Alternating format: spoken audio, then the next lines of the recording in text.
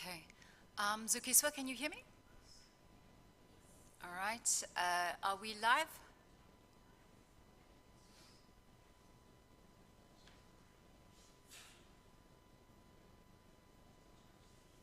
Good. All right. Good morning, everyone. Good morning, everyone in the room. Good morning, everyone online. Both our in-person guests and everyone joining us from our regional representatives as well as our global representatives. My name is Eileen. I have the privilege of serving as a provincial manager at the South African Human Rights Commission, and I also assist in coordinating what we deem is quite important currently is human rights and developing technologies. One of the issues that are bringing us here today. Just for those online as well, we are a small group in person. There will be colleagues joining us throughout the morning. There will be colleagues leaving, but we are currently streaming live on our YouTube channel. It's also on our X channel, and we also have participants online from the various regions, as I've indicated. Now, we gather here at a time of, unfortunately, rising concern about the global impact of disinformation on public trust, democratic participation, and fundamental rights. And over the next 2 days, we aim to unpack this concern with the seriousness it demands, hearing from experts, partners, and institutions across the African region and beyond. But before we do proceed, it is my honor to now invite the chairperson of the South African Human Rights Commission, Reverend Chris Nissen, to deliver the official welcoming address as well as conducting protocols. Chairperson. Thank you so much.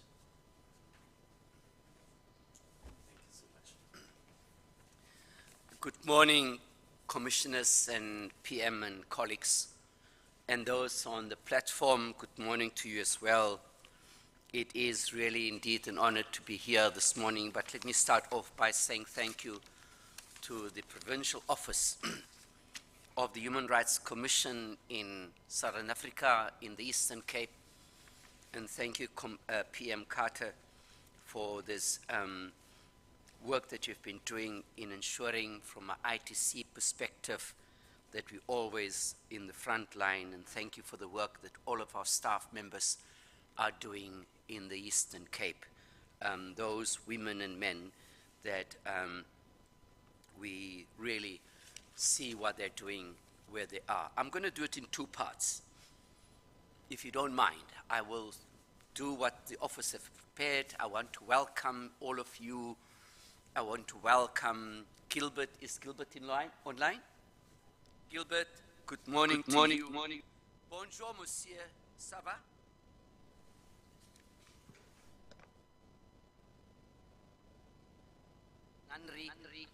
Let me say that you are doing extremely well in terms of building human rights institutions on the continent, and we also have with us representatives from NRIs from Malawi, Zambia, Zimbabwe, Ghana, Liberia, Tanzania, Botswana, Nigeria, Eswatini, Samoa, and Palestine and Denmark. And may I say if the NHRI of Palestine is on the line, may I convey from the Human Rights Commission in South Africa our solidarity with you and say that indeed, human rights commissioners across the world through Gandhi, which we've had last year, must always acknowledge that when an NHRI faces things, we must be there for them. And thank you so much, and we please convey our condolences to the family of the NHRI director who got killed in Palestine, and tell them that we are with you. So thank you so much. We also honored to be joined by the African Commission on Human Rights, People's Rights Rapporteur on Freedom of Expression and Access to Information in Africa. Colleagues, in welcoming all of those, I'd like to talk about And I really want to talk about this morning about misinformation, disinformation, and what. But I want to talk about personal experience, because I think that's for me more important to tell you. And let me start from where I come from. On June 16, 1985, I just came out of prison, and I got married, and my wife and myself went to a June 16th commemoration. And one of the things I said there, you know, because I spoke to mostly a religious environment, and I said, even if there's no heaven, I won't stop being a Christian. But as we drove in Beaufort West on the way to Grafrenet, where I was staying, I saw the Burger, which was, you remember the Burger, the newspaper? In the editorial, it says, "Red communist priests say there's no heaven." Look at the information, disinformation. You know, rooi communiste priesters say daar's nie hemel nie. I said, even if there's no heaven, it won't stop me from being a Christian. Just I want to give you that. Then you remember the great rugby legend, sponsor and supporter, Louis Late. I'm going to give you something about that. You know, with Eshel Rudy, I don't know whether you know that name. He was the Minister of Information during the apartheid era, Eshel Rudy. Together they started The Citizen, the newspaper The Citizen. And that was basically to carry a story in order to cover up a story. You see, my mother, my late mother used to say, the tongue doesn't have a bone. And it just wep, wep, wep. So I want to tell you, I'm coming back to modern day, but I want to talk about how in the olden days, during my time, how information was created to degrade, to mislead, and to oppress, and not to liberate, not to say, here we are, we're on the way. And so when we are here today to talk about disinformation and misinformation, we see on social media how it destroys our people. But let me go back a little bit again. There's a place called Kariga, was called Uitenhage. I stayed here in New Brighton, here in Mhlaba Street, Koloxesa, go 1987, ndanihlele phaphaya le ndawo New Brighton, now umfundisi uSoga. But before that, 84, 85 were involved here. And somebody said, in KwaNobuhle, there's somebody who's a pimper. You know, a pimper, a person that's sold out. And they went there, and they went to necklace him. But it was the wrong person. And the next day they go on and say to the mother, sorry, it wasn't him. Can you see the consequences of wrong information and misinformation being spread? So we have a lot of stories in this area that I can tell you about and I can talk to you about. So we have how many people being arrested, how many people died on both sides because of misinformation and people telling stories. And so we destroy people's lives with that. But let me come to today. Sunday I was in Mitchell's Plain, and I was part of a motorcade, you know, on two young boys, 14 and 15, that were shot and killed in gang violence. And later on today, I'll be going to Motherwell, because in Motherwell, there's 30 people that die per month in that area alone. I'm going to the police station later today. So, you know, I was reminded when I was there about this misinformation information. And when I would talk to the communities and I said, you know, we listened to what they were saying, And then they say, no, those were gangsters. Those two young boys were gangsters. That's what is being said on public platform and all over. But when I spoke to the people, they said, no, they weren't gangsters, they were caught in crossfire. So information gets carried, which may not be the right information. And then I was reminded about how many people are dying on the Cape Flats. But not only on the Cape Flats, but also yet in Motherwell, Katanga, New Brighton, but also in Soweto, and what's happening even in KZN. And then I was reminded about white genocide. And while I was there on Sunday, I said, oh my God. From Hanover Park, Menenberg, Guguletu, Nyanga, on a month, 50 people die per average on a month. That statistics must be confirmed or how, but I'm just saying from what I've been told, including what I get from the institutions. And then I hear that one community in a rural farming area are saying the statistics are 70. 50 was the last time I've heard, per year. And then we come and say there's white genocide in South Africa. Now, handicap, I don't know how many of you remember handicap. Now, you remember the cartoons there? At the back of the Argus or the Times or whatever. Handicap said, in my community, in my street, there are living three groups of people. The haves, the have-nots, and the have what they don't have.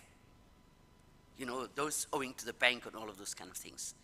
And it reminded me, we can't make one community better than any other community in this country. We are all South Africans. And where there's a problem where South Africans find themselves, do not spread the misinformation about those communities. Doesn't matter where we are. We cannot spread information that does not get to that community or paint that community in a way. So colleagues, when we discuss over the next 2 days about misinformation, disinformation, let us send primarily of this country, the country that have come through a history and a struggle, and that yes, we have our problems. Yes, we do have many challenges, inequality, poverty, and unemployment. But I'd spread a message of saying, there's a country that's on the way to become the biggest and the best. All of us have got that responsibility. And the Human Rights Commission in particular has that responsibility. And you have seen our statement with regard to what's happening in KwaZulu-Natal at the moment. We don't want to get involved. We are the conscience of this nation and the conscience of state departments. We're not government, but we're the conscience of it. And so while we don't get involved in political issues, we are saying that let us continue to spread A, the good news, B, the right news. Good news and right news. We can't be part of a campaign or a team or a narrative that says South Africa is so bad. And now they want to come home, all of them, because suddenly they have to work now on the farms. They want to come home. So let's stay at home. Let's fight the narrative of we are good. Our country is on the right trajectory. We are going where we need to be. The Human Rights Commission in this country, all its 9 provinces, all its commissioners, all its provincial managers, all its staff, women and men, are seeking to look at what is the right thing to do to our communities. Yes, we've got a lot of challenges. A lot of challenges.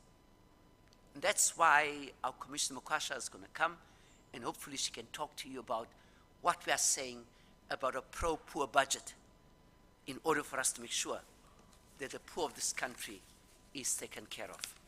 But misinformation, I mean, you know, the previous government has spent billions of rands, both abroad and inside this country, on putting a narrative out there to say, you know, how bad it is and that they need to protect themselves. I want to end with this story. You know, many years ago, I went to speak to the Broederbond. You know the Broederbond? For those who don't know, the Broederbond is there was a powerful think tank behind apartheid.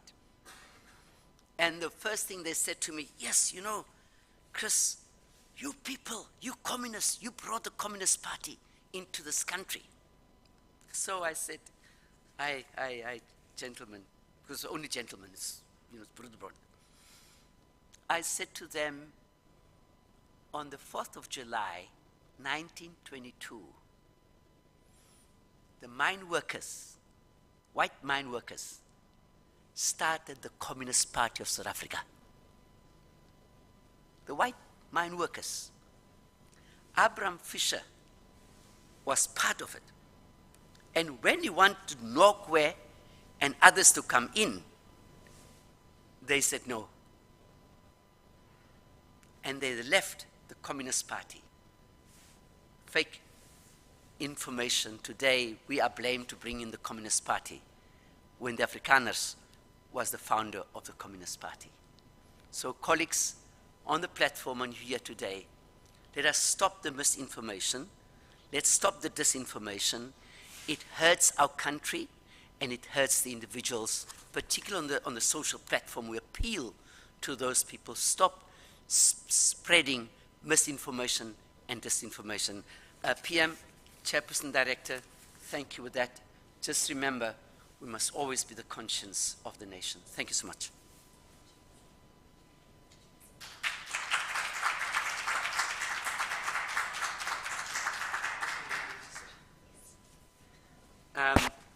Thank you so much, PM. Deputy Minister, good morning to you. Good morning to you and to all participants in this workshop. No, thank you. Good morning and welcome, Deputy Minister, to all those on the platform, but to you in particular.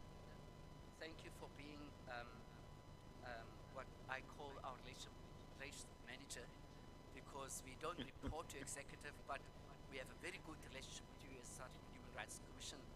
And thank you for all the work that you've done over the years, both inside, in government, in parliament, and also within the organization that you serve so diligently and with all the strength, all the energy that you have. Thank you so much, Minister, and thank you for our meeting. And I hope that when we met the last time, you will understand what I've said in terms of the disinformation about what's happening in our country. We are assured of, you can be assured of our support to ensure that we will always counter the narrative of disinformation and make our country great. Mr. Minister, thank you so much. And now I invite you to come and share with us, Minister.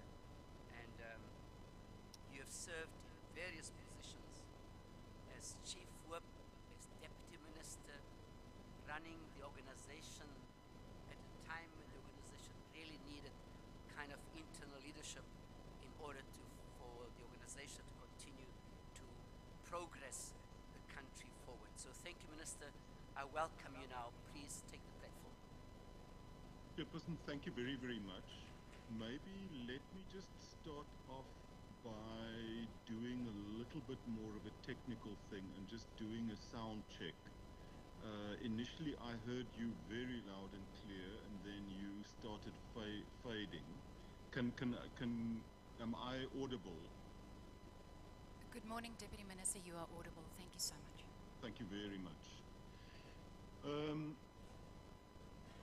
Chairperson or Program Director, Chairperson, Reverend Chris Nissim, the Commissioners of the South African Human Rights Commission, distinguished guests from far and wide, and in particular I would also want to express the solidarity conveyed by the chairperson with the people of Palestine, but also in particular with the National Human Rights Institution of Palestine, and also condolences for their loss.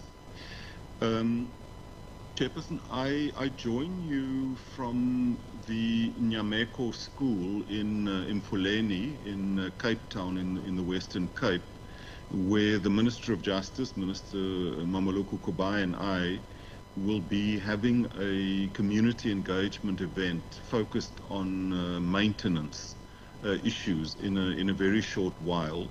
And therefore, I mean, it pains me greatly that I am going to have to do what politicians often are known for, and that is hit and run, which I don't like to do, and I like doing that even less on an important issue like this, which is of great concern to the department, and one that I personally have a very acute interest in. So, but let me really thank the Commission both for organizing this very, very important discussion, and for inviting me to just share some thoughts.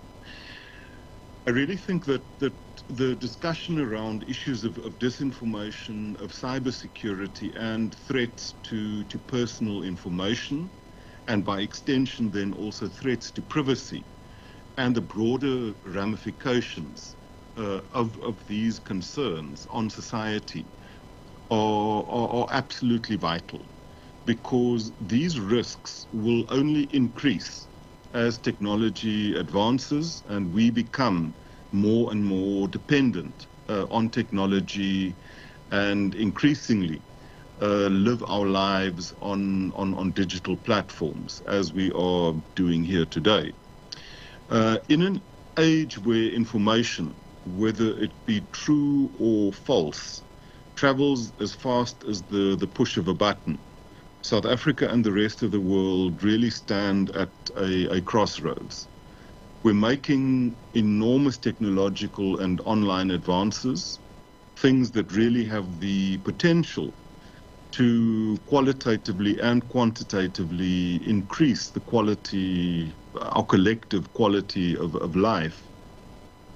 But at the same time, the risk of potential spread of disinformation, and by that we mean deliberately false or misleading content, has also become greater, not only making it possible to distort the public discourse, but also because of its potential to threaten the very foundations of our democracy and the protection of human rights. Now, thank you very much, Reverend Nissim, for pointing out and illustrating the very painful past that we come from, because I think it underscores the fact that South Africa is no stranger to the manipulation of the truth. In fact, I would go so far as to say, and especially as a young white South African growing up in the heart of apartheid, that the manipulation of truth was absolutely essential to the maintenance of such a viciously repressive and dehumanizing system. Because without the manipulation of truth, both the oppressed and the oppressor, I think, would not have been able to have colluded in their own different ways in the maintenance of such a system. And the examples that you cite of the regime using disinformation to divide, sometimes with fatal consequences, is regrettably something that I am also not a stranger to. the number of good comrades who were discredited through what turned out to be utterly baseless rumors is something that still sits with me and sits painfully with me at that. The reality is that during those dark days of apartheid, the state's propaganda machine used disinformation to silence dissent, to discredit activists, and to maintain a brutal regime. And it was able to do that because the one that can control the narrative has an immediate upper hand. The apartheid regime showed us how easy it is to create deep mistrust in other people, in communities, and in institutions. And once that mistrust is created, it becomes a vulnerability which can be easily exploited. And it's nearly impossible to reverse.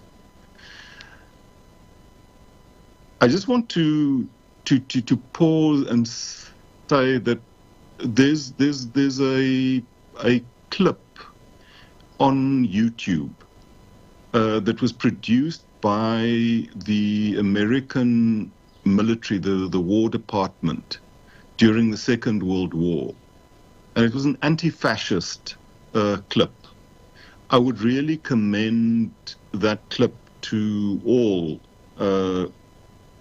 who have not seen it. And I will forward the link to the chairperson. But it really demonstrates how through systematic disinformation, people are divided and turned against each other and made vulnerable to authoritarianism and fascism. And I think that's something that, especially in this day and age, we need to continue maintaining maximum vigilance. We find ourselves in an age of living our lives online. And I think I speak for many of us when I say that I don't think I have another new password in me. How many of us are completely reliant on our phones and on social media for news? But do we ever stop to check the accuracy and the veracity of what we are reading? I must just say that personally, maybe through my training in political organizations and my experience in politics and in other areas, I've always prided myself of having a fairly finely tuned radar and a disinformation detector. And I immediately, my alarm bells go off for me when things just don't seem to match. But I must confess that it's becoming, these days, it's becoming increasingly difficult for my own radar to activate, especially with the use of artificial intelligence, of very, very advanced graphic and audio technology that can recreate scenes and conversations that appear to be very, very realistic. But I think perhaps even more insidious is the question of whether we are aware of the possibility of algorithmic bias, which are systemic and unfair outcomes produced by algorithms, especially those in AI and machine learning systems. Because those are things that are not necessarily blatantly false, but they become falsehoods through the repeated generation of biased information. And those biases often reflect and amplify existing societal prejudices, such as those based on race, on gender, and on socioeconomic status and sexual preference. given this reality, unscrupulous digital provocateurs can cause havoc in the lives of individuals and in private and public entities. Related to this is the question of cybersecurity, which is becoming ever increasingly important, as a single data breach can destroy a company or an entity or an institution's reputation. Here in South Africa, as the Human Rights Commission itself has pointed out, we know how disinformation can ignite violence. Disinformation doesn't only distort the narrative, but it fuels the fire. Disinformation has the potential to shape opinions, to corrode democracy and the public trust within a matter of minutes. It has the potential to polarize communities and to drown out legitimate voices with a cacophony of conspiracy theories and fake news. And I think coming from the portfolio that I am in, that's justice and constitutional development, I think for me it was particularly striking and apposite that Judge President Dunstan Mlambo, who was being interviewed recently, last week in fact, by the Judicial Service Commission for the position of Deputy Chief Justice of South Africa. And he spoke very passionately and at length about the wanton, unfounded criticism of the judiciary, especially on social media. He was very careful to state that legitimate, substantiated critique of the judiciary and of judgments was not only welcome, but was indispensable in the development of a sound constitutional jurisprudence. But baseless insinuations that the judiciary has been captured or is corrupt without a shred of evidence really undermines a core institution of our constitutional democracy. He also correctly, in my view, says that we live in a gullible society. We see something on social media or in a chat group, and we immediately believe it to be true. And as much as we may want to deny it, we do live in an age where a tweet can spark a riot. And it's against this reality that one is pleased to see that the United Nations has sharpened its tools to fight the global spread of disinformation. The UN's recent initiatives, especially the 2024 launch of the Global Principles for Information Integrity, I think mark a turning point and aim to combat growing threats of misinformation, disinformation, and hate speech, especially in the digital age that's been supercharged by artificial intelligence. These principles are rooted in human rights, and they are designed to foster a safer, more inclusive, and trustworthy global information ecosystem. It recognizes disinformation for what it is, a corrosive force with a potential to undermine democracy and increase conflict. Whether it's COVID-19 or all the other health conspiracies, or allegations of election interference and climate change denialism, the potential damage that can be caused by disinformation is immense. And that's why the UN has called upon governments, tech companies, advertisers, and AI developers to take responsibility for what they put online. But there is also quite a fine line that needs to be tread. We've taken steps to combat disinformation, but do it in a way, we have to take steps to combat disinformation, but we have to do it in a way that does not stifle free speech, nor silence activists, nor threaten those who differ from us in opinions. Here too, we need to follow a human rights-based approach.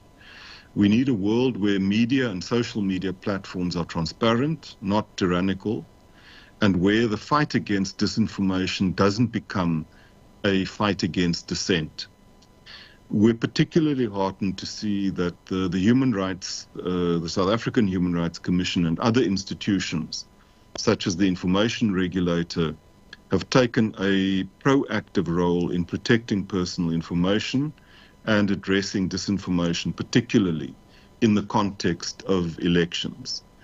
I might just point out, for the benefit of those who are joining us from other countries, that South Africa, I think, can be legitimately proud that over a period of 30 years, we have conducted elections regularly, and that up until recently, all of those elections, the outcome of all of those elections, both national, provincial, and local, have been accepted without question by all parties. And the legitimacy of our Independent Electoral Commission has also been above question. Regrettably, in our last national and provincial elections, the 2024 elections, for the first time, there has been a consistent attempt at casting doubt on the outcome, and there's been ongoing litigation which has been roundly dismissed in our courts, but certain parties persist. And I think that, regrettably, is something that is emerging as a global trend, the trend of electoral conspiracy theories, which is really, in my view, playing with serious fire. And I think we need to be very firm in uniting against that. Our information regulator, headed by Advocate Pansy Tlakula, who happens to have been a former chairperson of the Independent Electoral Commission and a former chief electoral officer, last year issued a guidance note titled Processing of Personal Information of Voters and the Countering of Misinformation and Disinformation During Elections, aimed at political parties and independent candidates. The note outlined how to comply with the Protection of Personal Information Act and the importance of ensuring the free flow of accurate and reliable information and measures to prevent the misuse of personal data for spreading false narratives. But on that note, program director and chairperson and participants, we want to wish you all the very best for a successful event.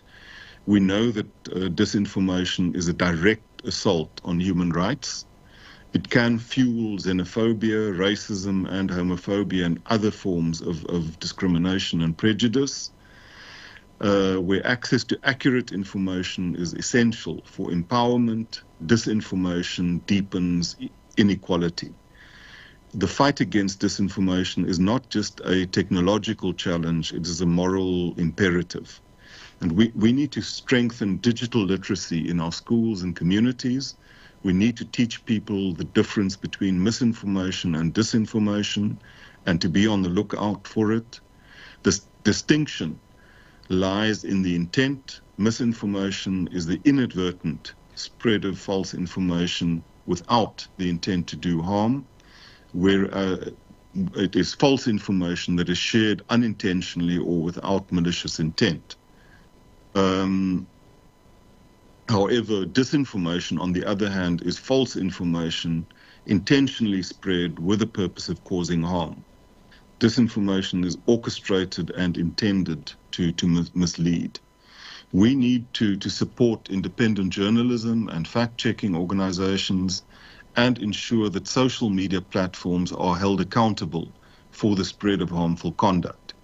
We also need to enforce legal protections against hate speech, incitement, and coordinated disinformation campaigns without infringing on the right of freedom of expression. We need to take responsibility and critically evaluate what we read and make informed decisions before we believe something as fact. Most importantly, we must strengthen bodies and institutions such as the Human Rights Commission and the Information Regulator as best as we can. And with that, Program Director and Chairperson and participants, I thank you very, very much for your kind attention.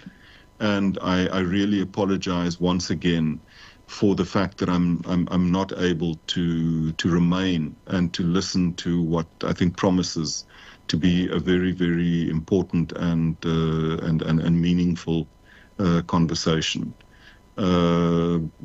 I think you would agree with me that matters of maintenance are also fundamental human rights issues because they go to the very heart of people being able to, and especially the most vulnerable in our community, being able to lead a dignified existence. So with that, thank you very much and all of the best. Thank you so much. Deputy Minister, can I just check the sound? Thank you so much, Chairperson, for those deeply reflective comments, grounding this discussion in human rights. And as we've reflected as well as NHRIs, it is our mandate, not just from national laws, but from the Paris Principles, and that these principles are aspirational, and they are our moral and operational compass as well. And may that guide us through these discussions in the next 2 days, where we again reinforce the notion that we are, as the Commission, we are not regulators. Our duty is not to license or censor. We are oversight bodies, and as the Chairperson has pointed out, we are also the conscience. And this is a really important discussion for us to have grounded in human rights principles. It is now my honor to also further build on this discussion by inviting our Professor Tsepo Madlingozi, a scholar, an activist, and a commissioner at the Human Rights Commission, to anchor today's engagements by reminding us of the deep constitutional and moral obligation to forecast human rights threats. Commissioner. Good morning. Good morning, Chairperson. Good morning, commissioners here, commissioners on the platform. Let me also greet the Provincial Manager of the Eastern Cape, the staff here at the Eastern Cape, staff members that are joining us on the platform. Thank you so much, Honorable Deputy Minister, for those words. I think you've said everything, and there's not much for me to say. I can see that we are running behind time, so I will truncate my remarks in the interest of time. But let me just say also, I want to greet all the Chapter 9 institutions that are also joining us, the CGE, the Information Regulator, and our other Chapter 9 partners. We are also joined by scholars, academics, media practitioners, lawyers, and thank you so much for joining us. Our fellow national human rights institution partners, thank you so much for joining us, and we look forward to learning from all of you. But most importantly, let me thank all the esteemed guests that are joining us today. It is a deep honor for me to be addressing this gathering. Colleagues, we are here to interrogate one core question. Is disinformation a human rights threat? As the South African Human Rights Commission, as our chairperson has stated, our answer is a resounding yes. Disinformation is a grave human rights threat. So we are gathered here not to propose answers. We have convened this gathering to hear from you, to learn from you, to interrogate this reality from a constitutional, rights-based perspective, but also globally informed. Indeed, disinformation shifts perception, it distorts public trust, but it also incites harm. July is the anniversary of the July 2021 unrest. This year will be the 4th anniversary. You will remember that there were a lot of false messages on Facebook, on WhatsApp, that spread like wildfire, excuse the pun, during the July 2021 unrest. More than 350 people lost their lives.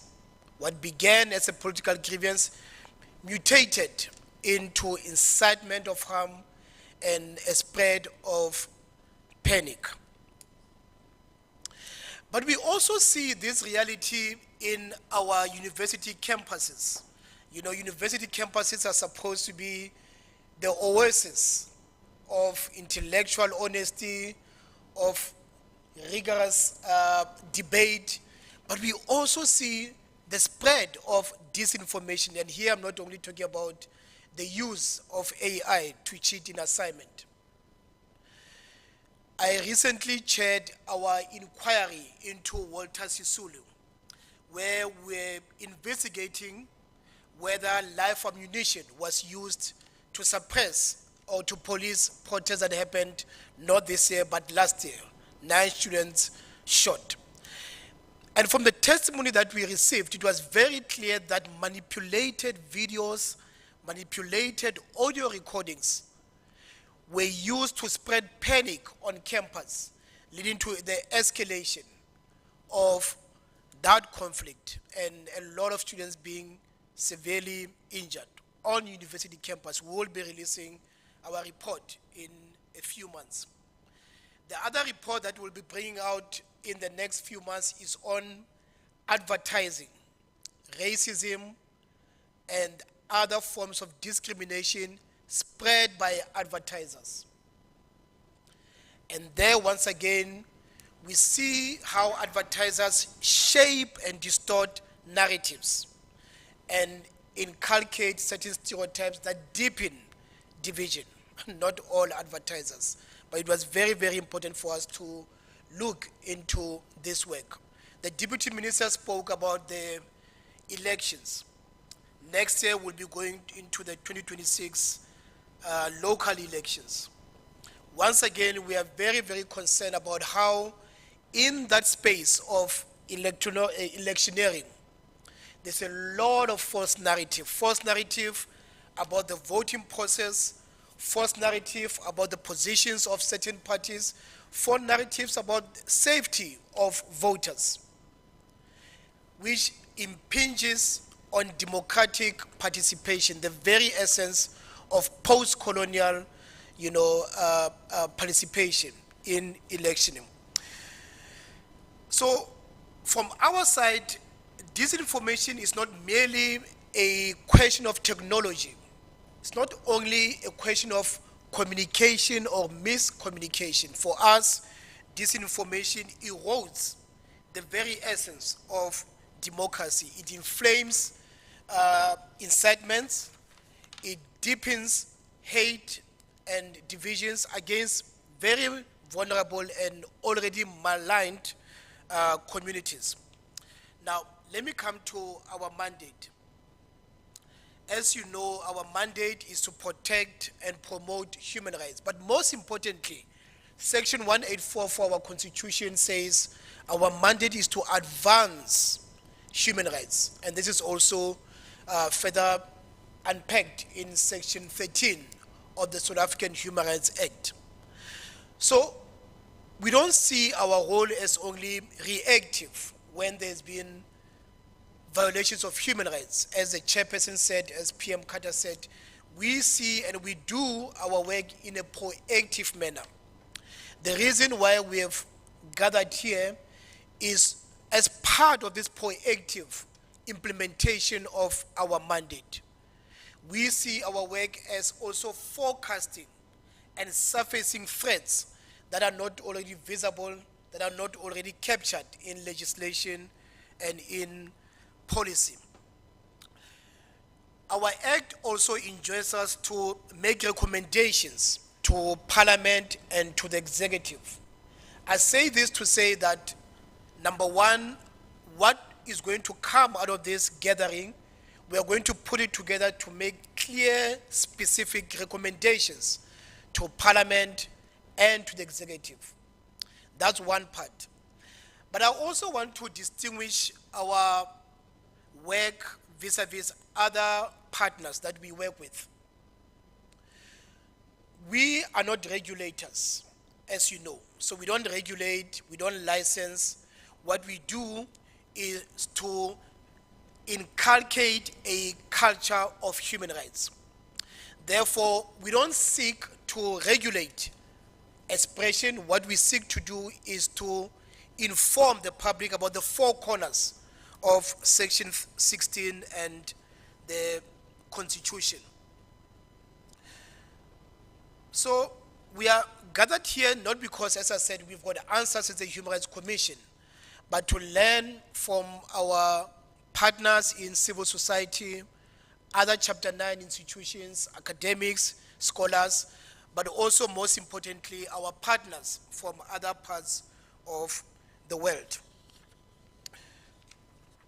As I said, I will truncate my remarks, but we invite you to reflect on a number of questions as part of our deliberations.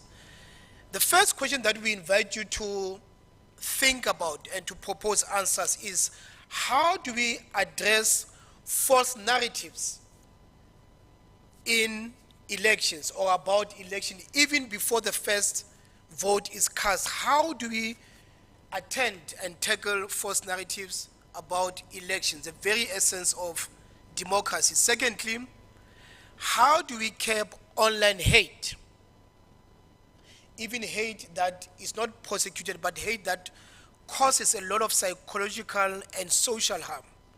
As the South African Human Rights Commission, we are inundated with people taking us onto a lot of online hate. We are really inundated. How do we tackle online hate, even ones that cannot be prosecuted because it is so much, but also because it is anonymous? Thirdly, in the space of public health, how do we respond to false health information that really impinges on people's ability to make informed decisions and therefore dissuading people from vaccination, from treatment, and from cure? Lastly, what do we do with coordinated media that targets vulnerable groups, members of sexual minorities, refugees, non-nationals? What do we do with those things? So we are concerned about the risks that are not captured in policy, but that really shift public perception. So of course, the next 2 days, we will hear from journalists, from lawyers, from human rights defenders, regulators, and representatives of other national human rights institutions. Your presence here makes it clear that the problem does not have border. It's a transnational issue, and therefore we need collective decisions. Let me be very clear. Our aim is not to censor anyone. Our role is here to center rights, but also to protect vulnerable communities. Indeed, Chairperson, as a South African Human Rights Commission, we have been a victim of false information by very senior politicians who lie about the mandate of the Human Rights Commission. Senior politicians who lie and say the Human Rights Commission, 90% is made up of non-nationals, and therefore it must be investigated. We will be taking them on. We will be taking them on one by one, definitely. So, Chair, with those remarks, as I said, we are here as a space to exchange insights, a space to propose legal mechanisms, propose also political strategies to curb this. We often say to our students that the right to access to information is a gateway right. It's a gateway right because information allows you to exercise that right. The very threat to the right to access to information erodes public trust, but also is a threat against our constitutional order. So with those words, as I said, we don't have answers. We invite debate, we invite dissent, but most importantly, let's collectively come up with solution to this problem. Thank you so much.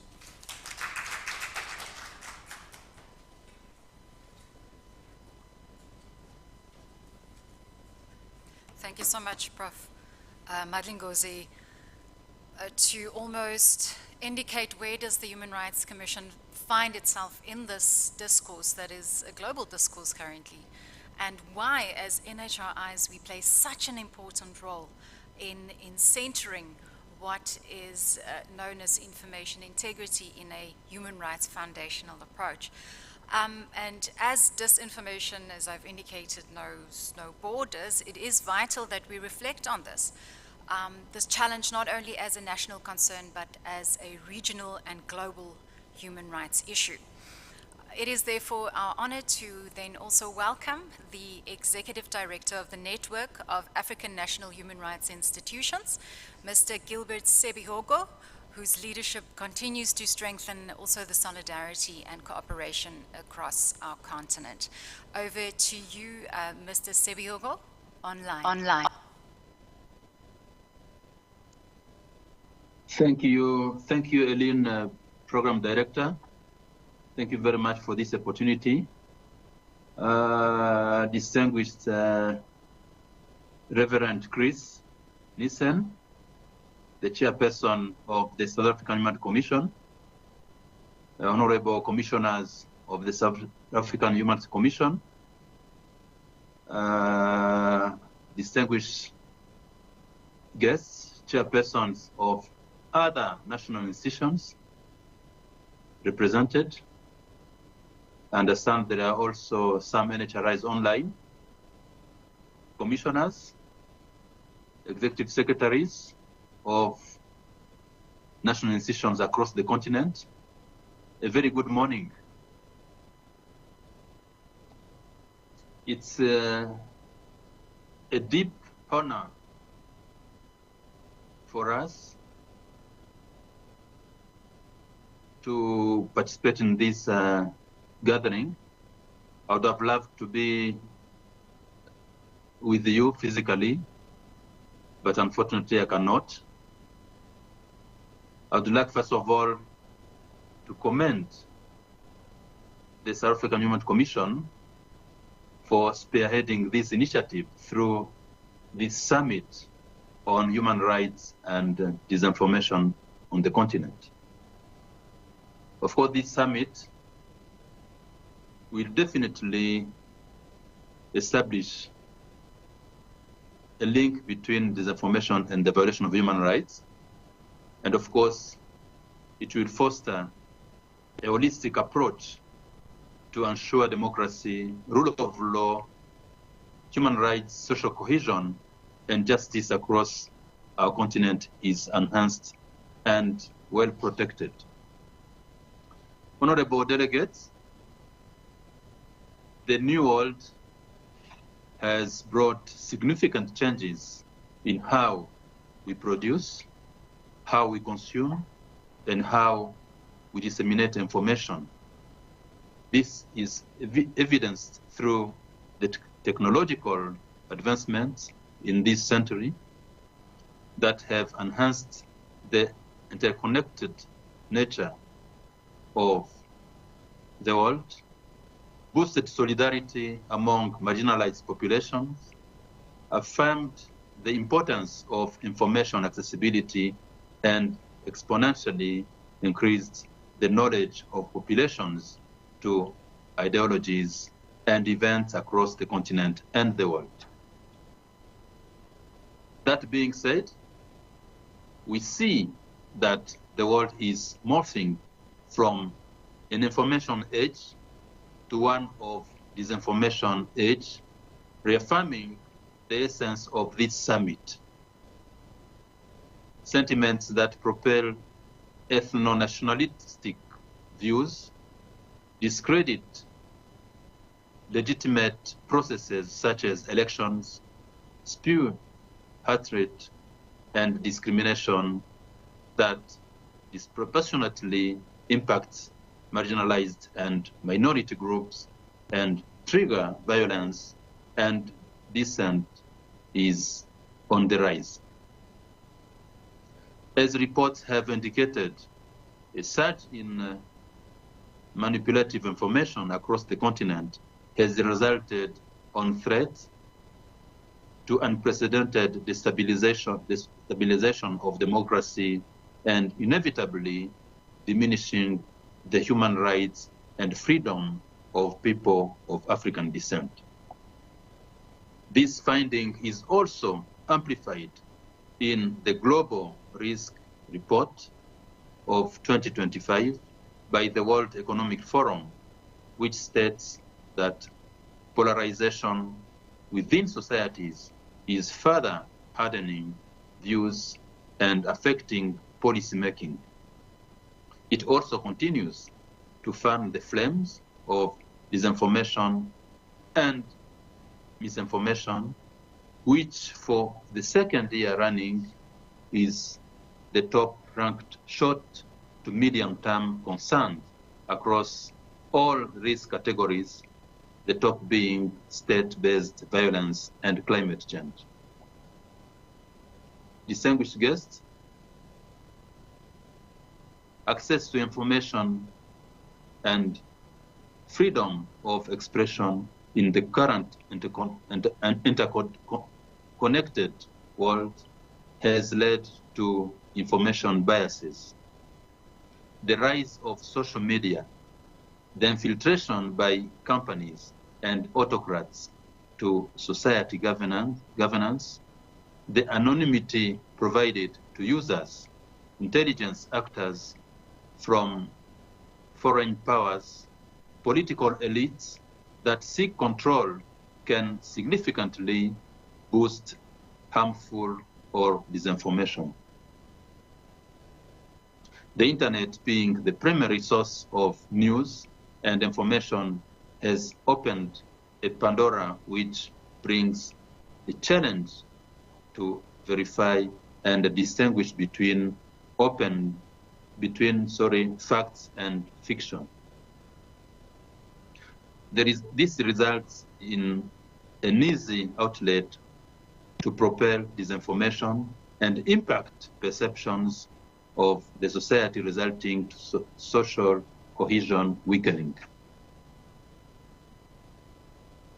Distinguished guests, dear friends, these variables challenge us to vigorously interrogate information as we model the future to be fair and just to all. As Barack Obama once stated, for those of us who believe in democracy and rule of law, the current situation should serve as a wake-up call. Speaking as the executive director of NANRI, it is vital for democratic institutions emphasizing on NHRIs to ensure that they do fall victims to the undermining of their mandate through the erosion of public trust. It is thus critical for NHRIs and other stakeholders working on human rights to interrogate their verification of information systems and to review national and regional laws and policies to ensure inclusivity and freedom enshrined in our constitutions and international and regional treaties are not undermined. Honorable delegates, dear friends, as national human rights institutions, we are a bridge between democracy and the fulfillment of human rights, and thus should be seen as an arbiter of truth. With a broad mandate, NHRIs support democratic participation through evidence-based reports and recommendations, contribute to the inclusive participatory decision-making process, and support the democratic processes, especially during elections. This monumental summit on human rights and disinformation comes at a pivotal time as these innovations threaten even our democratic institutions such as NHRIs.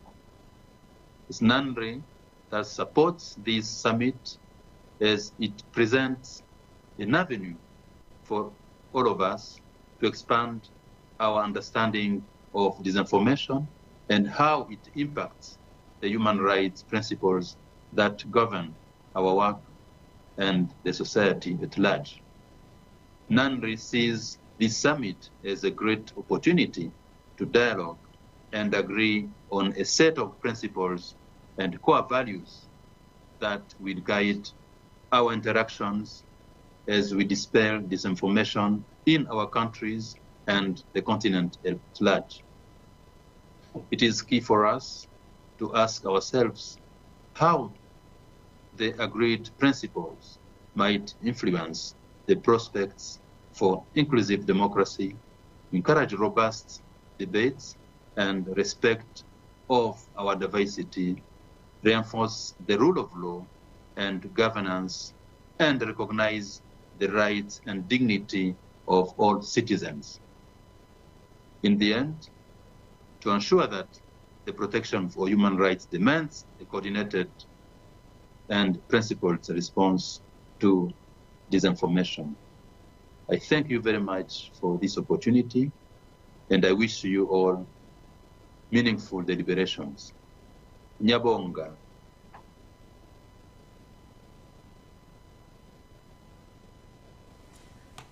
Thank you so much, Mr. Sebihoko, for grounding us in the importance of the regional solidarity of this topic. You again remind us that while disinformation, as we've heard this morning, manifests locally, its roots are often deeply interconnected across borders, histories, and platforms. Our keynote speaker is no stranger to these conversations, of course, Prof. Wasserman. He's one of South Africa's most respected voices on media disinformation and democracy. He joins us today, and we're very thankful for him joining us to reflect on what disinformation means for public trust, how we must respond. And with that being said, Prof. Wasserman, welcome, and over to you.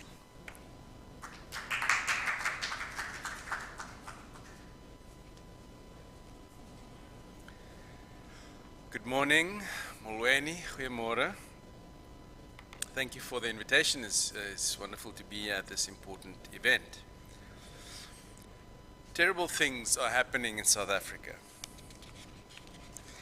The leadership is doing terrible things, horrible things, taking away land, they're confiscating land, and actually they're doing things that are perhaps far worse than that.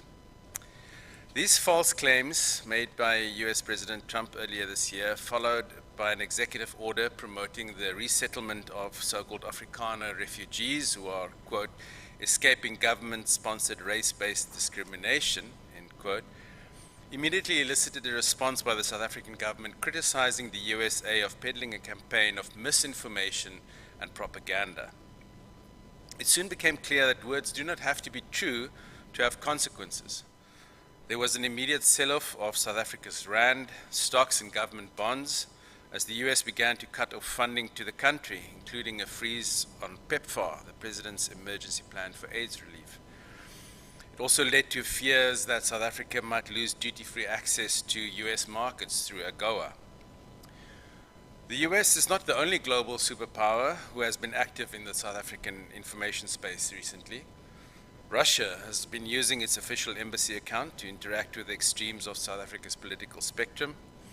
The latest example of that hybrid warfare strategy has been a recently discovered network of suspected inauthentic pro-Russia buzzer accounts, which has generated nearly 1 million posts on South African X last year. The word buzzer is an Indonesian term that refers to a social media user who industriously reposts or buzzes certain messages or perspectives to promote them, usually for payment. And these accounts then also inject perspectives, foreign perspectives, into domestic discussions about global conflicts. Just to reiterate what has already been said, that this is not a local problem or a domestic problem only. It almost always has some transnational element or transnational implication.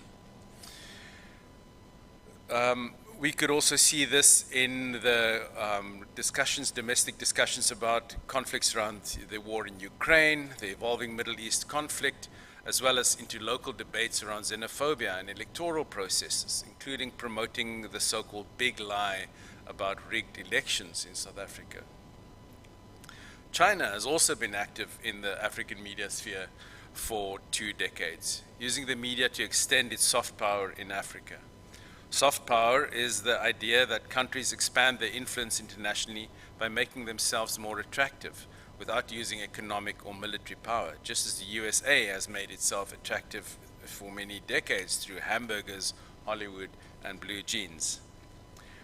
China has also used the media to make itself more attractive to African audiences through the establishment of its media outlets like China Global Television Network and Xinhua News Agency, as well as locally a direct investment in the media group Independent Media. Through these outlets, it has for many years sought to promote a positive image of China and, like Russia, sought to capitalize on growing anti-Western sentiments on the continent.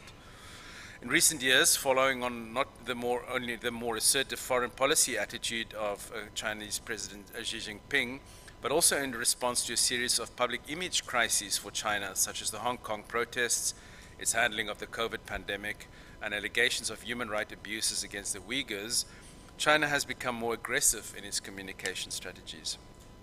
The belligerent tone adopted by Chinese diplomats on social media, who have become known as wolf warrior diplomats, is characteristic of this approach, as are the orchestrated, coordinated, and inauthentic influence campaigns on social media such as Twitter, Facebook, and YouTube. Another strategy used by foreign countries to influence the African public sphere is so-called information laundering. Information laundering involves planting information, either an official view of events or downright misleading or false information in local digital spaces. These narratives are then passed on through a network can I go back to, I'll just forward this slide. Can I forward the slides myself? Or, oh yeah, okay, sorry, there we go. Don't have really spectacular slides anyway. This information laundering involves the planting of information, either an official view of news events or downright misleading or false information in local digital spaces. These narratives are then passed on through a network of intermediaries and eventually picked up and reported on by mainstream news organizations, while the original source of the information remains hidden or laundered, exactly like money laundering works. Many of these inauthentic accounts are aided and abetted by the rapid development of artificial intelligence, or AI. The use of bots on Twitter, or now called X, was already central to the strategy of the Bell Pottinger campaign in 2017 in this country. Do you remember the Bell Pottinger, orchestrated by the Guptas, which was aimed at deflecting criticism from former President Jacob Zuma? More recently, the rise of so-called deepfakes, which is video footage created by AI to realistically resemble public figures, has given rise to concern. There have been some examples of deepfakes impersonating, for instance, President Cyril Ramaphosa, one of which was supposedly he was going to tear down the Voortrekker monument and Loftus Versfeld to build big diesel generators to solve the load shedding problem. But these have been mostly poorly made and unconvincing, and which then become referred to as cheap fakes. Although one should not rule out the possibility that deepfakes could play a bigger role in future, there are also much more basic platforms, much more easily identifiable disinformation spreading on messaging platforms like WhatsApp. WhatsApp is a very important form of communication, platform for communication, but also for disinformation to spread. And these are much more widespread and easier to use than making a deep fake.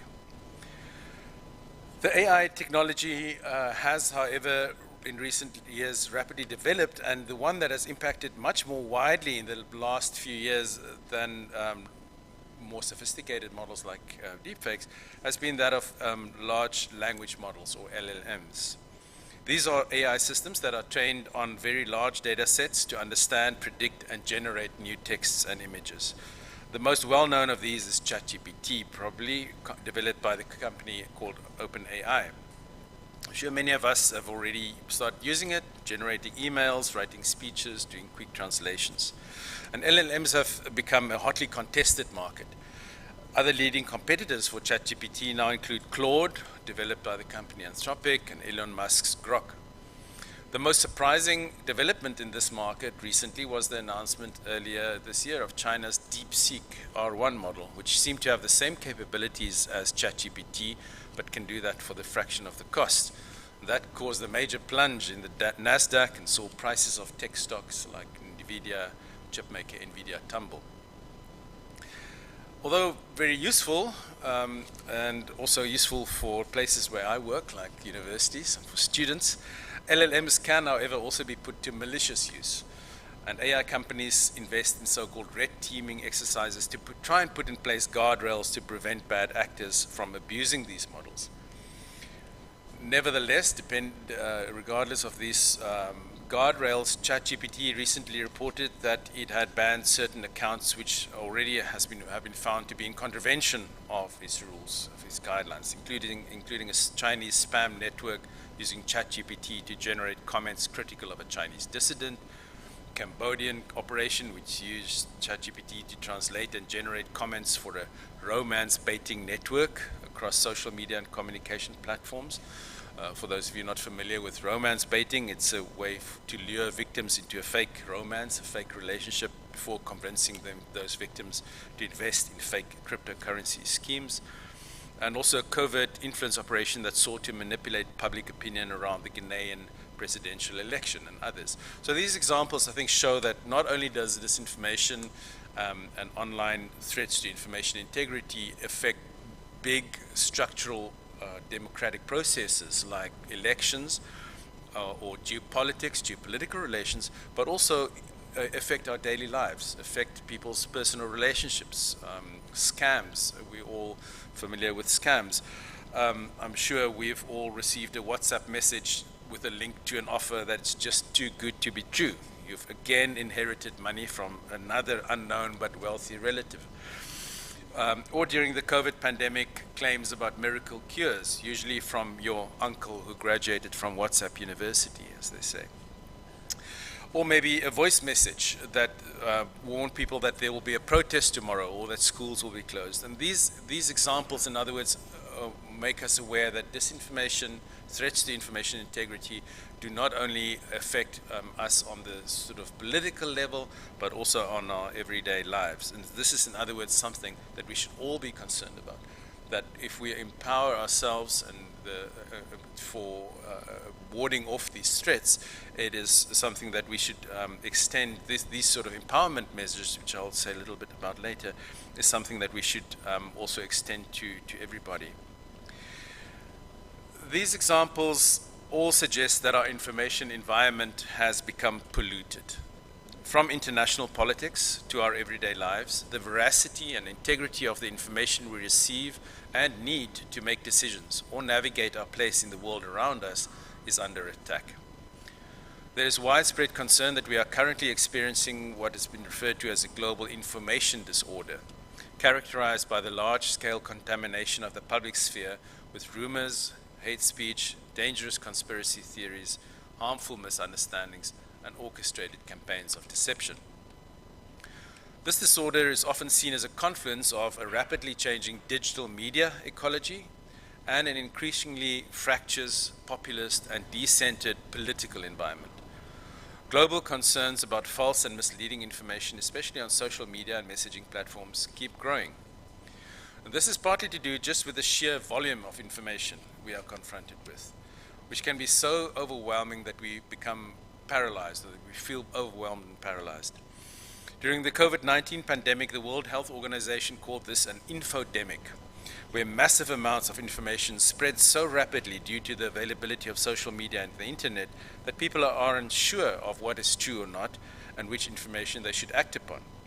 And this perceived increase in so-called fake news has also been seen as a key reason for lower levels of trust in the news media. So if people don't know which information to trust, they often opt for trusting nothing at all. Recent work that we've done, research that we've done with the organization Africa Check, we've done focus groups with students around the country, 8 universities, including universities here in the Eastern Cape, where we've tried to establish the levels of misinformation literacy among students, their ability to spot and counter and correct disinformation. And one of the standout findings for us was that, and this is also quite an alarming finding, is that students are not unaware of the problem, they might even be hyper aware of the problem. They keep getting told that they should be very careful, they should be not trust anything that they receive, but the result of this is that they're not only critical, but they become cynical. And that is a key difference, because if you're critical, you engage. If you're critical, you are empowered to correct, to counter, to spread good information. If you're cynical, you disengage, you withdraw, and then you often withdraw into your own little social circle, in your own filter bubble, and that means that you also disempower young people for political participation and civic participation. So there's now wide global acknowledgement that this is an urgent and real threat to societies around the world.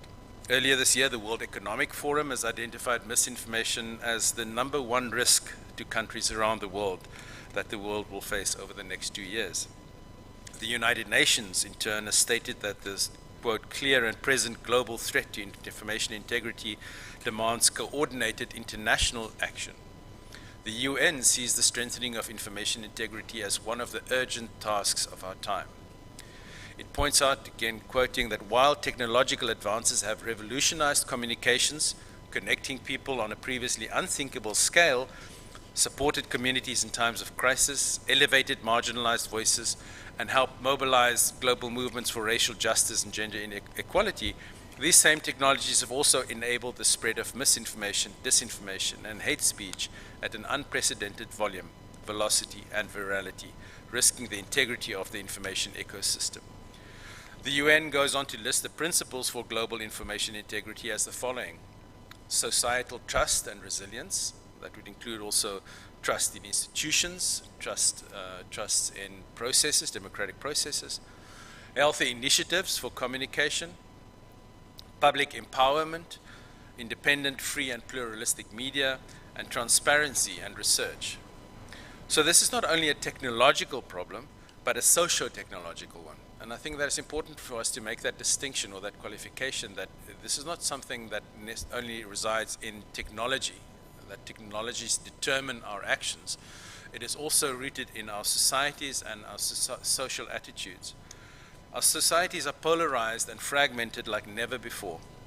This is exactly what populist political leaders want. They want to draw on binary political identities for support by pitting communities against each other and thereby eradicating a middle ground where people can find each other and reach consensus. The rapid rise of easily accessible, widely available, and relatively affordable digital media technologies have created a communications environment where the means of production, dissemination, and promotion of any type of information are now within reach of anyone with access to a mobile phone, digital device, and an internet connection.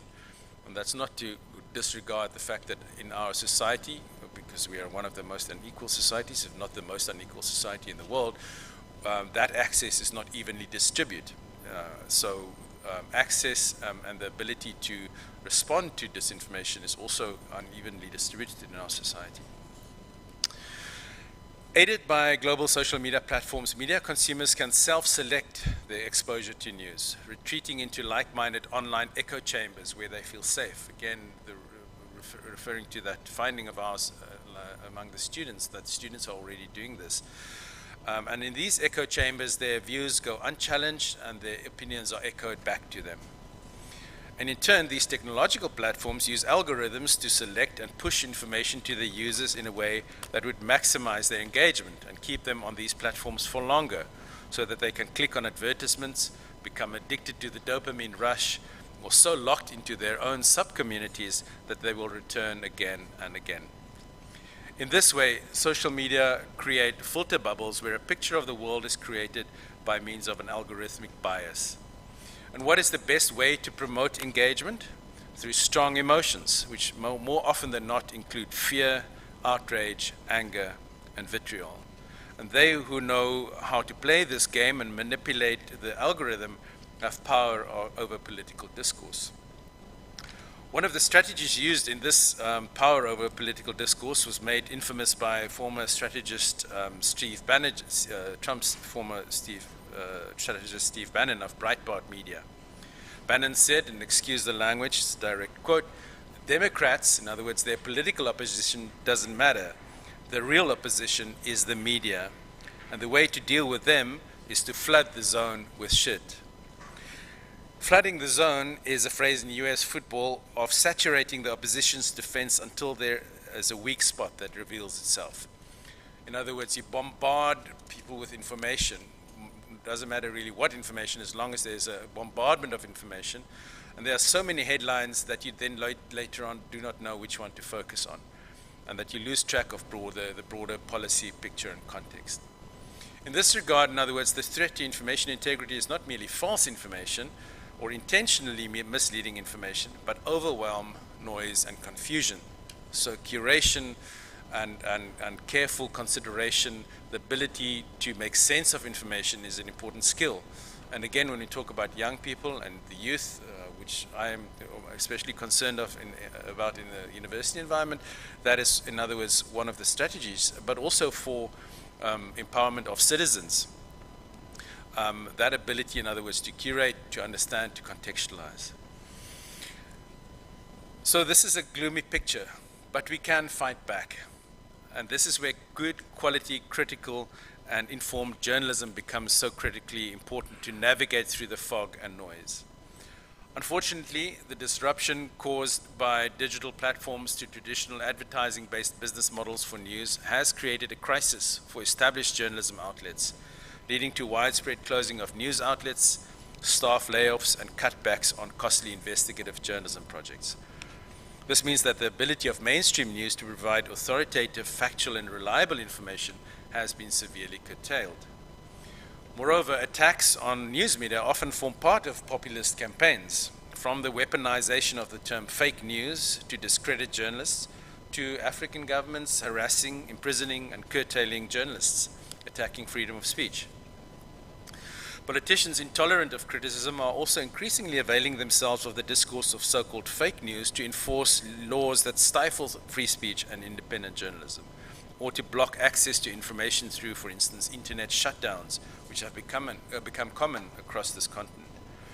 So the threat of disinformation, the threat of so-called fake news can also become a smokescreen for suppression of freedom of expression, which we know is a human right. According to research by Oxford University's Reuters Institute for the Study of Journalism, a growing number of people globally are therefore avoiding important news stories because it makes them feel depressed, and trust in the news globally is on the decline. So this combination of disruptive digital media technologies on the one hand, political polarization, social polarization, a demise in news consumption, and declining levels of trust in the media and in political institutions has created a fertile ground for bad actors to undermine information integrity. So why should we care about this? The reason is quite simple. For all of us citizens, having access to reliable and trustworthy information is indispensable to make decisions, not only in political processes such as elections, or amidst crises such as global conflicts or climate futures, but in our everyday lives, that as we make choices that affect our health, our well-being, our relationship with people around us, our social cohesion. The social polarization amplified by disinformation and online hate, especially in a country such as ours, especially one that has our history, as Reverend Nissen this morning reminded us of. It's a long history of this polarization, of willful distortion of information. those in a country such as ours, where we are still scarred by a history of oppression and inequality, this disinformation erodes the participatory public sphere at the center, at the heart of democracy. If we can't have a public sphere where everybody can feel free to participate without the fear of being attacked, where we can trust the information being exchanged, and where we can respectfully engage with each other vigorously, even if we don't agree, our democracy will be doomed. Like the Washington Post slogan goes, democracy dies in darkness. Information integrity, therefore, is a human rights concern. If everyone cannot access information equally, freely, it goes against the right of equality. So the digital divide is also underlying information integrity, and it's also important, therefore, to keep addressing the equal access to technology, equal access to information. If the information environment is fraught with hate, harmful content, racism, sexism, xenophobia, that in turn undermines the right to human dignity. If journalists are doxxed, if they are harassed, threatened, or if ordinary people are subjected to technologically facilitated GBV online, or receive WhatsApp death threats, or extortion through non-consensual sexual images, that undermines the freedom and security of the person, another human right. If African politicians are subjected to attacks due to their gender or sexual orientation, if the Independent Electoral Commission is undermined through disinformation and harmful conspiracy theories, that infringes on political rights. If the state shuts down the internet, if human rights activists are attacked, imprisoned, that undermines the right to freedom of expression. So these are all clear attacks on basic human rights, and that is why this is an important human rights concern for us. And this is why it is so important for us to have these deliberations here today. I also just want to point to the work that we do at the Center for Information Integrity in Africa at Stellenbosch University, where we see disinformation as a multi-level problem, as one that is both technological, political, social, educational, and why this is also why we, in our work that I'm happy to speak to informally if we have time, also try and address this through various levels of response, and why we think it is really important that a meeting like today, where we bring together researchers, academic researchers, practitioners, human rights advocates, and other people, just citizens that are also interested and have a stake in defending human rights, why it's important that we all work together. And because this is a multi-level problem, it also requires a multi-level response. Thank you very much, and all the best for the deliberations for the next 2 days.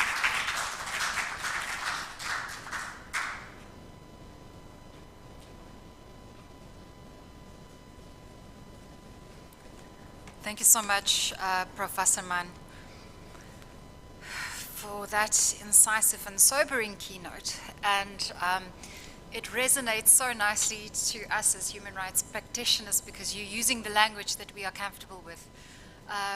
Infringement on dignity, infringement on equality, the digital divide. These are no longer just regulatory principles, but it becomes human rights issues.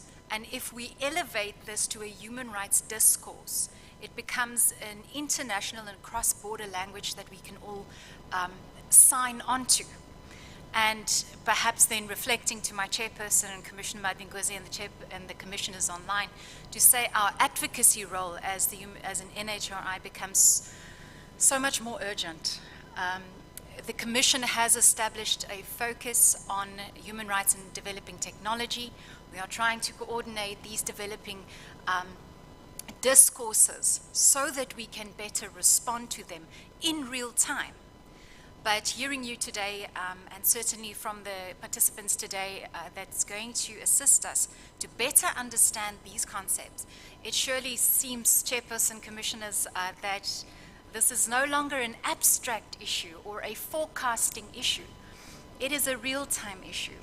And Commissioner Madlingozi, as well as Chairperson, has reflected on the involvement of the Human Rights Commission in addressing what we understand is now towards an evolution of information integrity, but what we would refer to in our previous report as disinformation, we understand that that has real-time consequences for the work that we do. Our complaints increase, our mentions increase, but our budget's not necessarily so, Chairperson. I find that our leadership consistently needs to raise at the levels of the executive. So once we do recognize this, and through our regional participation, and through the international alliances we also have with the Digital Rights Alliance, chaired by the Danish Institute for Human Rights, we are going to strengthen this discourse from that level. And we hope that we can contribute from a National Human Rights Institute point of view to strengthen the language that we also use when we speak about information integrity, not from a regulatory process, but from a human rights perspective. And we give weight to equality, we give weight to GBV online issues, racism, digital divide, through that almost joint duty that we can see we have a role to play in. Now, to take us further into this terrain where facts are often drowned out by fabrication, we now welcome Mr. John LaRue from Graphica. John brings not only investigative insights, but on-the-ground experience tracking disinformation campaigns across elections and borders as well. John was also, I recall, one of the witnesses that gave evidence during the July 2021 unrest inquiry that the Human Rights Commission hosted. So with that being said, John, please join us on the platform.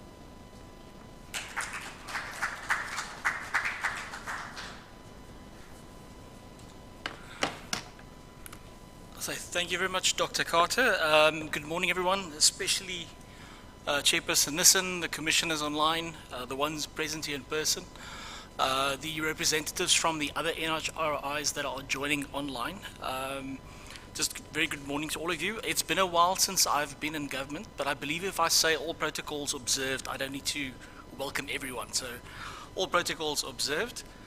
I just want to also just quickly say a word of thanks to the Commission for convening this event. I mean, as somebody that's worked in this space for a number of years now, seeing this type of event and this type of, almost forward-looking and like forward-thinking initiatives is heartening. This is unfortunately a problem, as Professor Wasserman pointed out, that doesn't have an easy answer. And finding an answer that's grounded in a human rights-centered approach, something that looks at freedom of expression, of human dignity, and focuses a response that's grounded in that, I think that's the way forward. So for today's session, I'll be just going through a section that focuses specifically on elections. The work that we do is multifaceted. We do a lot of different types of misinformation, disinformation, a lot of different types of influence operations. But the focus today will be solely on the election. I see Dr. Shale is in the crowd as well. He might know and recognize some of the slides. He's seen them before. So just quickly, a little bit about myself. I'm a former attorney. I got into forensic investigations pretty soon after being admitted. Spent a couple of years with the Public Protector doing forensic investigations for them, some years with the Financial Services Board. I got formally involved in this field around about 2016 with the Gupta bots. I was actually here in Port Elizabeth when I stumbled across these accounts, which ended up being an influence campaign being orchestrated from India targeting South Africa and specifically South African politicians and journalists. So I've joined Graphica in May last year. I've been doing this type of work full-time since late 2019. And basically, the work that we do is faceted, but we'll be focusing on these kind of 5 concepts just today to keep it in time, to keep it nice and short. I'll do a quick introduction of what we do and why you should be listening to me. We'll do the ABCs of this type of work. We use this ABC framework to make it easier to understand a very complex topic. And then we'll look at a couple of case studies around electoral interference and electoral influence in South Africa and Kenya. And I'll be focusing on just the key takeaways there and then the case studies. Just see if the clicker works. It does not look like it. I'll just say next slide then. Can we get to the next slide, please? There we go. Okay, so what you're looking at there is basically a map. This is a conversation map that we built. It's one of the core things that we do at Graphica, is build out these conversation maps. That is a political conversation map of South African Twitter, as it was known at that time, around October 2023. Now, if we had to do this today, we would need to change that quite a bit. This was before the MK party came around, so a lot of the conversations in there and the communities in there would have now shifted into maybe the MK party. We'd see perhaps a lot of shift into the Operation Tudula movement. All of those are communities of individuals talking with each other about specific topics. We use these maps to try and determine where conversations are coming from. You know, is this organic? Is this inorganic? Is there external influences that's trying to push and drive those? Next slide, please. So the way to think about this is almost like Google Maps. You know, if you've got a satellite photo, you know, there's not a lot of information you can glean from that. Yes, you can see rivers, you can see maybe cities, you can get a sense of what the topography is. But once you start overlaying things like, you know, road maps, or once you start overlaying businesses, once you start overlaying traffic over that, you get a much broader and a much more complete sense of what's going on. And we follow a similar approach on social media platforms. We get this map, we see these conversations, and over that we can see who's talking about which topics, where is this coming from, where is it spreading, and how does it actually move from one community to the next. Next slide, please. So just a couple of the, you know, the kind of like the organizations that we work for. A lot of our clients are trust and safety teams of big platforms. Chances are, if you've used your phone this morning to either get here, to search for something, to check something on social media, it was one of our clients. This allows us to get quite a good insight of the threats that they see and that they consider worth investigating and looking at. It also means that we are at the forefront of seeing new and novel operations as they come through. If we go over to the next slide, you'll see that a lot of the work that we do is broken up in this A, B, and C framework. We classify it up into actors, behavior, and content. If we go to the next slide, we should be seeing how these are broken down. There we go. So if we talk about the actors, you know, this can be a myriad of individuals, organizations. We often see nation states. We've seen conspiracy movements engage in this, especially around things like public health. We've seen political groups and commercial actors get involved. Fandoms, you know, people can get quite upset about their, you know, chosen celebrity or their chosen actors that they support. And all of these can like group together. You can have this semi-organic movement originating from that. On the behavior side, you know, you've got people creating fake personas. You know, you can have somebody impersonate a South African. You can have somebody impersonate your neighbor, for that matter. We can have people impersonating, as I think Dr. Wasserman mentioned, somebody across the border who is interested in you romantically. We can have people co-opting authentic voices, you know, getting an influencer on board, paying them X amount of money, and then they come along and say whatever you paid them to say. And then also quite a lot of use of manipulated media, cheap fakes, deep fakes, and the like. On the content side, you know, there we'll often see political narratives being spread. You know, especially during election cycles, we will see politicians and their supporters getting quite involved in this. Divisive messaging can be used for the reasons Dr. Wasserman pointed out. It's emotional, it gets people riled up, and especially during political cycles, it's, you know, very charged. People are very, you know, adamant in their support for their party. They are very engaged, and using some divisive messaging can be very effective. We've seen hacked and leaked documents where somebody would say, this is documents that I've hacked from a, you know, politician, this is a leak from his WhatsApps. And then also quite a lot of commercial spam and fraud that's attached to that. People using an election cycle and the increased media attention around that to scam people out of money. Next slide, please. So this is just a couple of the public reports that we've done on these various topics. I mean, we touch a myriad of things, you know, from tariff trade discussions focusing on the US, from Chinese actors. We've had lots of focus on scams, people using AI-generated content to scam people.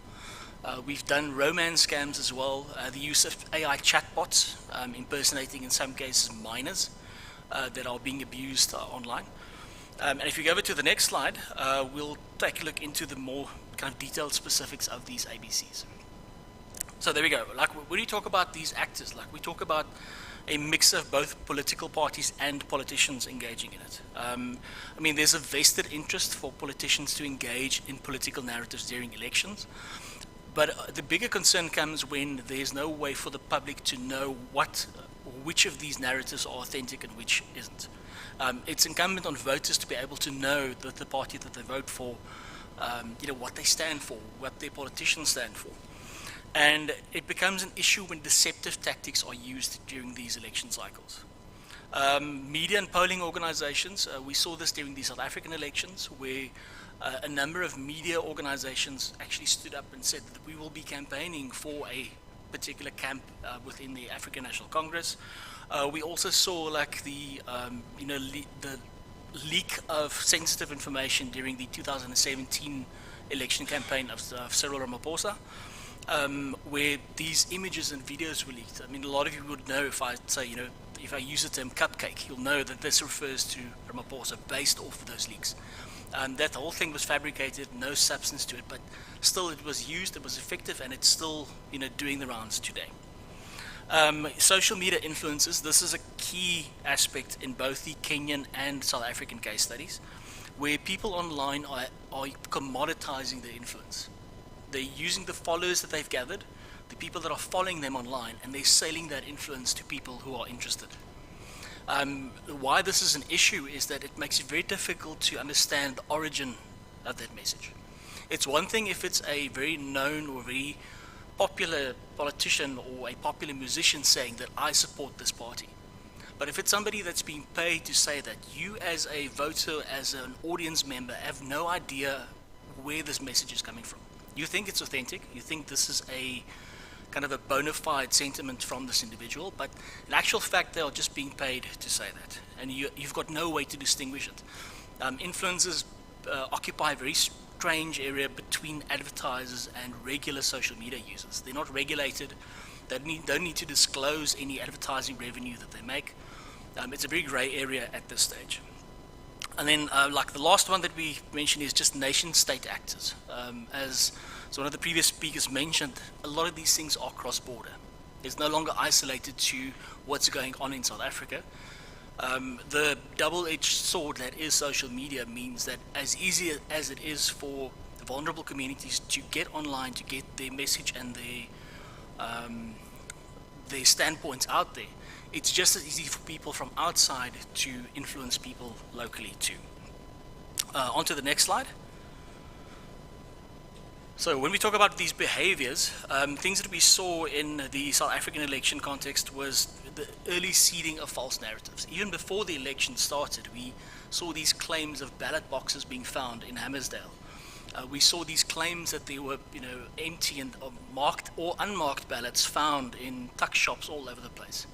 Now, what these things do, and I'll get to that in a second, is it undermines trust in the election process, the electoral institutions, and the officials involved with that. A second thing that we saw in the behavior was the use of this undisclosed influencer marketing. You know, using people who you can pay to almost mobilize their communities that they've built up, and then use that influence to, you know, sway people to one particular standpoint or the other. And an example that I'll get to in a second is that of a campaign that was targeting the Democratic Alliance. It came across our radar specifically because just after the elections, the election date started, they started claiming that votes were stolen. Again, drawing that entire election process into disrepute. Another aspect is the use of lawfare and offline activities. So the moment that you start approaching a court, you get the courts involved. I mean, courts are notoriously slow. They take their time. There's a process involved to get through there. But during that entire cycle, it leaves the door open for social media users, for individuals active on social media to use this as a way to legitimize a narrative they've built. So for just the mere case of taking something to court, even if the evidence is flimsy, still opens up the door to say, like, this is evidence and we've taken the evidence to court. It hasn't been tested yet, but often in the court of social media, that doesn't matter. And then lastly is just the use of decontextualized content. I mean, this is something we see every election cycle. People bring these images of ballot boxes being found, and then the IEC needs to issue a statement to say, well, this is actually from 4 years back. This is an old photo that's been circulated. These are boxes that were destroyed after 4 elections ago. So it's always the same decontextualized content. It's part of this concept of cheap fakes, where even taking an image out of context can have a vastly disproportionate effect and make it often better than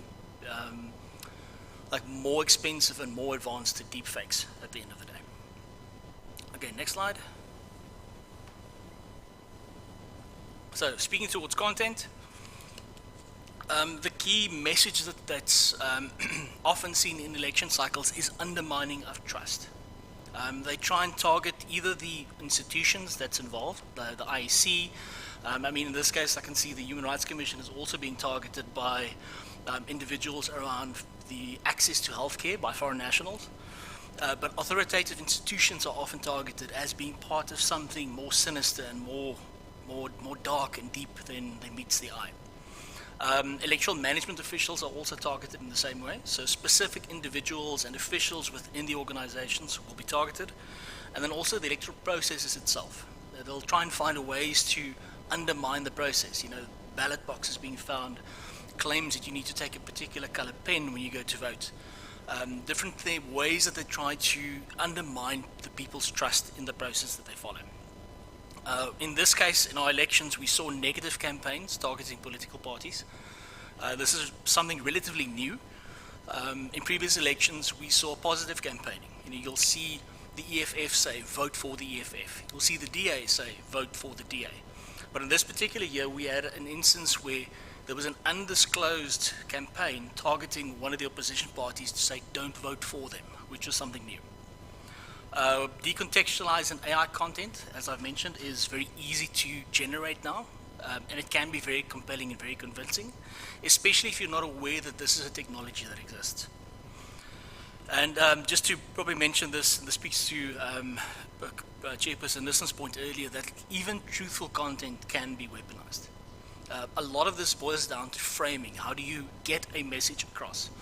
There's one particular incident in the Argentinian elections where an electoral court made a decision, and both parties to that court case were celebrating victory after the judgment. It's a very good example of this echo chamber, this filter bubble, where both kind of camps in this litigation were fully under the impression that the judgment was in their favor. Next slide, please. This is just to sum these up. As I said, it's a combination of both local and foreign actors. It can be difficult to disambiguate, what is organic support versus inorganic support, using something like influencers. On the behavior side, we've got, influencer marketing that can basically be a paid-for way of getting a narrative across, and as well as the use of both offline and online interventions. And then on the content side, a lot of that is just undermining trust in the processes. So to move over to the next slide, we'll look at a case study. This is the Dumb Alliance campaign. It's a play on words of the DA, the Democratic Alliance. It's a campaign that literally used the word Dumb Alliance. There was a website set up. And if you go to the next slide, this is one of the key things that they were circulating. This is an image of, I think he's the leader of the DA, John Steenhuisen, dressed as a clown, holding up a sign with the saying, rescue the Dumb Alliance. I think if I recall correctly, their campaign was rescue South Africa. So it's kind of a play on the DA's messaging. It uses very similar branding, very similar looks. There was about 80,000 mentions of the DA alongside electoral hashtags from March last year. So before the elections, between March and June, we had 80,000 mentions of the DA alongside a hashtag targeting them and basically spurring voters not to vote for the DA. There was also an offline component, which was pretty interesting. And as I mentioned earlier, this was an example of a negative campaign, which isn't something we see that often in South Africa. People would, traditionally go out and say, vote for your party, not don't vote for someone else. There was also a very professionally presented and dedicated website to this. If we go to the next slide, just a couple of the offline activations that we picked up. These accounts were, showing posters that were put up in Durban. Again, looking like DA election posters. They contained a QR code, which if you scan that code, it would actually take you to a website called thedumballiance.com. And that website had I think it was about a 3-minute clip of John Steenhuisen stuttering during interviews. It's a very humorous clip. I think I watched it more times than I needed to. But the entire website was presented in a way that if you go there, it looked and read like a DA website.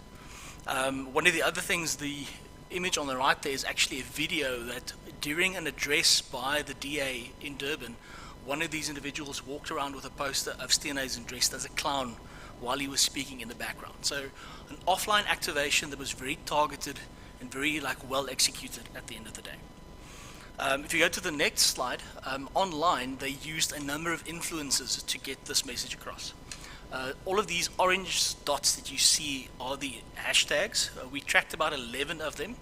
The biggest one on the top right was actually indicating or insinuating that the votes were stolen during the election.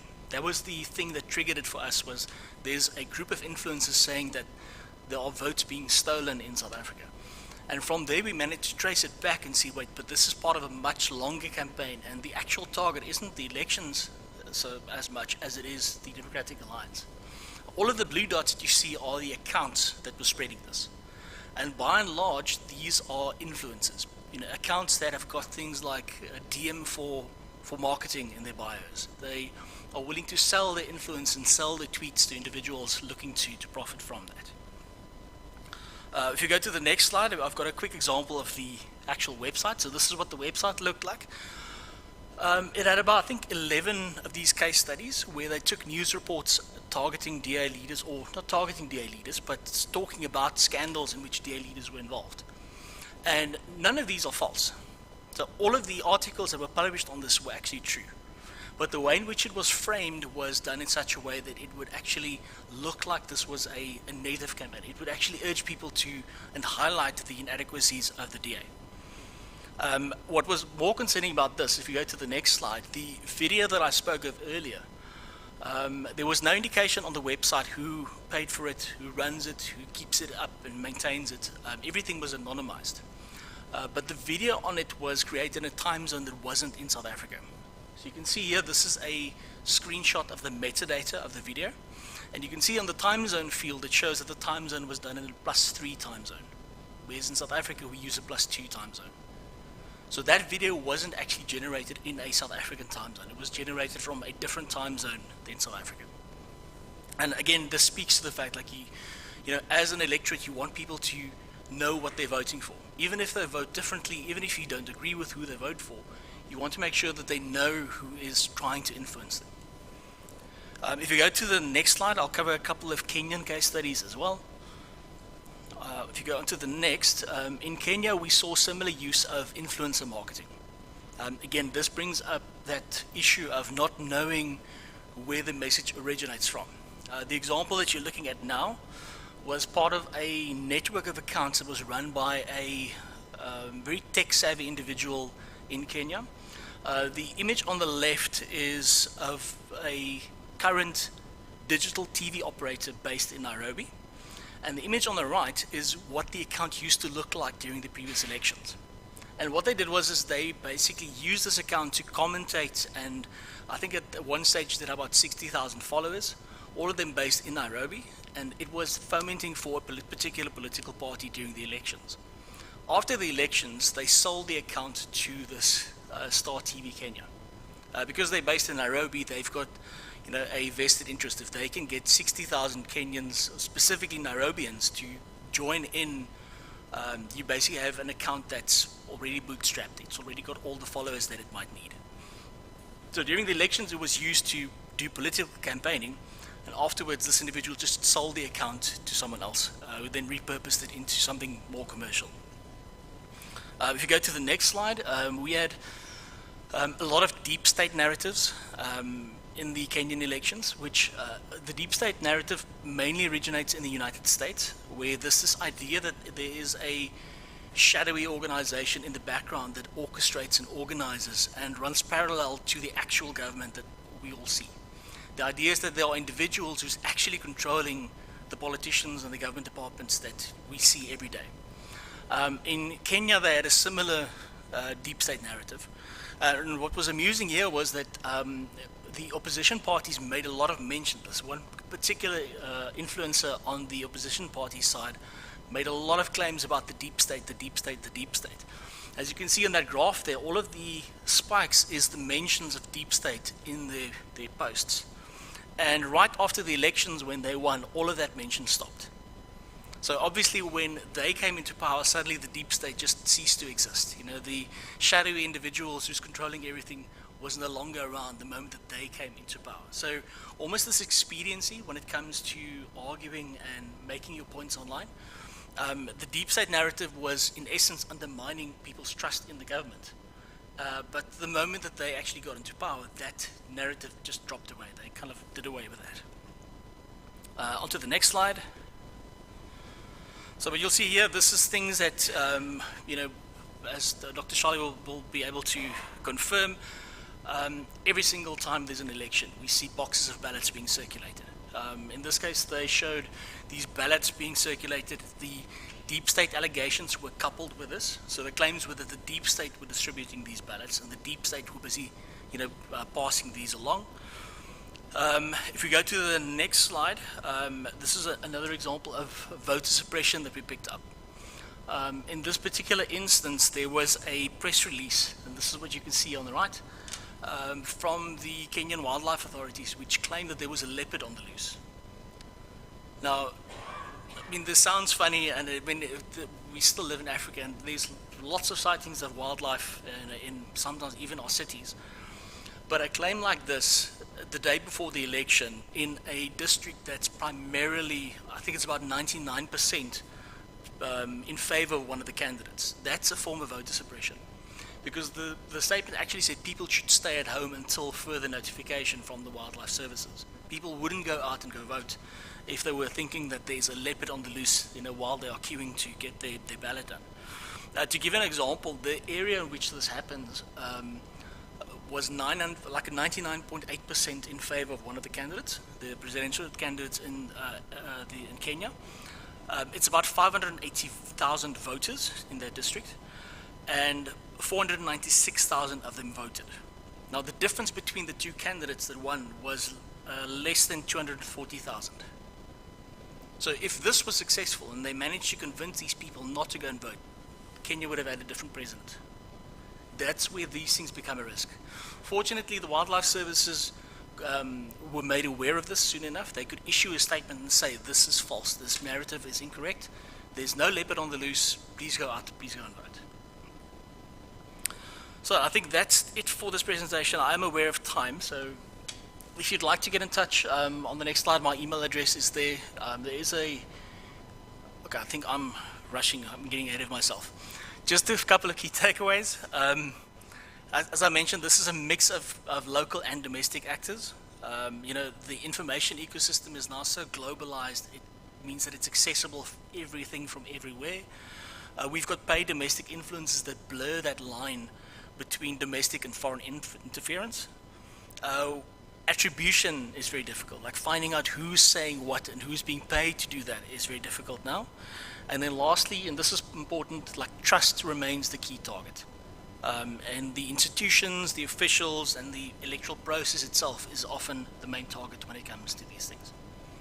So as I said, thank you very much for indulging me. My details are on there. There is a QR code if you want to scan it for more information about what we do. If you'd like to get in touch to speak about any of the other things that we do as well, please do. I'll be more than happy to. Thank you.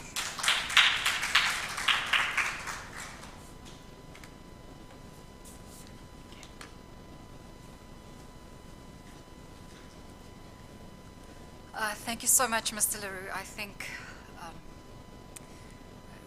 it's only tea time now, and I think we were all so overwhelmed by the information that we are receiving and the impact that this has not only on democratic processes as almost an abstract concept, but on individuals, on people. And again, resonating with the language that we would use in the Human Rights Commission. And I just wanted to make 2 comments before we will break for tea. Mr. Leroux, I think you've just highlighted the electoral processes and how digital or developing technologies play a massive role in these processes. And for those of you who do not know, but the Human Rights Commission did last year, along with our Digital Rights Alliance partners, 31 countries around the world's NHRIs, we issued a statement on where we highlighted the concerns that developing technologies may have on political participation, freedom of expression, access to accurate information during this process, which we actually incidentally also released in Rebecca, chairperson, through you. So all of this is really important for us, again, bringing it back to a human rights discourse. I just wanted to mention one last thing that Mr. Leroux also highlighted, and which we've reflected on as a commission as well, and that is the monetization of human rights abuses. What we are seeing online is people are making money through abusing the rights of individuals on the ground, and perhaps that's a discussion from a policy perspective through the leadership of the Commission that needs to be had with the Executive, with Parliament, because surely in respect of the Human Rights Commission's mandate, not only from the Paris Principles, but from the Constitution to Section 13 and 18 of our mandating legislation, we have a duty to inform, we have a duty to highlight. And that is why we're very privileged to have these experts in the room today and online to assist us to understand these threats better. So with that being said, it is now 11:15. Thank you so much for making up some time. We will be taking a tea break for 20 minutes and reconvene at 11:35. Just for the online participants as well, 11:35 we will be reconvening, where we will be diving into presentations highlighting disinformation incitement, as well as a special focus on vulnerable groups. Thank you so much.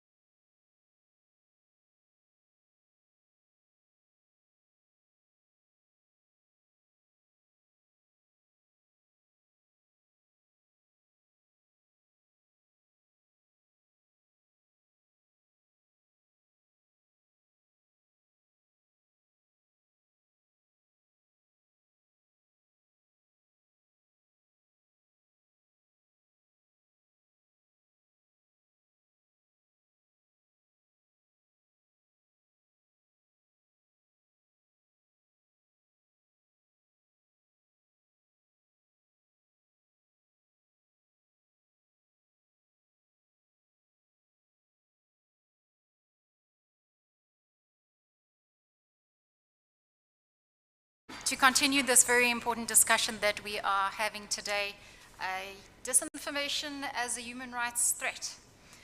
And we have come to the second part of this morning, where we're going to go into discussions again, some South African examples, samples even from what is very known to the Human Rights Commission as well.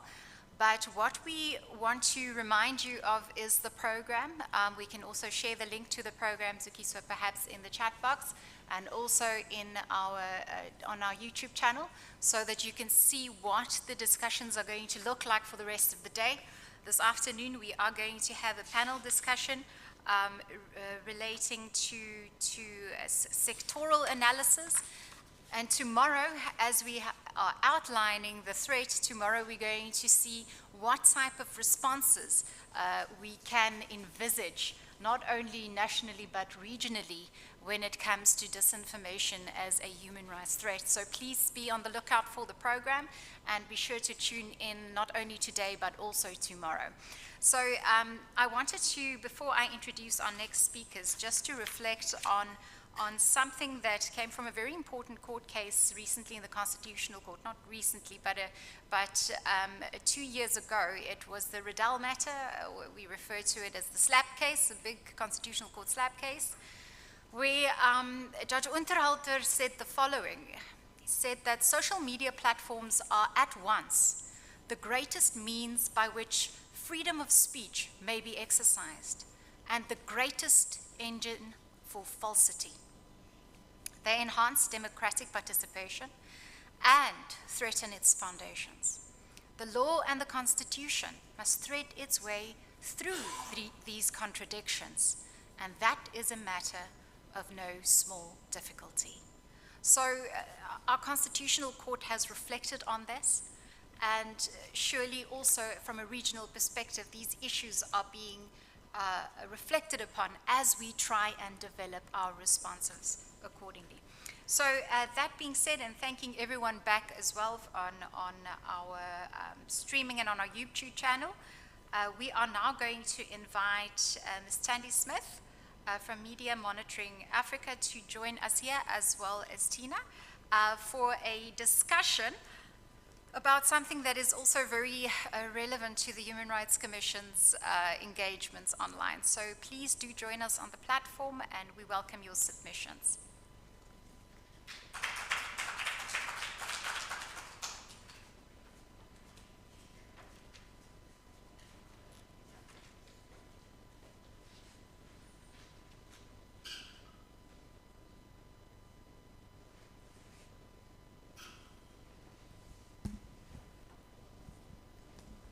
Good morning, everyone.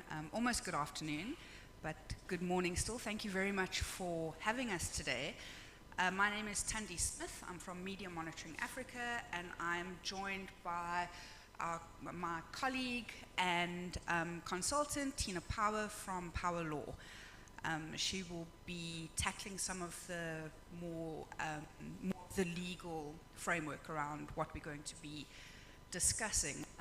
We do have some slides to guide us through the presentation, if we could bring those up.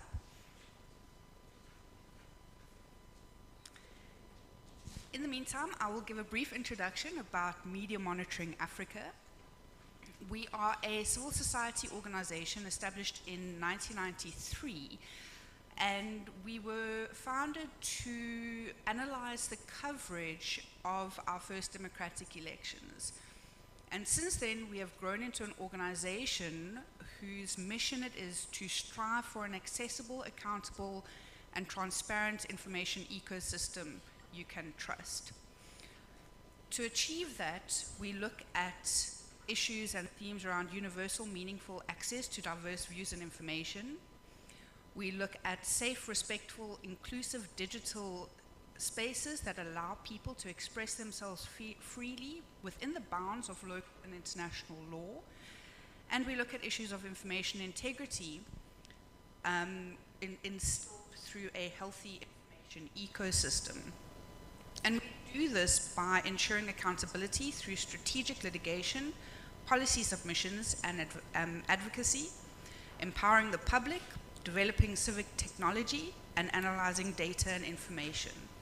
So that really sets the foundation for why we are here today and why we're looking at issues of disinformation and incitement. I wanted to, next slide please, I wanted to start us off by reflecting on what I felt was quite an important, relevant quote for the session today. And I want to quote Nobel Peace Laureate Maria Ressa, who says, "This emotionally heightened environment is made worse by technological developments that have splintered reality even further. The first generation AI on social media, clustering and micro-targeting, maximizing surveillance capitalism for profit. What were once advertising and marketing platforms have been hijacked by geopolitical power." And I just think that that's really relevant to reflect on and think about as we talk through the issues today, in that what we are seeing are platforms that are being used for insidious political agendas and have been weaponized for weaponized by disinformation and other online harms. So we want to drill down on the intersection of disinformation and incitement to violence. I know we've heard from our previous speakers this morning, we've sort of delved quite deep into the issues of disinformation and information integrity. And what we're going to be unpacking a bit is how various online harms intersect and how it is particularly difficult to completely separate and isolate disinformation from other online harms, such as incitement to violence, but also hate speech, racist speech, harassment. You often find that, and also why it's particularly difficult to mitigate and combat isolated online harms or focus only on disinformation, is that disinformation thrives when it includes other hateful speech or other online harms. And we know this because disinformation thrives, and it's been mentioned already, disinformation thrives on the element of emotion, heightened anger, anxiety, fear. And when you have a melting pot of disinformation and incitement or hate speech, that's really when the virality of that content is particularly relevant. I wanted to also just bring us back to how we understand disinformation and incitement to violence. The definition that is particularly appropriate at this point is: disinformation is false, inaccurate, or misleading information designed, presented, and promoted online to intentionally cause public harm. I'm going to also touch on the concept of intention versus potential, because we often tend to focus on the intention of disinformation. So the person or entity or organization that is disseminating the disinformation, it's around that intention. What are they intending to do with the false information that causes public harm? Is the intention to cause public harm, or was the intention around sharing false information simply because the person felt they didn't know it was false information to share? That's also where the misinformation, disinformation narrative comes in. And so it's particularly important to look at intention around causing public harm with disinformation. Incitement online, as we understand it, is the encouragement of others through digital media and social media platforms to commit a crime, an in this case, violent actions which may cause harm, damage, or even death. And I just want to take us back to the intention versus potential,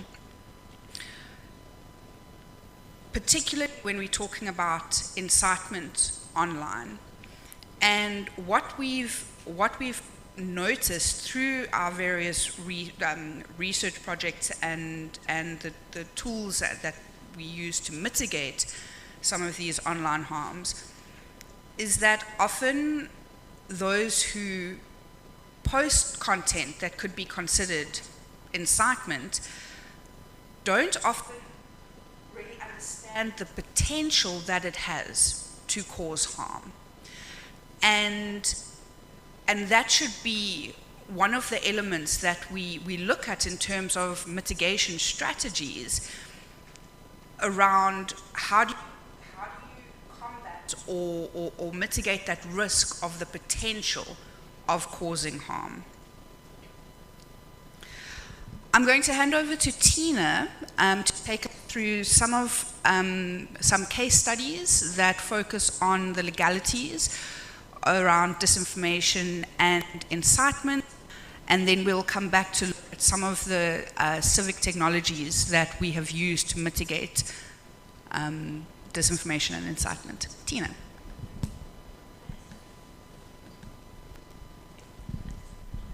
Thank you, Tandi. Good morning, I believe it still is, colleagues. Maybe while we're having quite a frank conversation about information and access to information, I'd just like to thank the colleagues who are working the cameras, those who are working the sound, and those who are doing sign language to make sure that everyone who needs to access this information can. So if we could maybe just have a quick pause to say thank you and well done to those colleagues. So as Tandi noted, I'm a lawyer. I'm Tandi's lawyer, in fact, or MMA's. But we've been working together over the past 5 years now to try figure out some of these complicated questions. And I'm going to take you through 3 examples of where disinformation and incitement may overlap or intersect.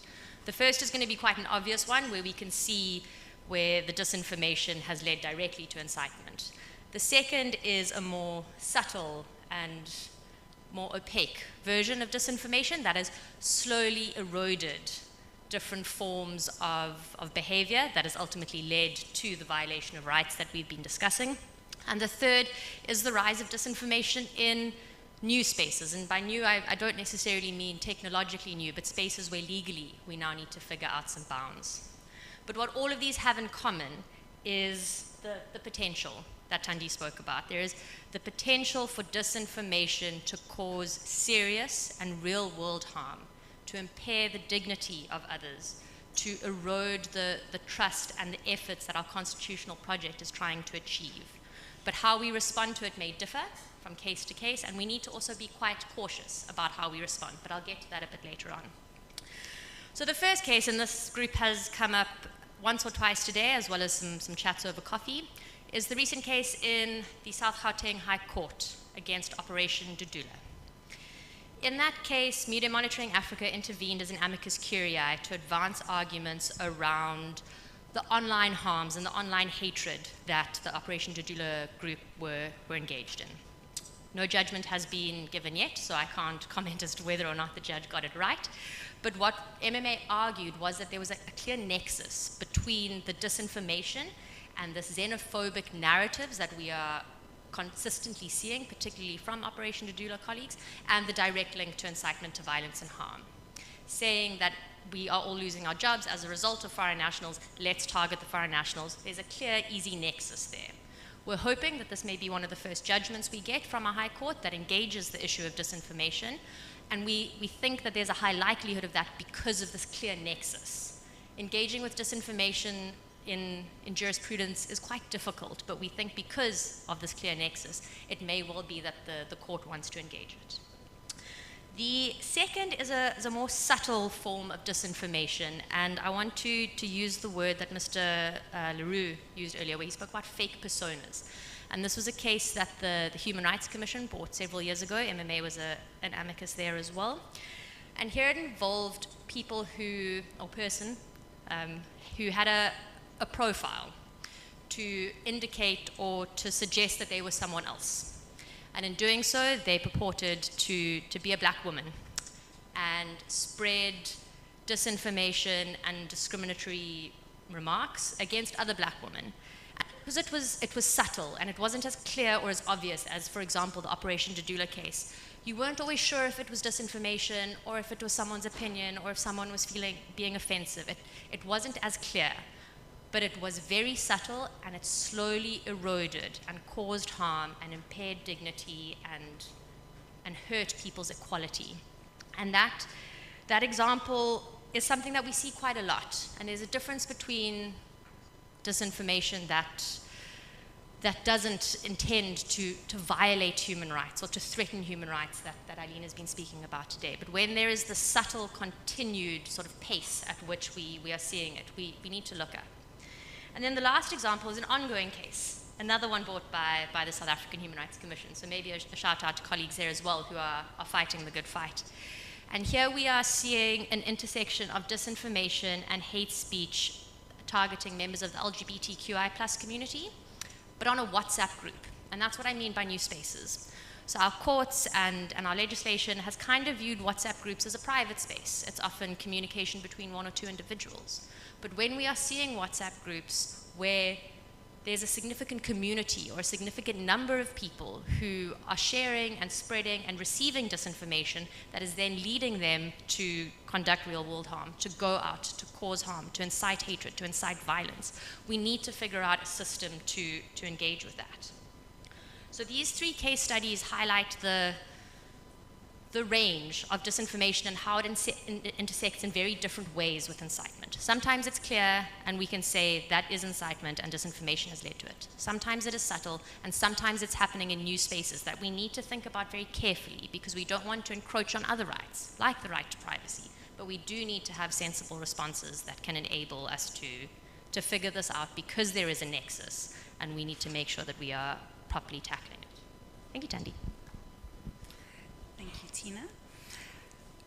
So, moving on, also based on the complexities around understanding or mitigating disinformation and incitement to violence, I wanted to just take us through some of the platforms or the strategies that we use at Media Monitoring Africa to try and address some of these problems. And then I'll also talk through one of the examples of how we worked with the SAHRC to mitigate real-world, real physical, potential of real physical harm. Next slide, please. When we look at disinformation and incitement, one of the platforms that we use to gather data, to gather evidence, and to take action against content that is spread on social media is a platform called Real 411. We built the platform in the lead up to the 2019 elections to look specifically at election-related disinformation. We did that in partnership with the IEC.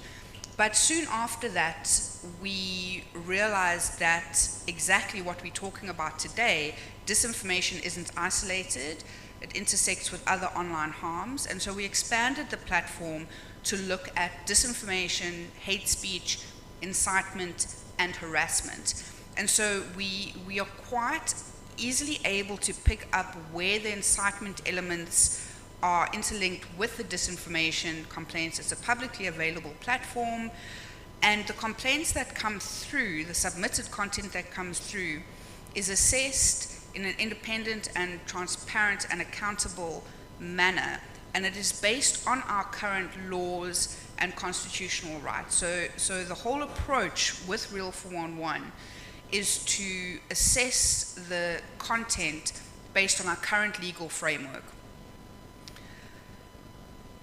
So quite recently, and Tina has spoken about the Operation Dudula case that was in court recently, what we noticed, we noticed the increased activity on social media around the time of the court case and subsequently in the days following the court case. And there were a few accounts that were posting sort of heightened incitement. And the really tricky issue with incitement is, as Tina mentioned, it's often, it pushes the boundaries of harmful content. It pushes the boundaries of actual incitement to violence that can be dealt with within the bounds of our laws and legal frameworks. But we did see content being posted as threats and threats of doxing, and especially targeting some of the legal teams in the case. So the reports of the content started coming through the Real 411 system, and where we picked up particular instances of incitement to violence, we were able to deal with it in quite an urgent manner. The one particular post that I'm going to show you was dealt with in less than 5 hours. It had run through the system, been assessed, been flagged as urgent potential of real incitement to violence. We then connected with the colleagues at the Human Rights Commission, and action was able to be taken. And next slide, please. We're 2 slides ahead, sorry. Forget to, yes.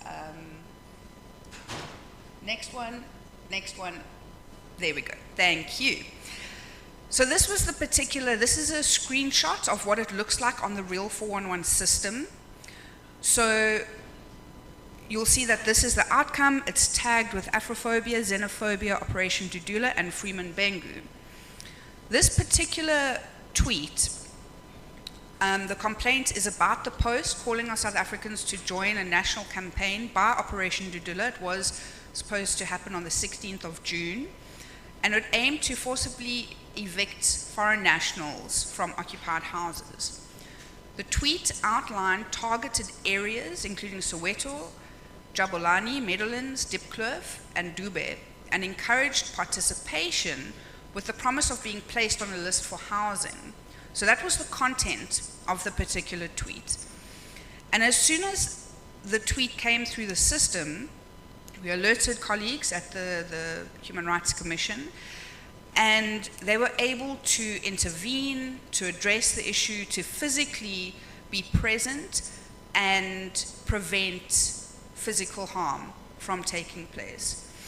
And so I just wanted to highlight this particular example as one of the many cases or examples where a system like this isn't going to completely eradicate disinformation and incitement, but where there are instances that real life physical harm can be prevented, it is a system that has shown to be successful in some cases. I then wanted to just talk about one of the other platforms. Next slide, please. Thank you. One of the other platforms that we've recently developed, and we in the sort of second phase of testing and updating. And the platform uses AI to assess and rank levels of potential incitement to harm on social media. I'm not a developer. I'm not, particularly tech savvy in terms of explaining exactly how the back end operates, but it uses AI systems to scan and search for particular terms. In partnership with a number of lawyers and other organizations, criteria was developed in order to assess different levels of incitement, and the system ranks potential to cause harm. So the platform is called Insights into Incitement, I3, The URL is www.iiiafrica.org. And essentially what we're looking at is ranking the incitement. So you'll be able to see, you can see on the screenshot there's the number of records that it's collected, the number of high probability of incitement to violence, potential probability of incitement, and not likely at all. So the AI model has learned from months of human curating and training of the system of how to recognize incitement to violence. And what was really interesting, just talking about using AI systems to look at mitigating incitement, in the very early stages of the tool, it was picking up very random, very colloquial, and obviously not incitement, but language that it flagged as incitement. And some of the tweets were, comments about a football game the night before, and fans going, oh, they killed it. Talking about a sporting event, going, you're using terms that in a different context are not connected to incitement whatsoever. So just seeing the development of these AI tools and the complexities around context and incitement online is really, really important. But a platform such as this starts to provide evidence into what incitement to violence looks like on our social media platforms. It can then also serve as a repository to analyze accounts, repeated accounts that continuously disseminate harmful content and other online harms, as well as then use it for evidence collection for various submissions or legal cases. So that's really the purpose of the platform itself. I'm going to hand back over to Tina to wrap us up. So I want to share an example that I appreciate as an example that may be quite close to home for many colleagues here and online. But for purposes of us being quite honest about the way forward, I think it is a useful example. And it takes us back to Operation Jadula one more time. So we know that Operation Jadula next week is planning a march. They are planning a march to the offices of the South African Human Rights Commission, to the Socio-Economic Rights Institute, and to the Helen Suzman Foundation. They have alleged that these institutions are anti-South African and are many, many other things. But in doing so, they are potentially spreading some disinformation about the Commission, but they are also exercising their right to freedom of expression and their right to protest and their right to assemble and to organize and to share their views that some may not be agreeable to or some may find offensive. So what do we do in that instance? Do we shut them down? Do we tell them they can't tweet, they can't protest, they can't act?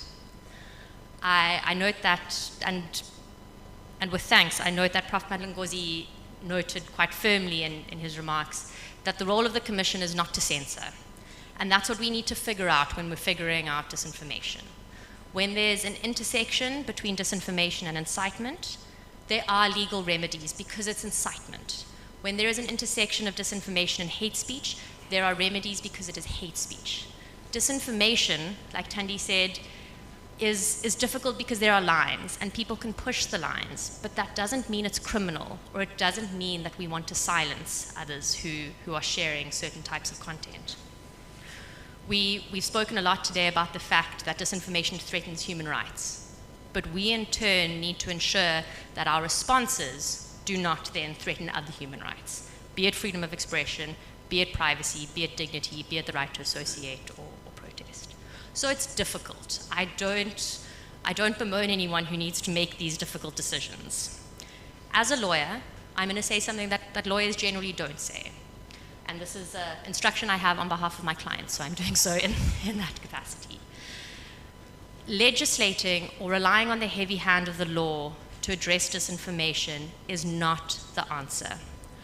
We've seen this, and I'd welcome colleagues who are on the call from the rest of the region. We've seen where we've done this. During COVID, many states were very quick to criminalize fake news in a guise to say we can't speak about sort of falsities in relation to COVID, but that has now since been used to chill freedom of expression, to silence dissent, and to not let people speak out. So we need to toe this line very, very cautiously. And in doing so, we have a few practical solutions that we want to share with you that are somewhat legally aligned, but may give us a bit more guidance as we approach this. The one is called the Online Integrity Ombud. And this is an idea that MMA has been working on for a while, that they've been subtly floating with the Human Rights Commission and hope to continue to do so in the future. But here we want to have a system not necessarily for individual users, but this is about platform accountability. We've seen how platforms are promoting and pushing disinformation and violence and incitement because that content sells and people engage with it. So the platforms need to be accountable, and we see a role for an ombud to play in this regard. MMA has developed quite a comprehensive concept note that they'd be glad to share with everyone, but we see this as a softer mechanism that still has the ability to regulate online accountability and try ensure that disinformation is removed quicker than it presently is, but it doesn't impose free speech limitations on users, and we see that as quite an important difference. The second approach, and this is something that MMA came up with after the July unrests, and it's called the Risk Communication and Information Task Team, or the RICTT. Not very eloquent, we may need a new acronym because it doesn't roll off the tongue super well. But here what we wanted to come up with was something akin to NAT joints. So when we know there's going to be sort of political instability or there's going to be a riot, our government is actually quite good at pulling together the right stakeholders. We know we're going to need SAPs, we might need the army, we're going to need comms, we're going to need DCDT, we're going to need to have all of these different teams speaking to one another so that we can quickly respond. We need something akin to that for online incitement and disinformation. It may well be that had we responded quicker to the very quick spread of disinformation and incitement in the July unrest, that we would have seen a very different outcome. We now have the value of that hindsight, and we should reasonably foresee that something like this may happen again, and it may already be building up to that. So why are we not setting up those structures right now, so that as soon as we start seeing through institutions and tools like the Real 411, or through the reporting mechanisms of the Commission, that things are brewing, we can quickly respond. And again, this isn't about silencing people. This is about making sure the correct people are capable of responding so that we can mitigate severe and serious harm going forward. The last point, I'm going to hand back to Thandi on, but before I do, what I found really useful about this morning is everyone is aware that there's a challenge. But what everyone has also suggested is there are multiple solutions to this. And we're quite fortunate in doing that. It's also not that fun if there's just one problem and one solution. So we have the benefit of having wonderful experts in the room and online. We have a very committed Chapter 9 institution along with others who want to figure this out and want to figure this out from a rights-based approach. So we can set the tone for our country, for our region, and for the world on how we can better respond to disinformation through a rights-based lens rather than curbing any other rights and causing further division and intolerance. Thandi. Thanks, Tina. And with that fantastic closing point, I think the only thing I wanted to add and reiterate that has already been mentioned this morning is that as Professor Wasserman had mentioned, this is a multi-layered, multi-pronged, complex problem which requires a multi-pronged, multi-layered, complex solution. We fully agree with that approach. We are also looking at various multi-stakeholder partnerships. We are setting up have set up a partnership for information integrity in the elections, for our upcoming local elections. We know that disinformation and incitement are going to pose risks and threats in our local, in the upcoming local elections. And so just to emphasize the multi-stakeholder approach, and then also, again, reiterating the role of credible news media in their in their role that they play in mitigating disinformation. Safety of journalists is critical and critical to safeguard information integrity. And with that, I'd like to thank you for the opportunity. I'm busy changing my slides on my laptop. Sorry.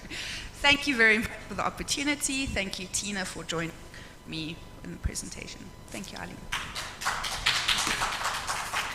Thank you so much, Tandy and Tina, for that very insightful presentation.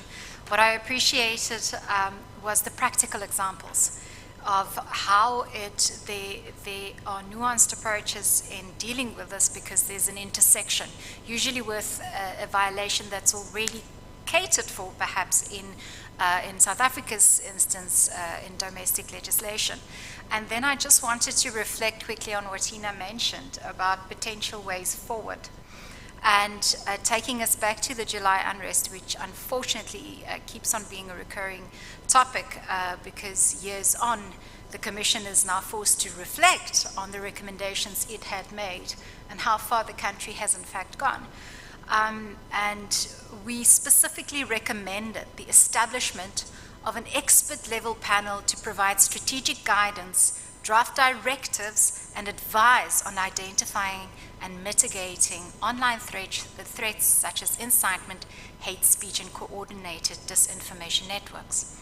Now, those were one of the recommendations made by the Human Rights Commission, and we are now actively pursuing, following up on how far government has come in developing mechanisms to respond to these concerns the Commission had. And as I've previously indicated, we will be having responses tomorrow from our government stakeholders to update us on how far we have moved.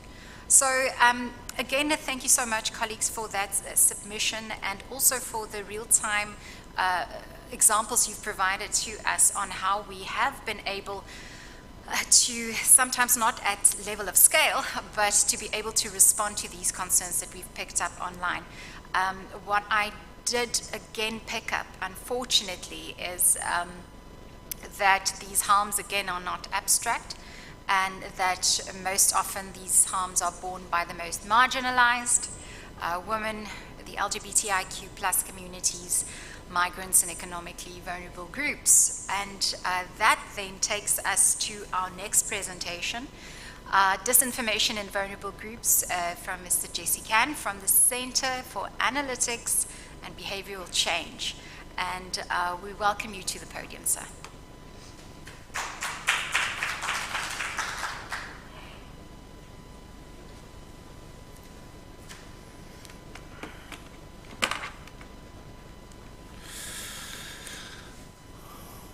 Hi, good morning.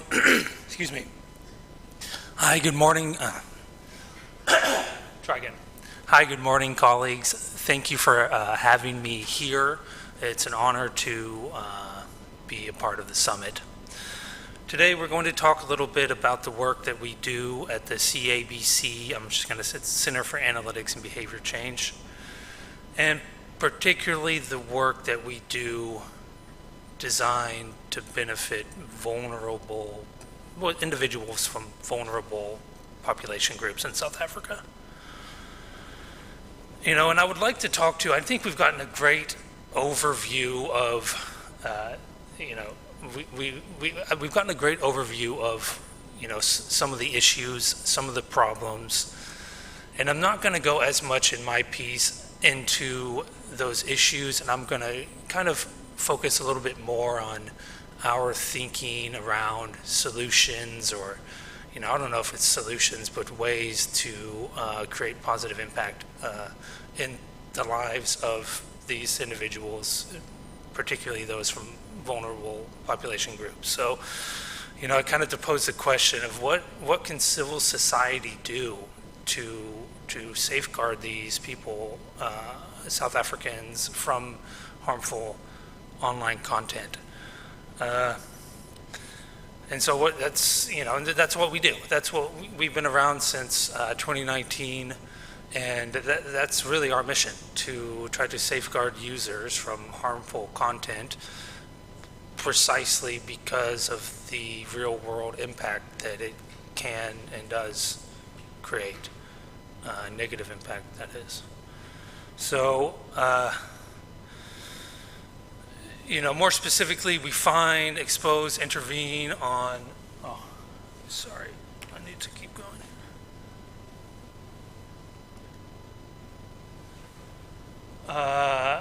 So look, we find, expose, intervene on online mis and disinformation, polarizing rhetoric, and harmful content. CABC is a research-centric organization, but we're not purely a research institute. So while we adopt an evidence-based approach and use research to kind of guide everything we do, we also intervene. So we run campaigns, we get involved, and that takes form of these agile public interest messaging campaigns, right? And so our North Star, public interest messaging campaign, well, what does that mean? Our North Star, our compass, is to try to broker and hold a middle ground in these conversations that are, they can be deeply polarized and fraught, and quite frankly, they can be dangerous spaces, especially for young people. So that's what we believe in. That's what we believe is the antidote, if you will, to polarization, to try to really broker and hold this middle ground. What we find a lot in our research, we found over the years, is that what happens on social media is the extreme opinions tend to garner the most traction, and a lot of what happens are those with extreme opinions kind of arguing with each other, while people in the middle can get drowned out or not feel confident to engage on some of these really tough issues. So that's kind of some of the thinking behind the public interest messaging that we do. So, so necessarily we divide this kind of social media landscape and thematically. So these are kind of our projects, work streams. And we found that over the years, each one is so different. The dynamics surrounding it are so nuanced. And, we have actually heard from a lot of the speakers today talking about work around democracy, elections, electoral processes. That's a big focus area for us. We have a big focus on corruption as well, because, one, because of how much traction it garners online, and two, because of the importance to active citizenship, civic participation, and democracy as a whole. We also have an energy project where we look at conversations about climate. We have a xenophobia project where we look at conversations about non-nationals in South Africa. And then we have our gender project, which is, I think, safe to say, our biggest project at this point. It's called He Cares ZA is the name of the project, and we look at conversations about interactions between men and women in South Africa, with a focus on misogyny, and with the goal of reducing GBV in the country. So I don't know if you can see it, but I've just bolded the xenophobia and the He Cares projects, because I think these projects are those that are most relevant to vulnerable population groups. So I'm going to talk about them a little bit more as we go on. Okay. Excuse the busy slide, but I think this schematic is really the best way to try to speak to our ways of working at CABC. So you'll see we have the 4 teams. We have these kind of 4 verticals, and we're all working together in this kind of integrated fashion to achieve the same outcome. And like I spoke to earlier, this kind of differs based on the thematic area in the project. So, in the our gender project, we're looking to reduce GBV. In our xenophobia project, we want to reduce the incidence of violence towards non-nationals. But what you see here on this chart are the outputs. We like to use this kind of outcome lens. So you can think about this in terms of outputs. We have the 4 teams: research, social, dialogue facilitation, and then our media team. So each team works, the work of each team is an output in its own right that contributes towards the outcome we're looking for. And those are the arrows coming out. And at the same time, that work feeds into our campaigns, our public interest messaging campaigns, right? So for example, the research team, the work we do under research, we make it publicly available, we share it with our partner organizations, and it goes out there to try to create some positive impact in its own right. At the same time, it feeds into our creative assets. Like I spoke to earlier, it kind of anchors, directs, informs everything we do. The socials team is, it's like a content creation team. They produce this kind of high-end content. We do a lot of video content. They flight the content. And that's kind of the role that they play. Now, the dialogue facilitation team is an amazing diverse crew of dialogue facilitators who spark conversation about these issues. Like I spoke to earlier, with the goal of kind of holding this middle ground, right? So we do online and offline modalities. Offline, we do informal education programs to help equip young people in South Africa to navigate these kind of dangerous online spaces. And we do the same in online sessions. We've got some amazing work there that I won't go into too deeply. And then finally, we have our media team who kind of supports with media releases and raising awareness about the work we're doing, and also tracking what's happening in the media. So they're out with media releases, and they feed into the campaigns with a better understanding of what the media landscape looks like. Okay, I'll move on from this slide now.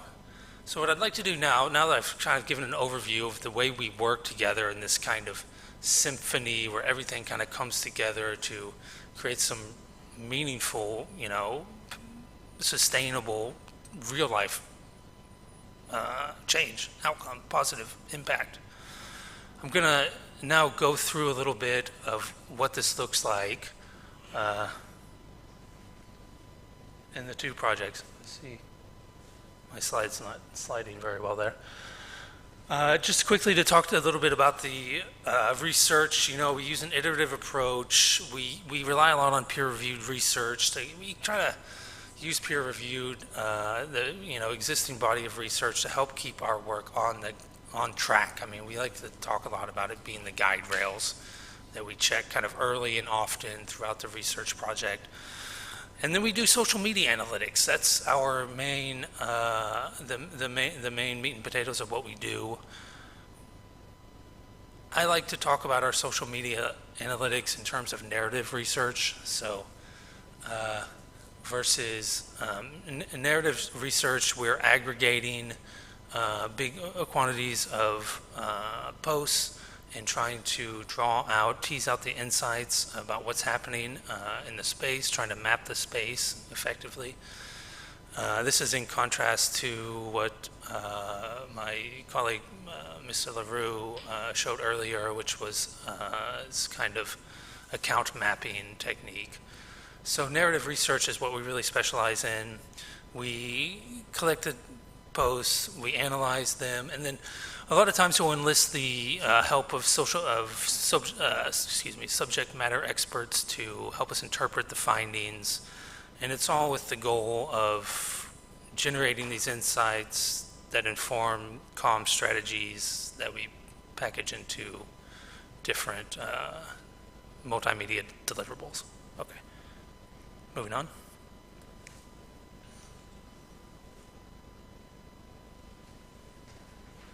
Okay, so now I'd like to take you through some of our most recent research, and I'm just going to run through some of the key findings to kind of share, paint the picture of what the research looks like. And then I'm going to, at the end of the presentation, share a creative asset, a video that we created using the research in the manner I described earlier. So this is from we do fact sheets. That's one of our deliverables. This one's from our xenophobia project. It's just from last month, so it's recent. And we looked at the whole first half of the year, had a pretty large data set there at 1.5 million. And we found influential accounts driving disinformation, targeting universities, government institutions, and individuals with unverified claims and calls for extreme measures. We've heard a bit about this already. One topic that trended was a show called X Deport that sparked a lot of debate online. At the same time, it was praised for highlighting immigration issues, but also criticized for stoking xenophobia.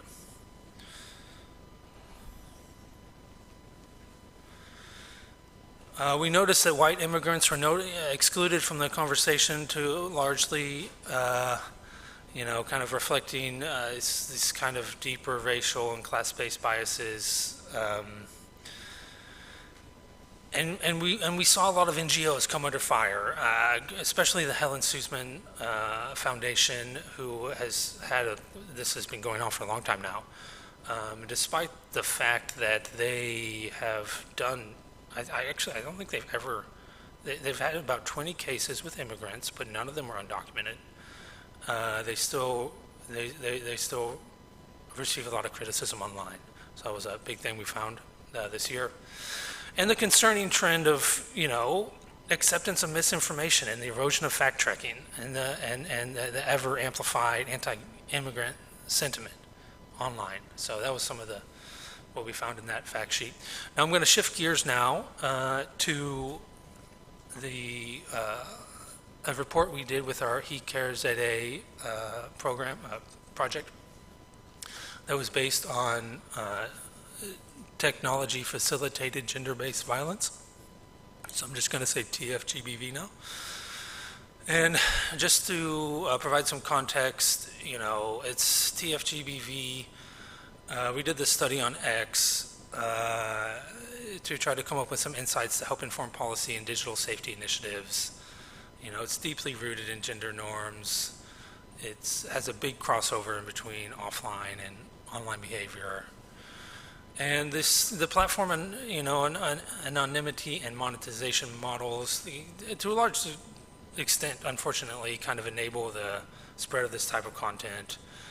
And particularly on X, with these 60% of male users, we found that really influenced the tone and direction of the conversations around gender and violence. Going into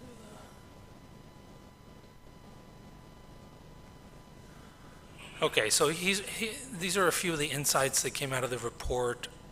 We have a few kind of categories of TFGBV here. So, non-consensual image sharing, users trivializing or justifying revenge porn, limited understanding of legal consequences. Cyberbullying, this one is, for us, it's really important because of the potential to lead to self-harm in the real world. Victim blaming is common. Users believe posting online equates to accepting harassment. It's a widely shared viewpoint. And then trolling, trolling, it's a tricky one. It can take on a lot of forms. It can be humorous, and often overlaps with body shaming and bullying, especially targeting women.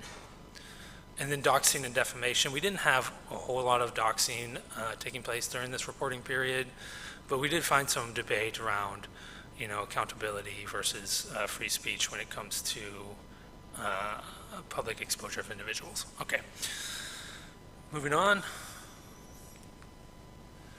Okay, yes, why it matters. So now that I've kind of shown some of the research work that we've done and the output from the research, I want to show a video called Ode to Men. We made this in collaboration with our socials team is called Ironheart. So this is an Ironheart CABC collaboration. And this would be, like I mentioned earlier, the socials team would flight this, and at the same time, we would have the dialogue facilitation team sparking conversation about it, and trying to hold that middle ground, trying to draw users in, especially those with moderate viewpoints, trying to engage them around these tough issues, both online and offline. Meanwhile, the media team is doing media releases, and the research team is doing analytics on the content itself to feed back into the process in order to iterate and do better in the future. Okay, cool. So that's the idea. I'm going to play the video for you now and leave you with that. Thanks.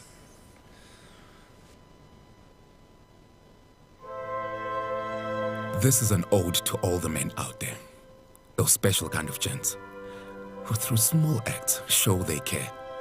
And there's a lot of them, guys. The bras who put their hands up, who stand up and speak up. They are not ashamed to tell their bras that disrespectful jokes about women are just lame. These guys, they the ones who break up fights. They the ones who put their babies to bed at night, changing nappies, changing what's considered the norm. They always act in good form. Respect, brother. They know when to listen and when to give advice. They know deep down most people are nice. That people aren't born bad. They just grow from little boys into men, learning the wrong behavior, and then violent patterns repeated and things get heated. But still, these stand-up O's, they don't see violent men as foes, because they know that deep within their friend, there's something broken they can help mend. They are a shoulder to cry on, chomies you can lean on.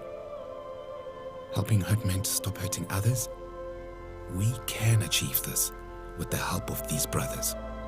So, to the men who say, "Kwanele madoda kwanele," to the men who care, we celebrate you and say, continue to always be this way. Hikeza is a movement of men who are taking action to prevent violence against women. If you are a man who wants to make a difference, then please join us.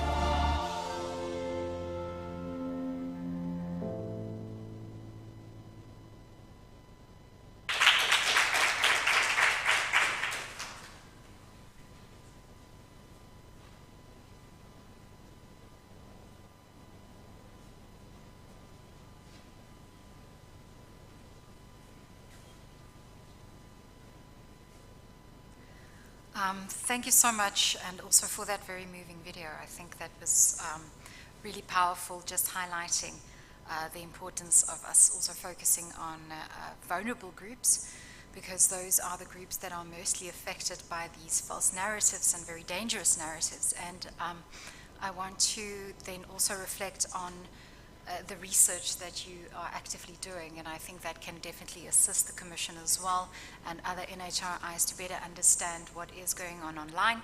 And just with that being said, the Commission also, I think it was 2 years ago, and we will flight that information and the snapshot survey we did in respect of GBV online. We requested information from journalists, parliamentarians, politicians, and they indicated that they were very frequently targeted online, and we will be flighting that information during the break as well. So thank you so much, and moving on swiftly from the narrative of how disinformation and the lack of information integrity affects vulnerable groups, we would like to call upon the next speaker for our session, and this will be a session that will be facilitated from online, and we therefore call upon Ms. Nicole Fritz to join us on freedom of expression and to take us through her presentation from the Teams meeting. Thank you. Thanks everyone. I'm really sorry that I am not able to join you in person this afternoon, but thank you very much for the opportunity to speak. As has been indicated, I am representing the Campaign for Free Expression today. I am the Executive Director of the Campaign for Free Expression. And at the campaign, we are unapologetic defenders of the right to speak, to write, to create, and to protest freely. But we are also clear-eyed about the reality that not everything that travels under the banner of free speech serves the ends of a free and democratic society. That said, we would still defend the right to say it. That, however, is a very different position from one of the most corrosive distortions that we see currently, and that has already been given much attention in this conference, and that one which is promoted by the likes of Mark Zuckerberg of Facebook and Elon Musk of X and the likes of YouTube, those who call themselves free speech absolutists, and insist that disinformation, which is deliberately false, coordinated campaigns of deceit, be embraced by free speech defenders, and that disinformation be defended as legitimate speech in a democratic public square. At the Campaign for Free Expression, we would vociferously say that that is not the truth, that cannot be a defensible, legitimate position, and it must not be. And to understand why that is so, we need to have a better understanding and a better idea of why we value human rights generally and why we value freedom of expression in particular. And I'm sorry, for many of you in the room and online, this might seem pedestrian, but I think it serves us to go back to basics for just a moment and to really think about why these things which we take for granted are ones we value. So we value human rights, and we have sought to construct a global order that realizes human rights, arguably horribly imperfectly, because there has been a consensus that such freedoms allow all of us, people generally, to best determine for themselves how they want to structure and live their lives. This idea that rights are to be enjoyed collectively so that we all enjoy similar levels of freedom has always entailed within it an inherent limitation, that our rights are to be enjoyed commensurate with everyone else enjoying a similar level of freedom. My enjoyment of a right, for example, the right to free expression, cannot come at the cost of you being denied that right. So it's worth holding in our heads that inherent limitation that comes with upholding rights. And now let's turn to freedom of expression in particular and ask why we value freedom of expression in particular. And we do this because free expression, the right to free speech, allows us to realize our fullest human selves. It enables us to find the truth. It is necessary for good governance, and it allows us to live with and amidst diversity. Now, that first reason, that it gives expression to our fullest humanity, indicates that free speech, free expression is an end in itself. By expressing ourselves, our different thoughts and views, we mark ourselves as human and as individually so. But the latter three objectives, goals, to get at the truth, to enhance government, and so that we might live peacefully within different communities, amongst diversities, those objectives suggest that free expression is not boundless. Deliberate lies, incitement to harm, and hate speech, especially if engaged in by more powerful or overwhelming actors will subvert rather than advance the outcomes that we seek by freedom of expression. So again, it allows us to understand the limits, the ends of free expression. Now let's turn to disinformation. As the sociologist and writer Zeynep Tufekci has powerfully argued, today's digital platform have not created a marketplace of ideas, which is one of these animating concepts behind free expression. Instead, what they've done is create algorithmic battlefields where speech is amplified not because of its truth or its insight or its democratic value, but because of its emotional charge, its outrage potential, and its virality. These platforms reward falsehoods that generate engagement, and when the lies are coordinated, amplified by bots, or boosted by opaque algorithms, and shielded by these shallow invocations by the likes of Musk and Zuckerberg of free speech absolutism, we don't get a more open public square, we get a polluted one. Nathan Heller, who wrote a very insightful piece in the New Yorker in November 2024 relating to the US elections, and I would recommend it to you, reflects on whether free speech can survive in this digital era. He explores how social media platforms have changed the very architecture of public discourse, how attention rather than argument has become the currency of the digital age. He describes a world in which what you say is less important than how widely it spreads, and shows how the internet, which was once imagined as this great equalizer of voices, has become a space where virality trumps veracity, where the loudness of your voice trumps the truth. Heller points out that the speech landscape has shifted so radically that it's no longer clear whether the ideals of open debate, tolerance for difference, or the pursuit of truth can meaningfully survive in this environment.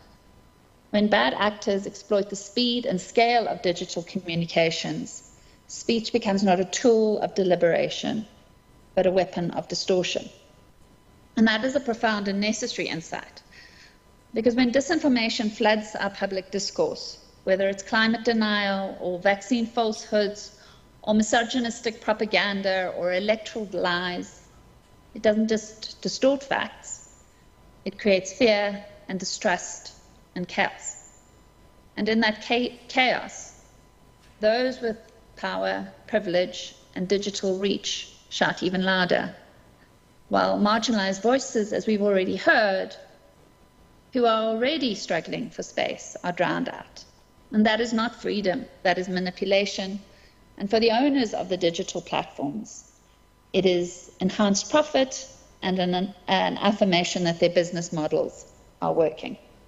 And so, just to sum up, when we talk about free expression and disinformation, we're not talking about a right or a value that creates space or room for disinformation. We are talking about, in fact, two antithetical concepts. And it's worth just talking briefly about why they are antithetical, why they are opposites. Free expression is meant to enable truth-seeking and democratic participation and deliberation. Disinformation undermines both. So freedom of expression is not actually just about expression. While it protects the right to speak, what we're also protecting is the right to hear from others and the ability to make informed judgments. These are necessary conditions to participate in democracy and to make the choices that are thrust upon us if democracy is to serve us. Disinformation, by contrast, is not simply wrong information. It is often deliberately engineered to deceive, to provoke, and to paralyze critical thinking. In this way, it obstructs the very purpose of free speech, which, as I said, is to weigh competing ideas, to challenge them, and to make reasoned choices. Secondly, this the marketplace of ideas concept, metaphor, which is so central to the way in which we think of freedom of speech, no longer holds in a platformed algorithmic world. Digital platforms are not neutral marketplaces. They are curated, algorithmic ecosystems where the loudest, most extreme, and most emotionally provocative content is algorithmically rewarded and privileged. This means that disinformation is not just tolerated, it is actively amplified. In this environment, falsehoods travel faster than fact, outrage boosts engagement, and engagement boosts profit, and the idea that all are competing on equal footing so that we have a marketplace of ideas is simply false. Finally, not quite finally, disinformation undermines the preconditions for free speech. It undermines trust, safety, and pluralism. For free expression to thrive, more is required than simply legal permission to speak. For it to thrive, we need a shared baseline of reality. We need to have trust in the institutions of information, in journalism, in academia, in science, and we need a pluralistic space in which all groups, including the marginalized, are safe to participate. Disinformation corrodes all of those. It often targets disinformation at those who are already most vulnerable, and we've heard that in the last presentation. So migrants, LGBTQ+ communities, women, racial minorities, journalists are often the deliberate targets of disinformation, and their voices are specifically targeted in order to corrode trust. Free speech absolutism in the face of disinformation is not neutral, it is complicity. When the big tech leaders claim that they are free speech absolutists, what they're in fact saying is we won't intervene, even when the harm is clear and deliberate. And by refusing to act in the face of coordinated disinformation, they are engaging in a design choice of their platforms. And this harms everyone, but especially those without access to mass reach, to legal redress, or to institutional power. So for us at the Campaign for Free Expression, there isn't any doubt. Protecting free expression requires defending the integrity of public discourse, and that means taking up the cudgels against disinformation. It means supporting truth-telling institutions. It means supporting our press, supporting our news producers, ensuring that there are systems of kind of veracity and checking that go along with that. It means demanding platform accountability for all of us in the civil society space, but as the public more generally, resisting the normalization of disinformation and defending the rights of all people, not just the loudest to be heard. And here I would just, I've been listening to a number of the presentations and they've been, really fascinating. But just to sort of deepen the discussion about how we might resist this disinformation, as I said, and we at the Campaign for Free Expression take it as one of our core activities to look to defend the press and media workers, not just from sort of traditional lines of censorship and harassment, and there is lots of that, right? But the kind of coordinated campaigns that often accompany that traditional form of censorship. And it's defending these news ecosystems and spaces against the kind of encroachment and extraction that is happening by digital platforms, and that will increasingly take place by these AI, artificial intelligence models. So it is participating in initiatives like the Competition Commission's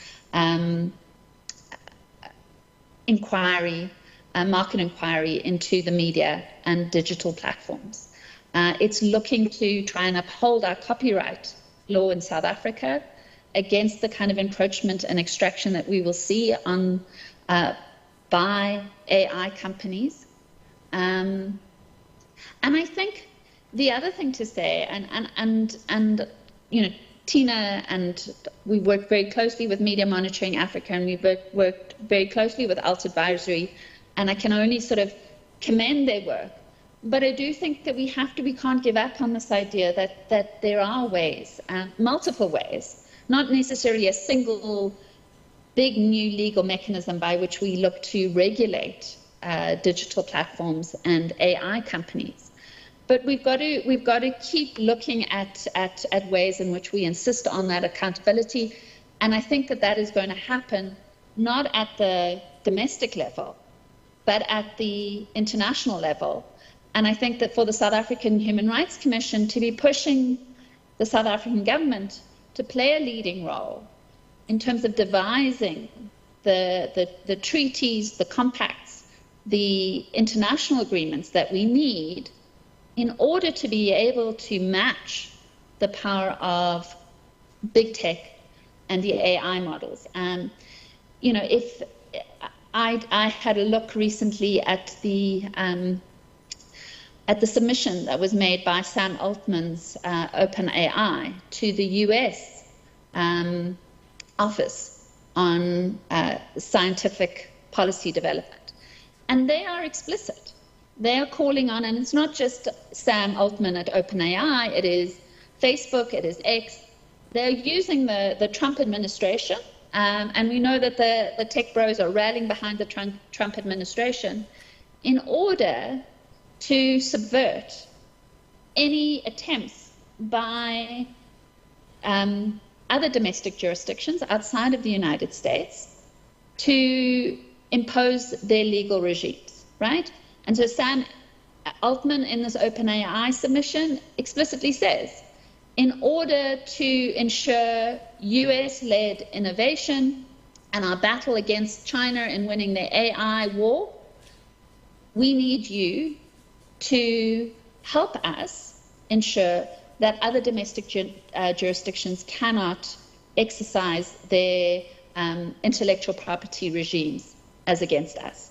And so it's very important that we are looking not just at the domestic level, but to similarly situated countries to operate at an international level in order to move against these actors. I'll leave it there. Thank you.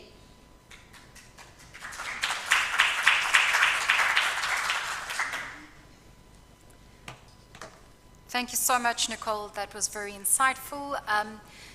I want to touch on one or two aspects of your submission, and just to reiterate what Prof. Madlingozi said this morning, the Human Rights Commission's aim is certainly not to censor. It is precisely finding this balance between freedom of expression and potential harms as we equate them to the right to equality, right to human dignity, etc. And we echo your sentiments in respect of protecting the rights of human rights defenders, the rights of journalists not to be subjected to harmful attacks online, but then we want to extend it to what we recently also submitted to UNESCO, to say that oversight bodies, employees, do not necessarily fall in a human rights defender activist category, but we are employees who step into the public interest shoes. And we have experienced online harassment, doxing, and abuse at scale at this stage. And we certainly also ask for that to be taken into consideration when we do address these mechanisms that require our intervention. Nicole, then also just to echo what you indicated in terms of inauthentic engagement online. Because what our information showed is that these echo chambers are certainly very prevalent online. And 95% of our respondents during our snapshot survey indicated, the women indicated that they have seen other women being abused online. And 82% of these women indicated that the abuse they have seen or experienced have altered their way in which they act online. So what we must ask ourselves is there authentic engagement online? Is there in actual fact freedom of expression in reality online, or are we suppressing vulnerable communities, number one, but also just creating an echo chamber of those who have the loudest voice and the pushing for the most popular algorithms to be proliferated. So thank you so much everyone for the first sessions. That would wrap us up. I am going to defer the reflections, the 15-minute reflection in the interest of time, to allow us to go for lunch, and we will be back at 1:55 back in this room and back online, back streaming, where we will be commencing with a very interesting afternoon schedule, a much more interactive activity awaiting us. So it's a facilitated panel discussion on disinformation as a human rights threat, a sectoral analysis, and that will be facilitated by Ms. Hlengwe Dube from the University of Pretoria.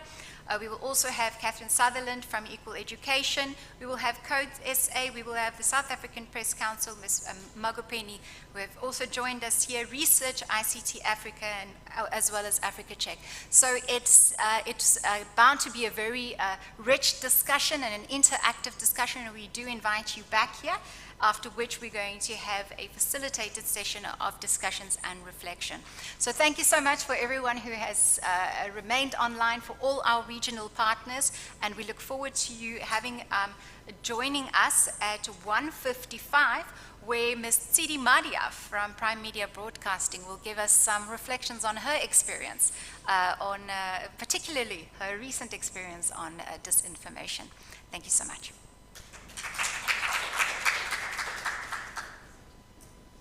Lunches at the restaurant.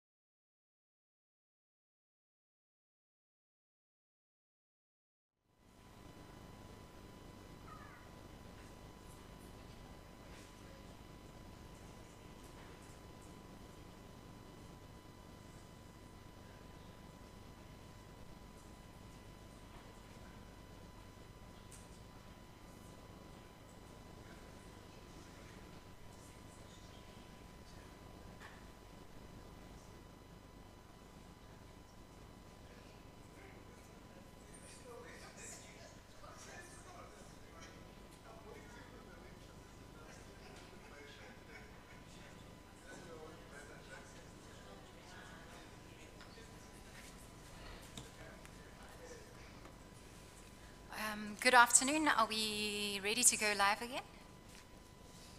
All right. Good afternoon to everyone in the room here in Gqeberha, South Africa. Good afternoon to everyone online from Samoa to Germany to Zambia as well as Eswatini.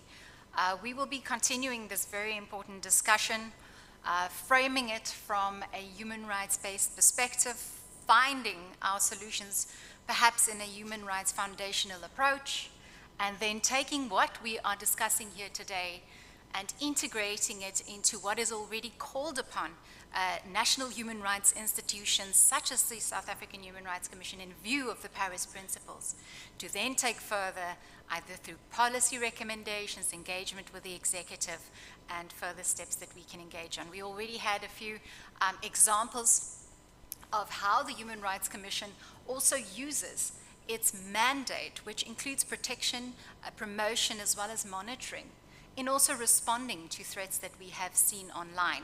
That includes, as we've heard this morning as well, a very nuanced approach where we see the synergy, or rather the intersection, of what disinformation and misinformation can result in. Our Professor Madlingozi has reflected on real-time case studies, reports we have issued as the Commission. We've had colleagues reflect on how the Commission has interacted with real-time concerns on the ground.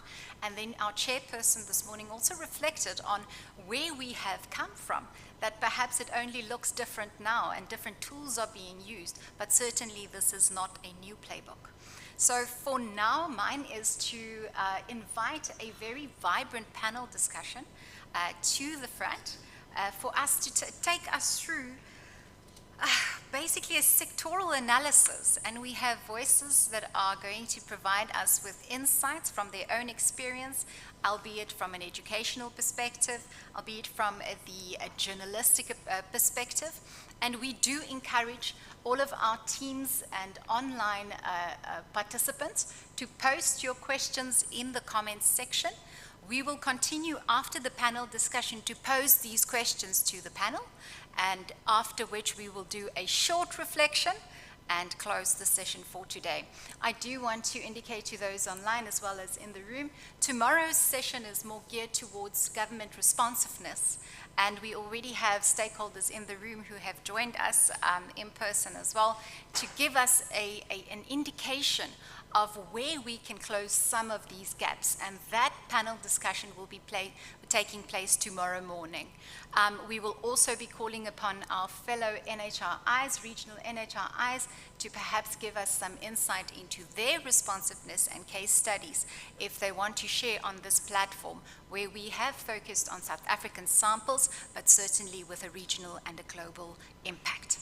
And with that being said, can I please then invite Hlengiwe Dube to facilitate our panel discussion, and then invite Catherine Mutlatsi Patitswa, Dr. Scott Timke, as well as Keegan to the front.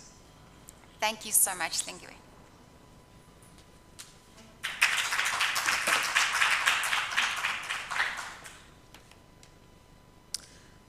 Thank you very much, colleagues. I know it's after lunch. So, good afternoon. I'm saying good afternoon. Okay. Thank you very much. So, yes, it's after lunch. We have had our lunch, and probably we are full, but I suppose we have a bit of energy that is left for us to have this session, which I think is going to be a vibrant one. So since when we started in the morning, you know, we've been talking about, you know, disinformation having been something that we do recognize as you know, a threat to our democracy, not only in this country, but also just generally on the continent and globally. And we also agree that it is a threat to human rights as well.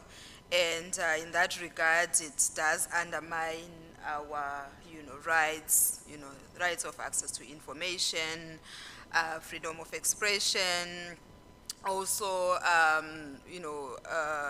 sowing seeds of division, fueling violence, and also harming the rights of vulnerable groups, just like what we heard our colleagues talking about just before we went for lunch. So it does have that kind of profound impact in the context of our human rights. And what we want to do now is to have this conversation grounded on human rights from a sectoral approach. And, we're going to look at questions such as how, disinformation affects some of our, our society. How does it affect our society? What are some of the human rights that are at risk? And in this regard, what can be done? What is working? What has worked, what is not working, and what can be done as well. And, especially when we are looking at now, we are living in an increasingly digital environment. We have information overload. Sometimes you don't even know where, to get the right information. You look at a picture, it looks very authentic. And then all of a sudden you realize that it's AI generated. Do we know how to differentiate between what is right and what is wrong?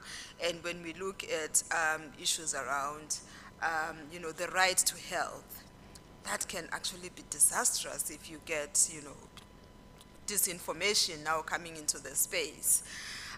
So I have a very lovely panel here of outstanding experts.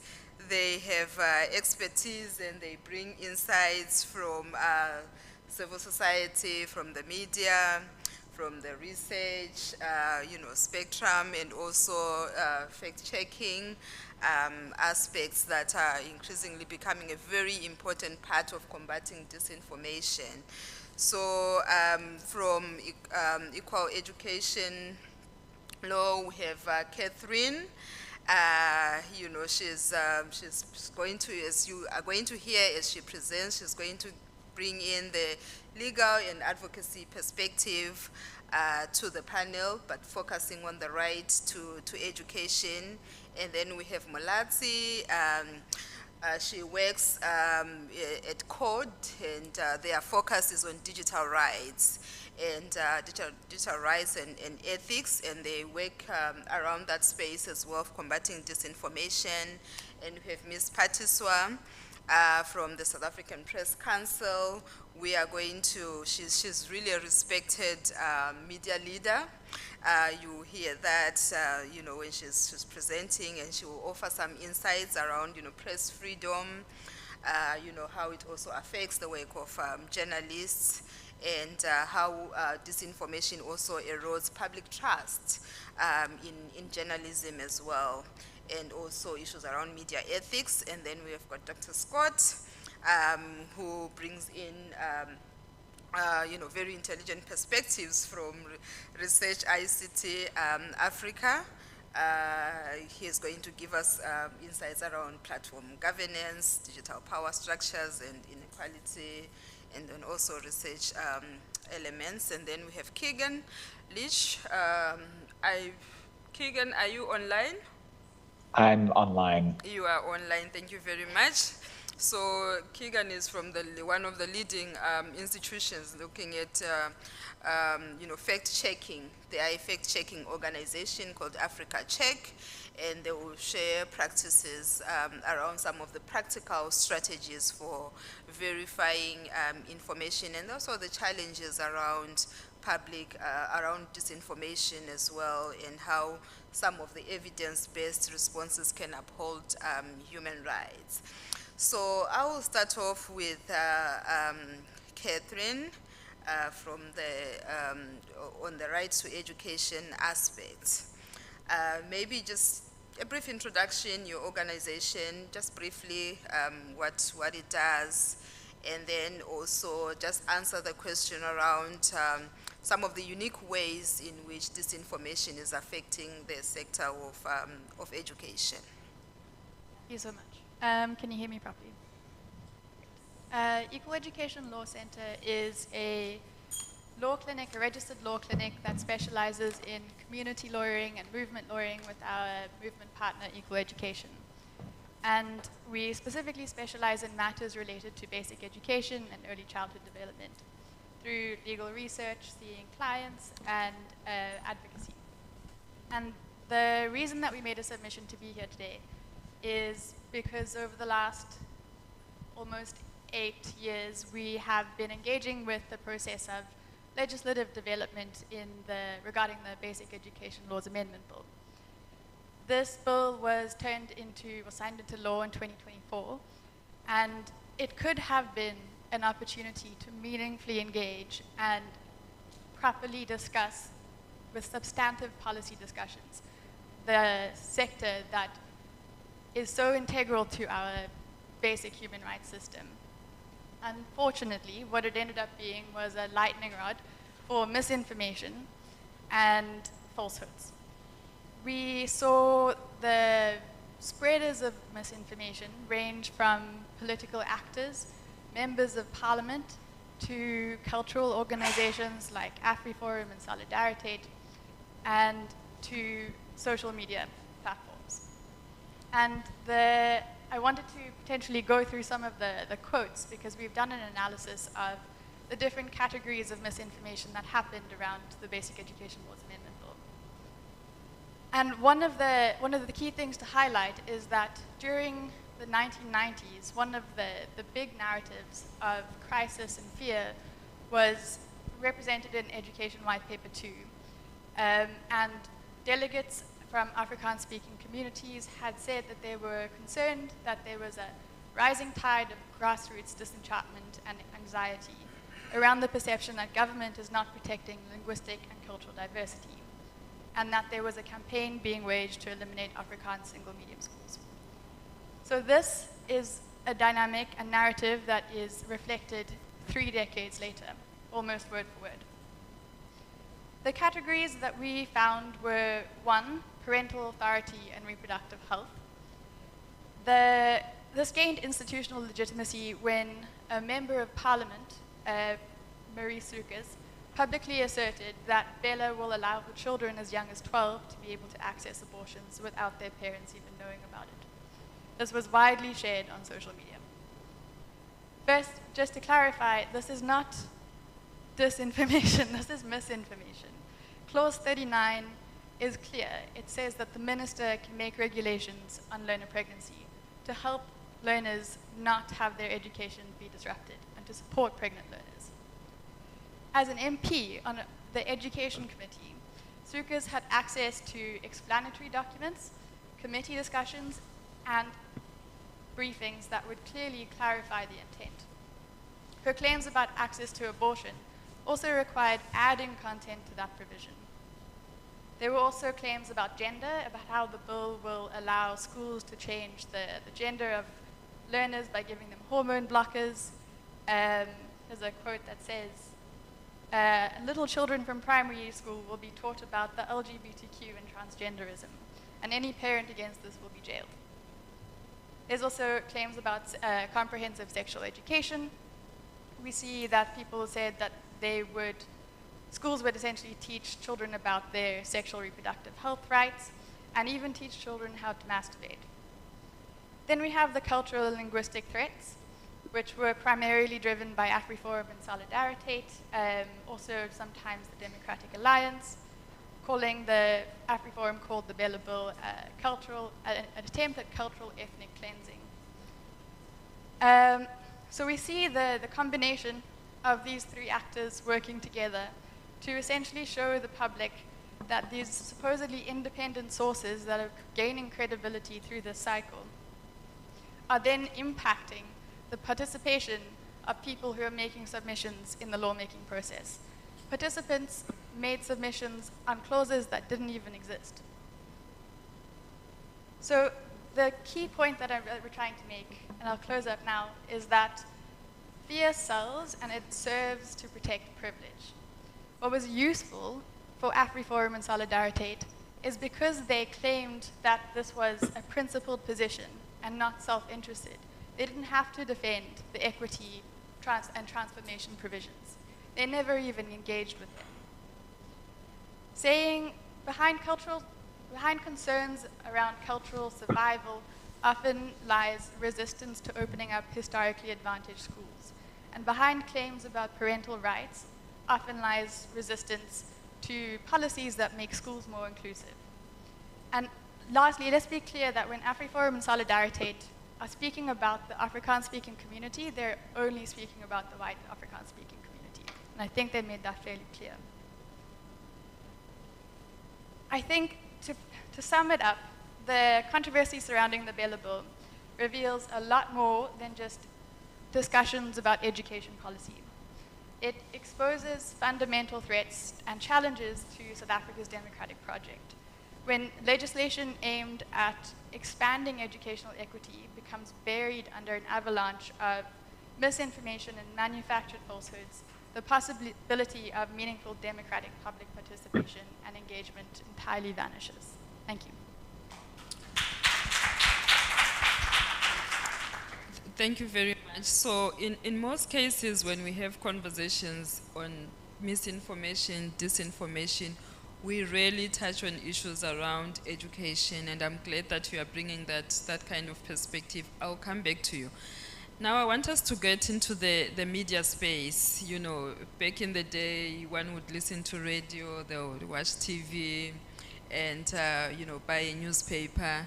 Now media is something completely different from what it used to be. And when we are looking at this topic of disinformation now, Ms. Patiswa, maybe take us through how it impacts the media environment, and also maybe what rights in that regard are being compromised. Good afternoon. I think maybe starting with what I thought was a profound statement that was made by Professor Madlingozi, that access to information is the gateway right.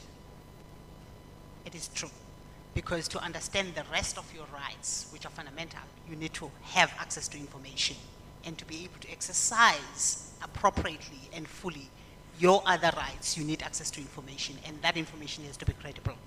I think that's a starting point. Something that I want to make reference to, which bothers me all the time, the reference to fake news, because that term itself is an oxymoron. You cannot have fake news. It's either false information or it's news. It's not both.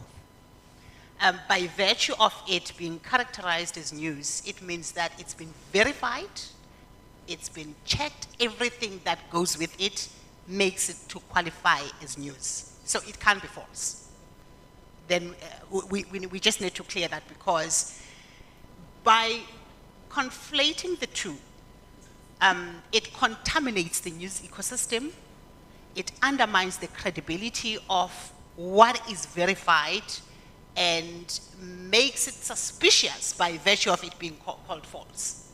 So I think there's a big problem there that we need to clear. And the other critical problem is that with disinformation, it undermines the role of journalism. And I'm not going to say media, because media is a broad term. It undermines the role of the function of journalism, of being a frontline witness. Because disinformation comes, it could be coming from someone who's lying on his back in a garage, interacting with other people on social media, and you are busy responding to this person thinking that it's a credible voice, and yet it's someone who's lying on her tummy wondering why you are spending your time engaging with that person. So I do think that there's a fundamental problem with that, the undermining of the frontline witnessing of journalism, and the fundamental right of access to information. There's a big problem there. And it's something that the Press Council, through its press code, it's a code of ethics and conduct for the members of the Press Council that are sitting at more than 400 currently. They cut across platforms. And with that code of conduct, we seek to uphold the integrity of the information ecosystem and ensure that the standards of journalism are kept where they are supposed to be in the country. Yes, you're still going to have those characters that are going to say some woman gave birth to 20 children or 20 babies, which is a fundamental problem, because if you're going to have mainstream media publications doing that, it is a problem, because the public is unable to trust any of you once that information comes from what is supposed to be institutional journalism. So it becomes a problem. And I think with the evolution of the information ecosystem and the affordances that come with the different stages of that evolution, you had your broadcasters being radio and television, which were mass media. That was macro platforms. And the disinformation that came from those platforms, it was macro disinformation, and it was there. It was there. There was always propaganda, and there was always social disinformation that came out of that. Otherwise, we wouldn't have the killing of what is labeled as witchcraft. It doesn't come up on vulnerable communities, but we know that it's happening. And we know that courts have had to deal with such. So there are social dangers to disinformation, but it's obscure communities that are sitting in rural areas, old women who are vulnerable, but no one is actually framing it in that context. Because we think that everything that's disinformation, as we are dealing with it currently, it's happening online. Actually, it happens offline, and the consequences are as fatal as they are for the other actors online. And I do think that the micro side, which is actually what digital platforms or digital affordances have done in terms of speed, scope, and scale, it's now easy to target individuals.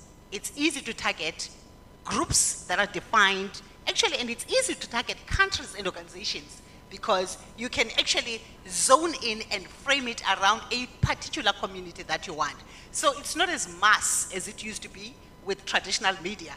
With digital platforms, you can actually tailor your message to either an individual or a group or a company or a country. Something was said as well about foreign manipulation of information. I mean, Europe has already gotten into that space, and the European Union already has the Digital Services Act that deals with such safety and other protections of human rights online.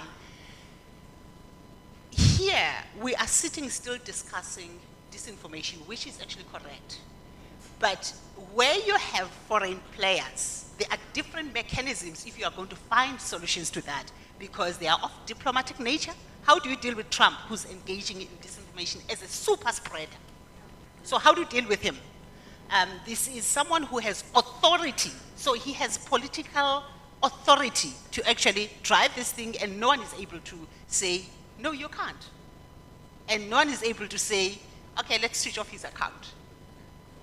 Because there's always a relationship in power, whether they disagree or not. There's always a relationship where powers converge, because it's the power of owners of digital platforms and political authority.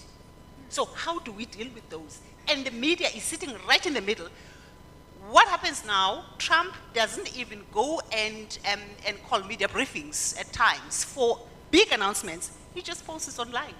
And you have to break a story based on what Trump has posted online. So there's no media briefing where you can actually interrogate some of the decisions that are being made. And this is where journalism is supposed to be coming in. The watchdog role is being compromised. So we can't ask the questions, we can't interrogate some of the decisions that are being made. So it's quite broad than what we're dealing with. Also, what we still have to deal with is the supply. If we are going to frame, and I'm looking forward to tomorrow's sessions, if we are going to frame solutions correctly, we need to look at the supply side of disinformation, which is your technological affordances, plus your political authorities, and everyone who has power. And then the demand side, because how you are going to deal with the audiences that are targeted by these ones who are supplying the information, the solutions are going to be different. What UNESCO has, and it's something that has been there, I think, since 2011, when they released the media and information literacy curriculum and competency framework. Some countries have already integrated that into their curriculum as part of core curriculum. Philippines is one of them. There are many other countries that have done so.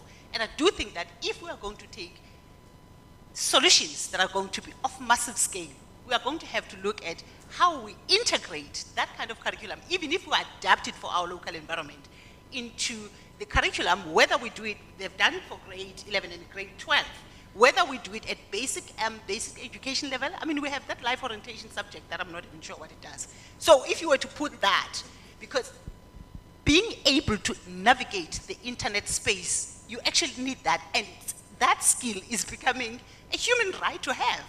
So those are things that we need to look at. I'm going to pause here and see what happens. Very interesting insights. Yeah.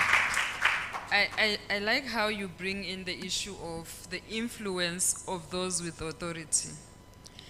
And maybe now, as we are just taking from party source insights, Dr. Scott, looking at those with authority and the issue of platform governance, what are the dynamics when you're looking at the role of the platforms now in this conversation on disinformation?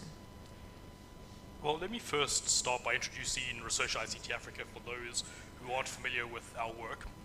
We are a Cape Town-based Pan-African working think tank that works in areas of data and AI governance. We've been in existence for about 15 years, and we have a number of programs of work, but the program of work that I lead is around democracy and information integrity.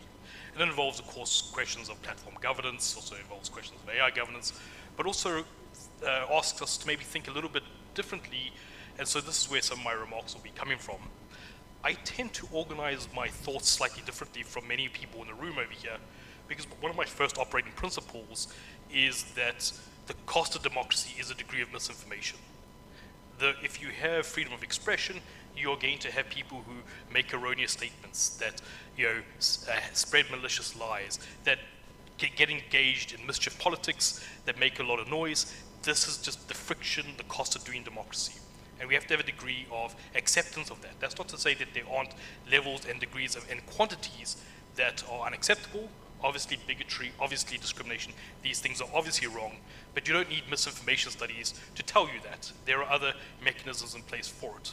So I think we first need to recognize that it's a welcome problem to have, because there are countries across the African continent where there is no misinformation because there is no media freedom whatsoever.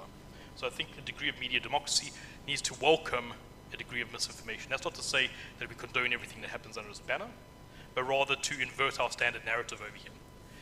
The next thing I think we need to talk about is the role of big disinformation.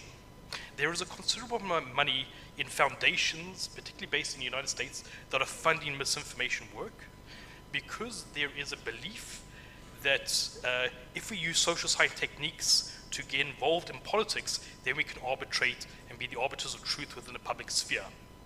What we are sometimes doing is we're taking politics and calling it misinformation.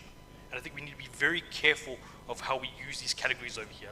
Instead of rendering all politics and in various forms that it takes, its deceptions and the likes, and turn it into misinformation, and then asking social scientists or journalists to start fact-checking it.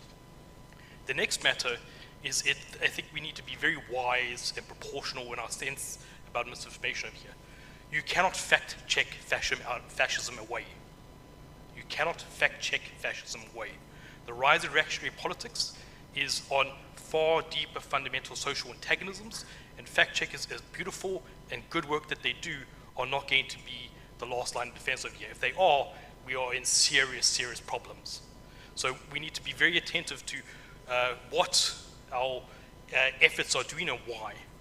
Fact-checking should be part of the business model of media houses, that they're not, because of lean production under neoliberal capitalism, shows what is going wrong with our economic systems, not necessarily what's going wrong with journalism per se. So I think this gets me to the larger point over here, is that we need to be thinking about social antagonisms, the fundamental social antagonisms inside our societies, and how these generate misinformation. Misinformation is downstream of more fundamental social antagonisms around class, race, gender, sexuality, so on and so forth. If you're trying to address the symptomatic matter. You miss the social lives that people are involved in. What is going on in people's lives that they are primed to believe misinformation? What is going on that they share these images under, because most people know the veracity is weak. The point is that they're showing affiliation, allegiances to projects larger than themselves. They're showing membership of a cause which may or may not be good, that may be good faith, may be bad faith. That's not the point. What is going on in people's lives? What has precaritization done? What has class decomposition done?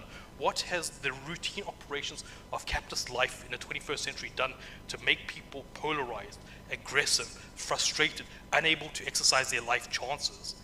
These are the real questions we should be asking, because this is where the human rights intervention lies. If we start thinking downstream, then we're hooped. You cannot fact check your way out of fascism. Thank you.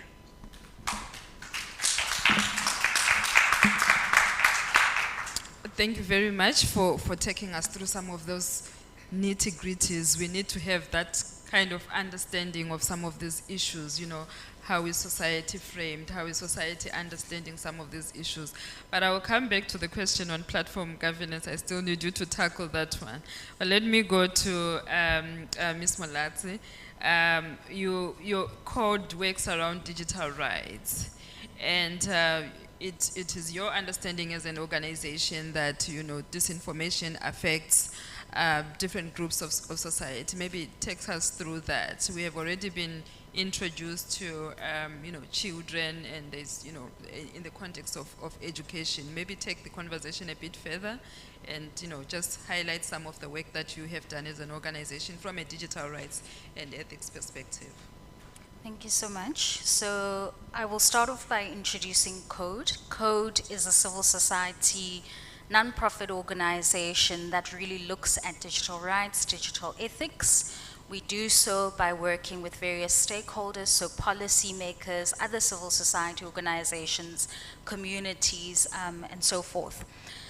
I just wanted to maybe deal with two separate matters, but they have to do with a lack of accountability. The first being around the Land Expropriation Act and the whole white genocide narrative that we saw online.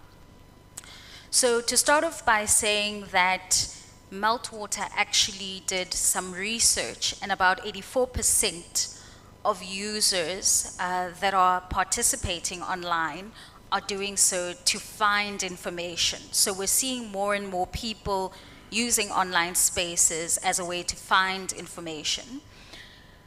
And what we saw during the Land Expropriation, and even now actually, the Land Expropriation Act, is that we had owners of big tech companies, specifically X, coming out and putting information that was quite false around what the act actually means. In fact, I'll read one of the tweets from Elon Musk himself, who said, "Very few people know that there is a major political party in South Africa that is actively promoting white genocide." The video below, this is a video around the Kill the Boer chants, was just yesterday, a whole arena chanting about killing white people. A month ago, the South African government passed a law legalizing taking property from white people at will with no payment.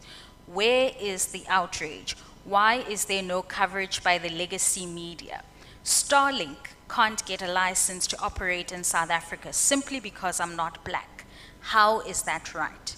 So there are different things that are being dealt with in this particular tweet. One, we're talking about white genocide. One, there seems to be a pushback around political parties, or very specific political parties in South Africa.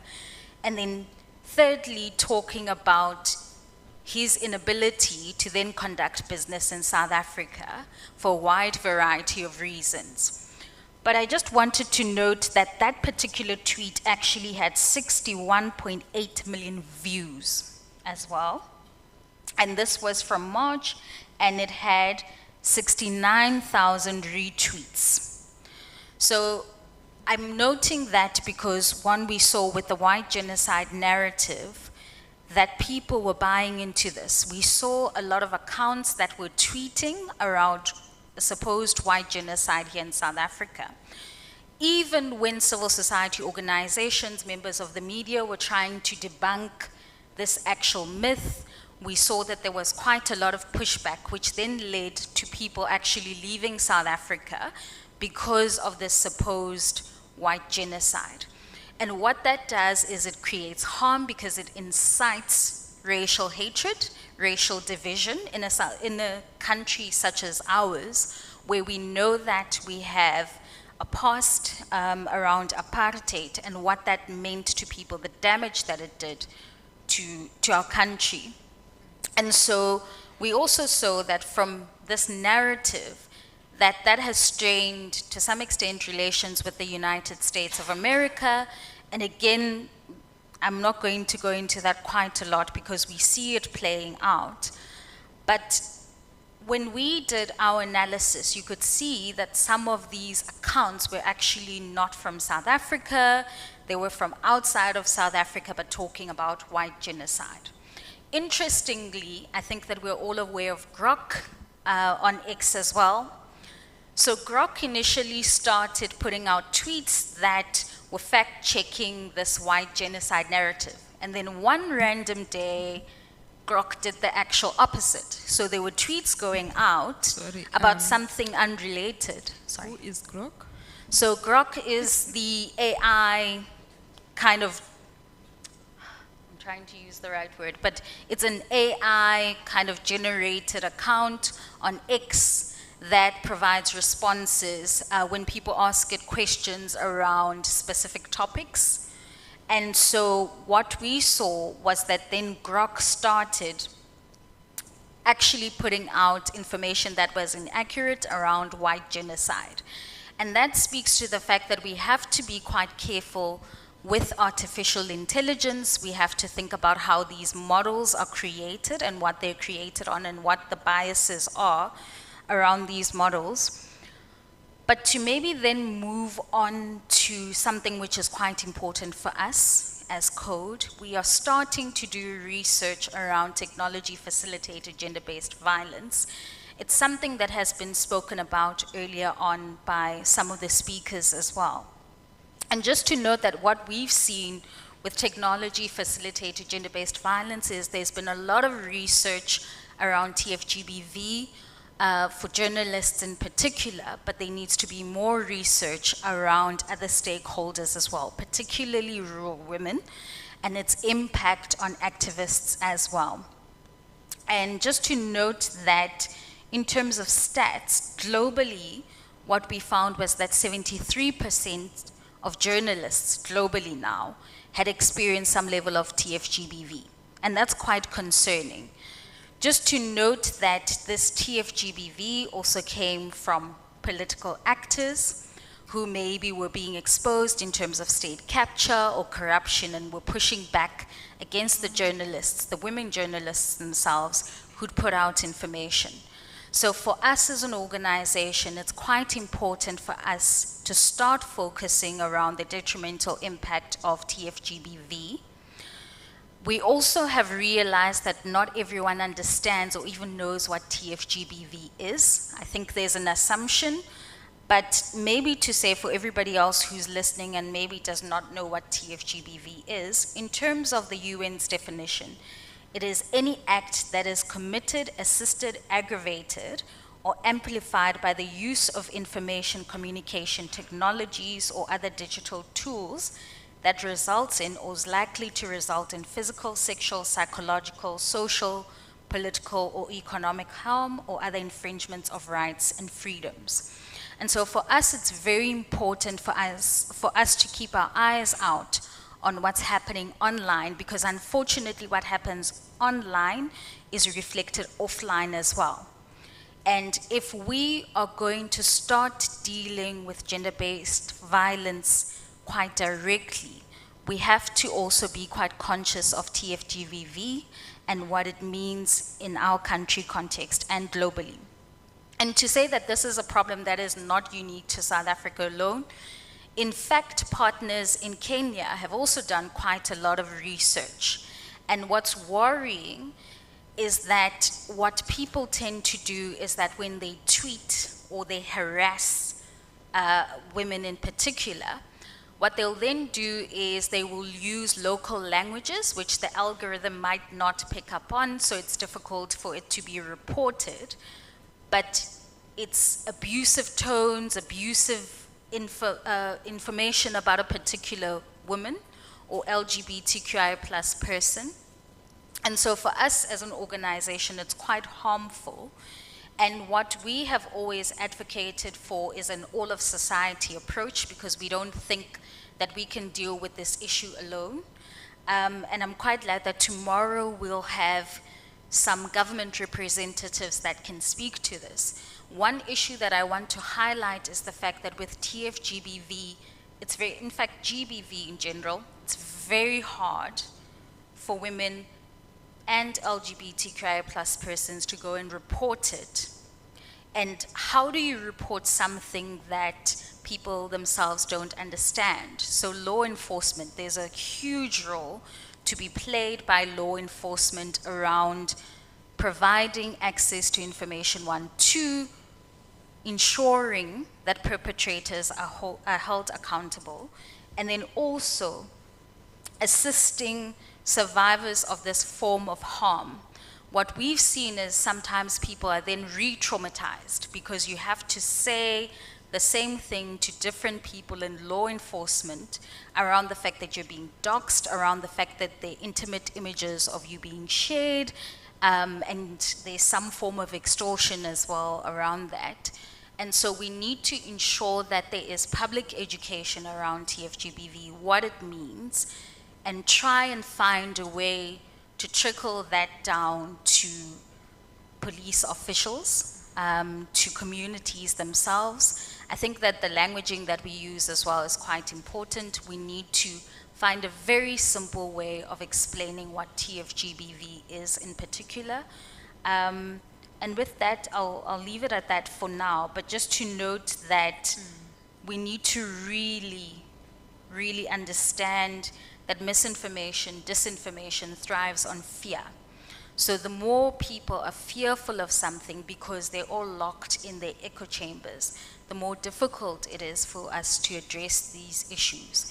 And so we as Code always say that people need to actually engage with others outside of their communities, others outside of the WhatsApp chats. We are seeing that people are sharing and spreading information that is false using WhatsApp chats. I don't know how many of us in the room and online have received those very urgent voice notes that tell us to do something. There's something happening. And I think there was a conversation earlier on around Operation Dudula.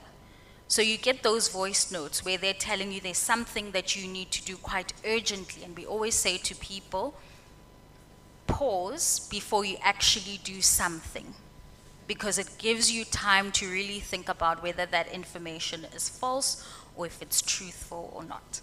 Thanks. Thank you very much, especially for touching on issues around technology facilitated gender-based violence.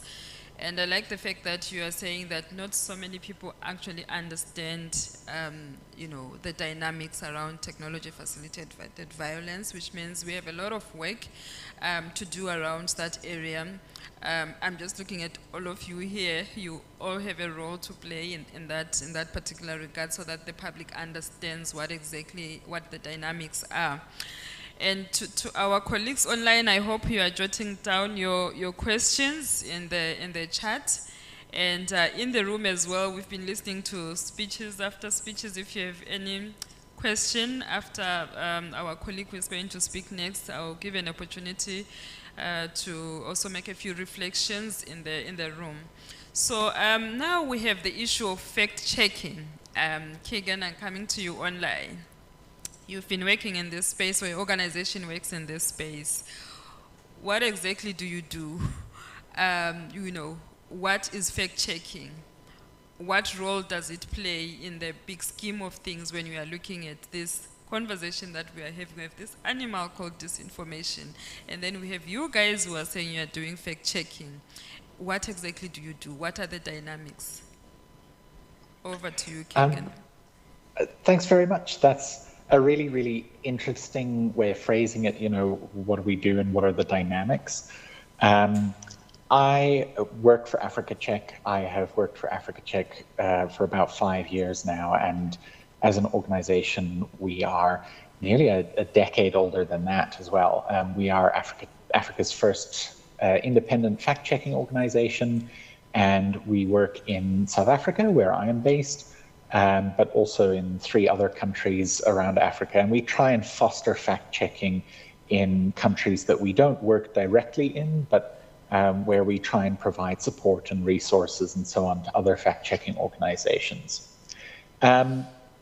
And for those who aren't familiar with it, fact-checking is essentially just looking at all of the information shared in the public eye and trying to sort out, especially among the sort of most popular claims and the most popular topics and discussions and things, what is true and what is false, what can be verified and what there's no evidence to support. And this ranges from like really, really big, very sort of public discussions with lots of attention on them, so claims made by politicians and claims made by other media organizations and so on, to things that are maybe seem at first a lot smaller and a lot more personal, but also influence discussion in a really major way. So, for example, those WhatsApp forwards and voice notes and those chain messages and things like that that go around on smaller, closed platforms like WhatsApp, those are a big focus of our work because that's one of the ways that people are sharing information, and we want to be able to do our part to help people determine that that information is accurate. So if you are sent a very urgent voice note by a family member that you don't know where it comes from and you don't know if it's accurate, then you can forward that to Africa Check, and then we will do our best to look into it and find out what in that voice note can be verified. That's what fact-checking is, but organizations like Africa Check and other fact-checking organizations don't tend to only do what is strictly fact-checking, responding to claims that we see in the public eye after they have been made. Because as,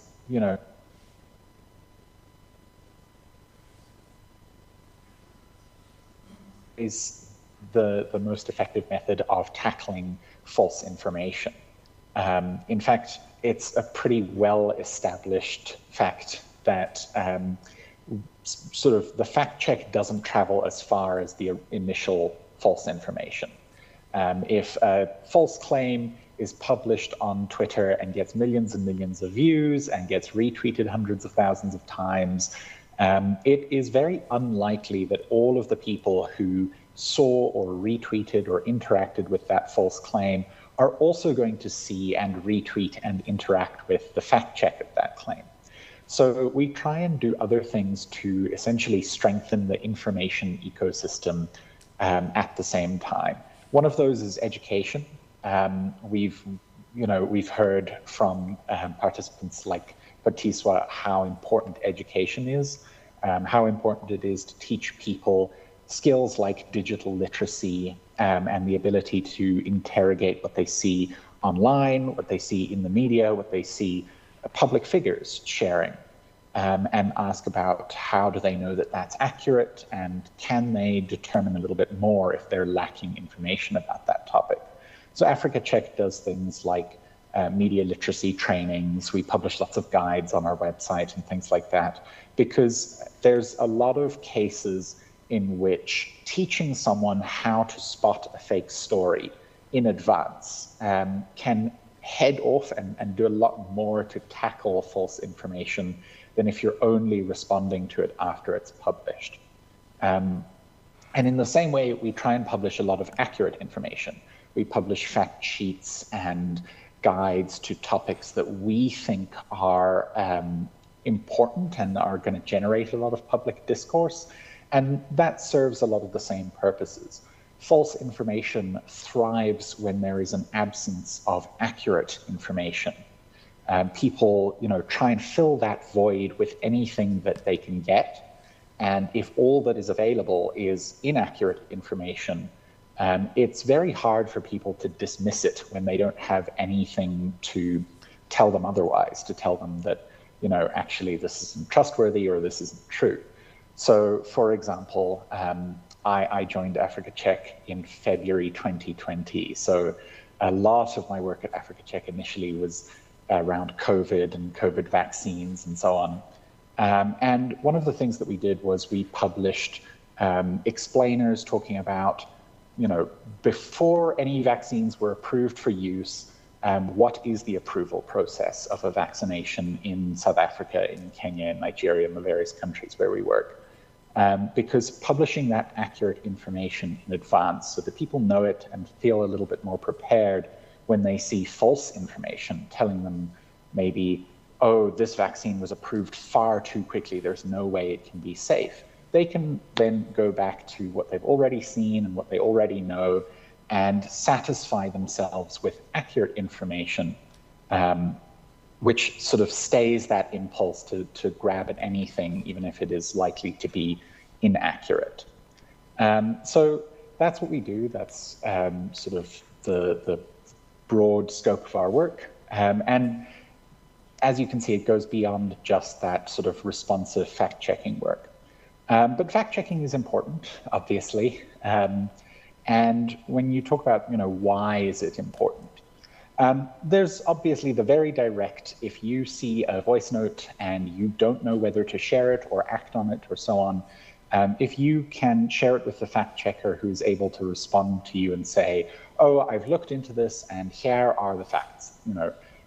This voice note was sent by someone who is an anonymous source and there's no indication that they have any expertise in this area or any reason to be speaking with authority, and probably you should not act on this. Then, that's one immediate way that fact-checking minimizes harm and helps people make informed decisions. But there's other things that we see as very important goals in our work as well. One of those is we want public figures to be careful about what they're saying and what they're publishing. And we think that fact checkers act a little bit like the carrot and the stick. On the one hand, if you know that there is someone out there who is checking what you are saying, you are hopefully going to be a little bit more careful about what it is you do say.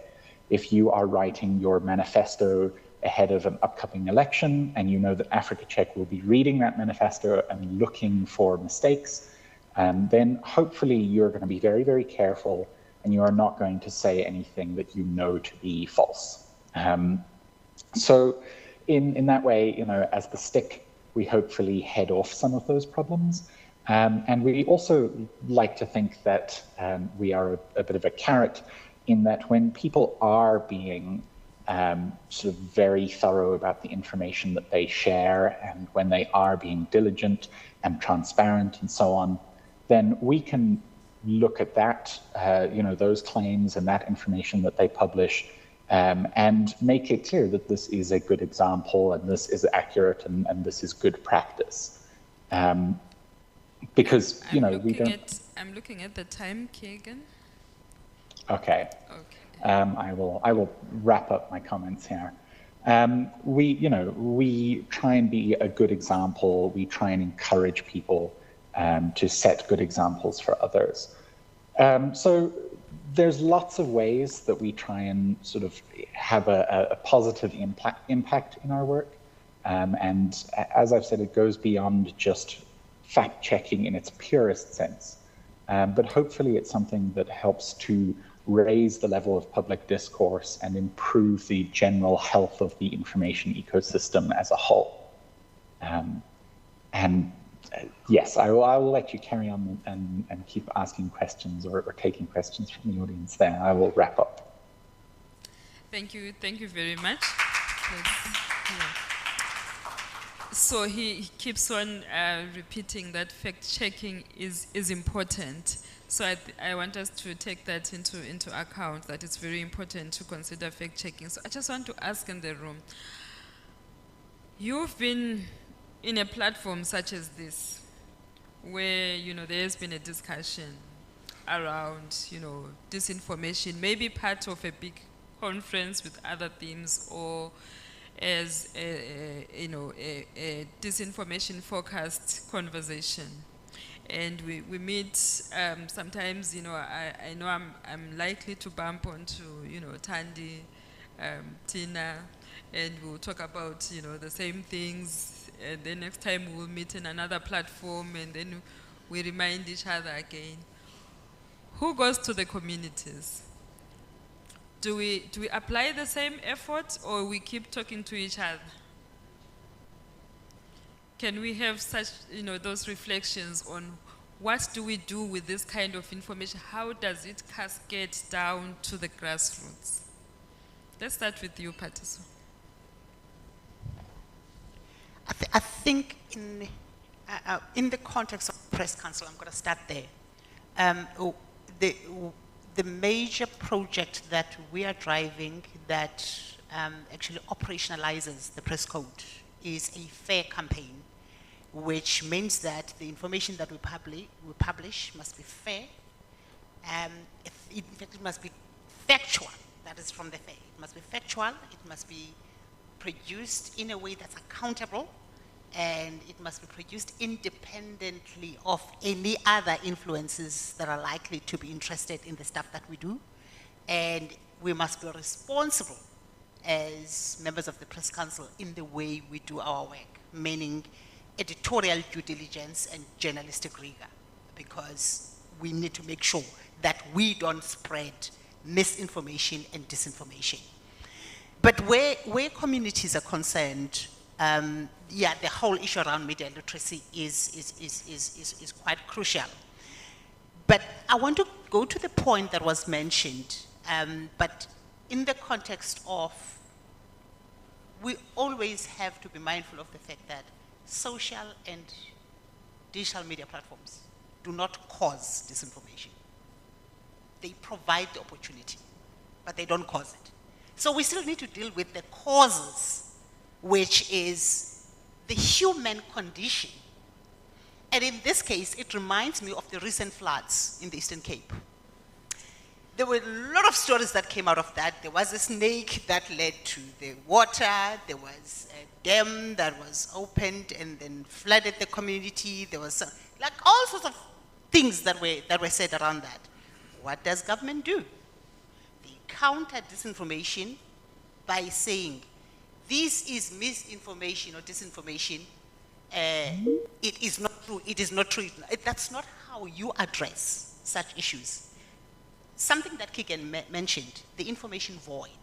When people are anxious in times of disasters, in times of crisis, in times of pandemic, people will fill the void when there's no information that's credible, that's forthcoming, which is exactly what happened during that period. So in some of the cases, we just need to be frank about the causes of disinformation and deal with the root cause and not what plays out, and not blame social media and digital platforms, which are actually enabling what is already there as an objective. So I think it's something that we need to deal with. But educating the public, the point that was raised about WhatsApp groups, it's an obscure platform, and there's a lot that happens on WhatsApp groups because it's difficult to monitor. In some cases, it's family groups where you can't contradict your uncle when he's sharing fake stuff. And I think, actually, one of the biggest problems that we also have to interrogate around disinformation, it's the economic benefits of disinformation and the social benefits of disinformation. And this is what makes it difficult to deal with the harmful side of disinformation. When disinformation is humor and people find entertainment in disinformation, particularly the use of synthetic media, deepfakes and others. If you remember the altercation between Zelensky and Trump, and the videos of them actually in a fist fight, which never happened, but it was created through synthetic media, and it was entertaining, it was humor. So it makes it difficult to deal with the harmful side because people find entertainment in disinformation. Similarly, with the economic benefits, the fact that you can actually make money out of bastardizing other people's lives, and then you drive engagement online and you make money, is a problem. But because of that economic benefit, so we need to find a way of disincentivizing the economic benefit. I don't know how we're going to deal with the humor side. People just use, they use the LLMs and all other things to create humor, and it works because people find relief. They can laugh at stuff, but it does not help to deal with the harmful side of disinformation. So there are other layers that we actually need to deal with. And particularly where communities are concerned, because they see the stuff, they laugh at it, and they can't even tell whether it's true or not. Do we have any reflections in the room? Before I ask Catherine whether are children affected by this disinformation? You gave us a few reflections around education. Does it directly affect children? Yes, definitely. I think there's no doubt about that.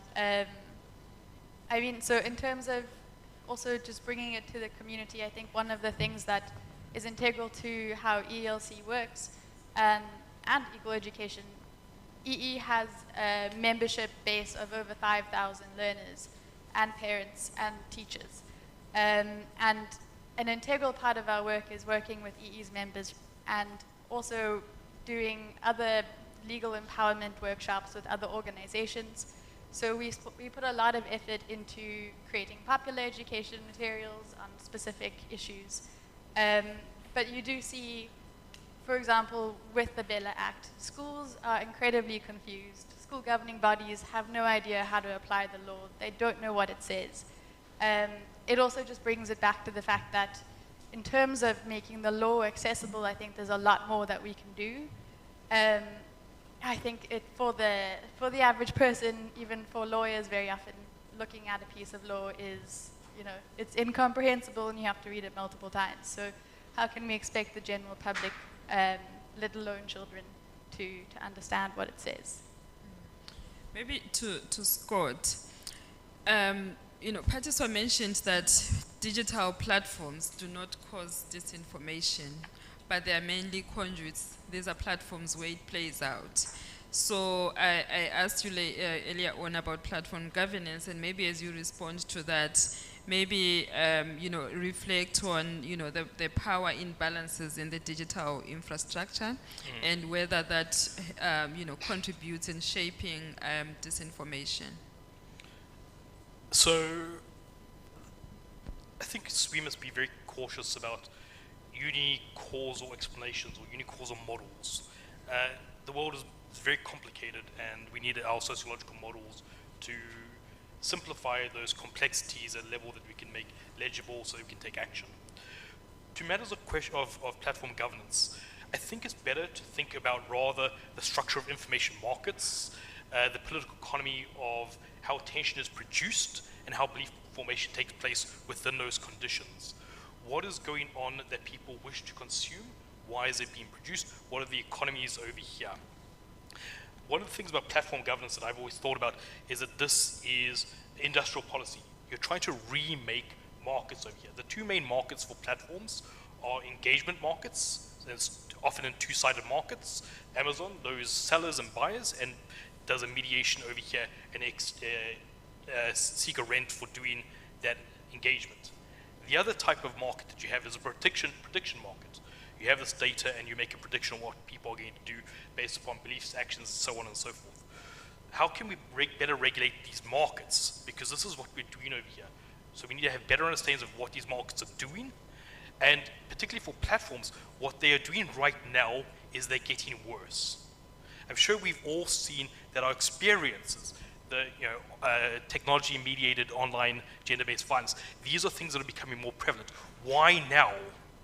And again, I'll just try to keep it very short for the room over here. The short version is our platforms are subject to enshittification. Enshittification is a process by which platforms degrade over time because Series A investors are withdrawing value from them in order to maximize their returns. and they're leaving late-stage investors to carry the costs of operating platforms that themselves may not be profitable. So what we really need to think about over here are institutions of property, circulations of value, who's extracting value, where is exploitation of value taking place. Those are the things that we need to understand when we're trying to do market regulation over here. The things that we talk about on a stage are downstream from these market operations. That said, it's very easy to blame platforms themselves. I don't think anyone loves Facebook except its shareholders. Okay? We all can testify to the miserable experience that this platform has brought to our lives on a day-to-day basis. The question is, though, not to think about the platform or CEO or this or that, but rather think about the market logics that is caught up within. I'll say one last thing when it comes to questions about the difficulties that we experience on our platform lives. And this has to do with the prejudices that are amplified or circulated. People are going to have prejudices. There are bigots in the world. I wish it weren't true. It is true. The question is not whether there's prejudice. The question is whether that prejudice has power. The question is not whether Elon Musk is a loon. We all know he's a loon. Okay? The question is that he is a merchant, and by virtue of private property regimes, which is an institution, there is wealth concentration that he has that makes his view influential. How do we intervene in our private property regimes to ensure that we don't have someone accumulate the amount of clout and influence that he has? That is a human rights problem. The concentration of wealth is a human rights problem. This is the level of abstraction and where we need to intervene at, not downstream. Everything that my colleagues over here are discussing is terrible and it's awful, but also if we deal with that at that level and not at higher levels of abstractions, we're going to continue to hit our knees on these hurdles. Thank you very much. Online, Keegan, just briefly take us through maybe some of the challenges that you face in the wake of, undertaking fact-checking, especially now that, when I started, I said we are now living in an increasingly digitized world, and there you are as an organization trying to do fact-checking. How does that pose as a challenge? One of the biggest challenges here is that not a lot of people have the skills and the sort of general knowledge to be able to navigate digital spaces fluently. Some of us are quite lucky to have not just sort of grown up on the internet, but also been taught about media literacy and so on in a way that's quite aware of digital technology and social media and so on. A lot of people, even people who might be able to apply very similar skills to traditional media and spot propaganda or false information or dodgy news outlets and things like that in traditional media, don't necessarily have the familiarity with emerging technologies and newer technologies.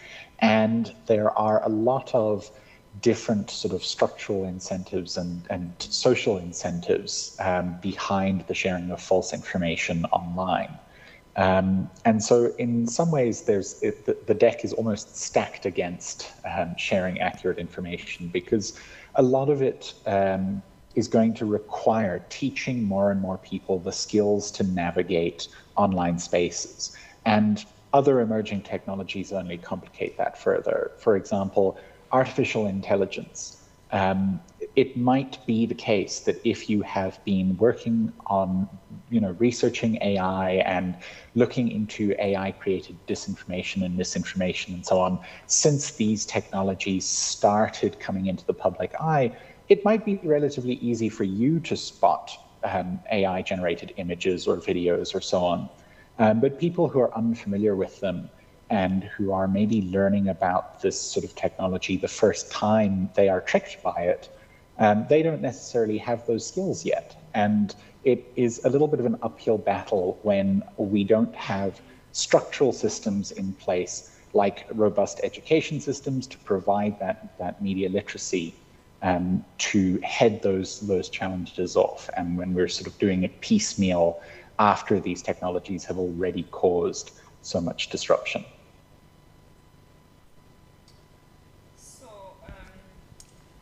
Miss Malatsima, why am I even? You work in the space of, civil society, and you've been doing this work and, trying to combat disinformation. What has worked and what is not working?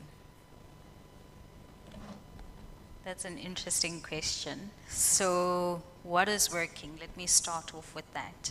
I think collaboration amongst the different stakeholders here. So, when we as Code have conducted our digital literacy training with different groups of people, whether it be youth, whether it be organizations that are in the shelter movement, for example, or even private actors, we always guide them to the different stakeholders. So Africa Check, Media Monitoring Africa, we say to them, this is where you can actually fact check some of this information. But also, what is working for us, I would say, is that one, rolling out these digital literacy trainings to different groups. So we've recently done one with young women in particular, of various ages, from different areas, and there were insightful things that came out of that around their lived experiences of engaging on online platforms. It was also an opportunity for us to really talk about algorithms. What does it mean? How do you protect yourself online? But also, what is responsible engagement online as well? And I think just on that, talking about ethical content is very important. We started having those conversations again with young people, with the Ahmada Kathrada Foundation, for example. But what also is working for us is then providing examples and teaching people how to pick up on deep fakes, for example, how to pick up on AI-generated content. Because the more people are able to pick up on that, the more we hope they're not going to fall into the misinformation or disinformation context. In terms of what is not working, I think that there's a lot of legislation, and for us, it's always important for us to package this information in such a way that communities understand it. Because coming with a bill or an act that is 50 pages long or 30 pages long is not helpful to communities at times. So we are trying to ensure that we consolidate that information and package it in a very meaningful way. So what we've done is we've actually started rolling out what we call the Grifty Gang videos. These are very short 2-minute videos that we've created around different topics. They are available on our website. And they speak to things like cryptocurrency. They speak to things like healthcare in particular. Because what we've seen worryingly is that there's a rise for those who participate or engage in TikTok. There's a rise of what is known as skinny talk. So people are now starting to engage on information that relates to their health, like all these remedies that are not actually verified remedies. We also saw recently that Prof. Salim Abdul Karim, about that, also had a deep fake created against him where it related to the COVID-19 vaccine and the so-called side effects. And we're seeing people buy into that. So each time, interestingly, each time someone passes away, people immediately, you'll see, like clockwork, you'll see people leaving comments where they're like, is it due to the COVID-19 vaccine? So creating that level of misinformation around the COVID-19 vaccine, even years later, is something that we've seen as a worrying trend. Also to say, there's something I didn't talk about earlier on, which is quite important. I don't know how many of us know of social media user or account called Chris Excel.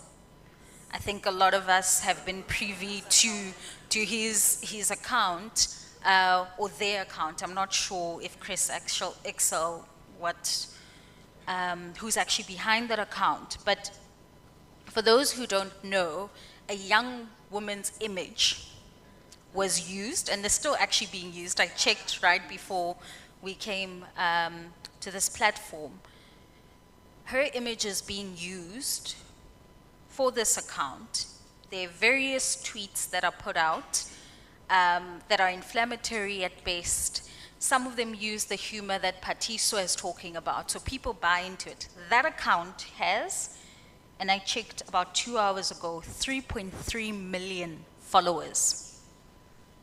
And what has now happened is there are other accounts that use a similar image that have the same name and have followings as well. And so there's money to be made around this. There's gains to be made, and people are not necessarily see. There is a project that is coming to South Africa. It's in fact, where there are about 10 organizations, and some of them are here. We are taking the social media for peace by UNESCO, which is about building resilient online platforms and safe online platforms. Kenya has done its pilot project, and there was a second country. We are in the second phase of that. And I do think that it should be a national, I think it should be a national project if we look at the need to protect democracies, because everything that's happening online is a threat to national security, and it's a threat to democracies and global security. And I do think that it's something that we should take seriously. That platform provides all stakeholders the opportunity to actually play their role in ensuring that the spaces are safe online. Thank you very much, colleagues. I just want to give you a few seconds each to say something that you didn't say, but you still want to say it. Let's start with you, Catherine. I think I'm largely covered. Just that, I mean, there's tons more research to do in terms of how disinformation impacts legislative transformation and the legislative process in general. And I think that's something to look into. But I also want to say I 100% agree with my co-panelists that really it does come down to a capitalist system problem.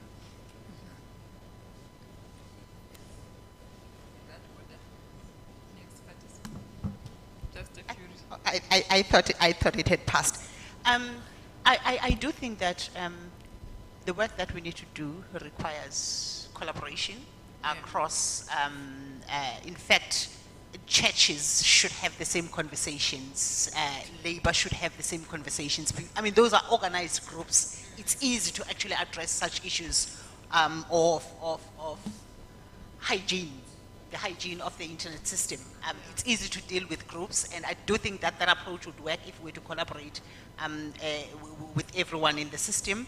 But as we say, we need to look at ourselves and ask ourselves, what is it that makes us behave the way we do?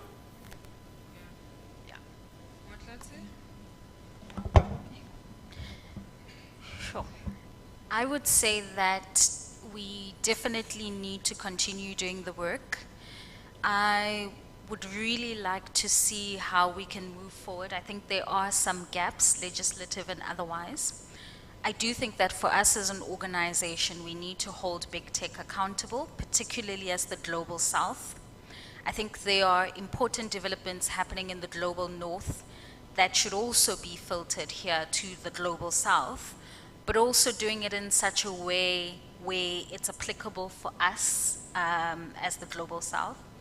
I think that we need to continue learning from other countries as well, people who've done the work, they've seen what the gaps are, they've seen what the trends are, definitely. And to also protect our media. I think that there's quite a lot of pushback around media freedom online by different stakeholders, countries, you know, the bots, etc. There's a lot more work to be done there. And hopefully as we continue this work, we don't forget the community journalists as well, particularly in the lead up to the local government elections, because chances are we are going to see some misinformation and disinformation, and it pains me to say that, but that's the reality. And so we need to start preparing ourselves for that, because we've learned from the 2024 national elections, and so hopefully we can take that on. And just to say, if I may, that we are going to be rolling out, hopefully soon, with Alta Advisory, an AI usage policy for different stakeholders, including civil society organizations. It's very important for all of us and government to actually have an understanding of what AI is, what it means, and how we can ensure that we protect the data that people have entrusted us with. Thank you, Dr. Scott. Your very brief parting remarks. I'll make it very brief. The short version is that we always need to be thinking about prejudice plus power, and power is the most important element here. There are lots of evils in the world. People make mistakes. These are part of the humanistic condition, if you will. But what matters is, does it make a material difference? There are going to be people who abuse others' image rights, but does it make a material difference? Does it skew the balance of power? What is going on in our societies at the institutional level? To what extent are institutions propagating misinformation? That's the thing that matters the most. Everything else is a sideshow. What is going on at a material level? Does it make a material difference? I don't want to get into questions of definitions, but to me that is the key criteria around how we think about this issue, is does it make a material difference? The last thing I'll say, and this is more of a promptive thought over here, is given that we have so much synthetic content circulating around, to what extent are we going to be moving to a world where privilege is analog? And what does that mean for access to information, access to power, networks, connections, and all the other things that we have going on in our lives? Thank you very much. Thank you very much. Keegan, do we have you online?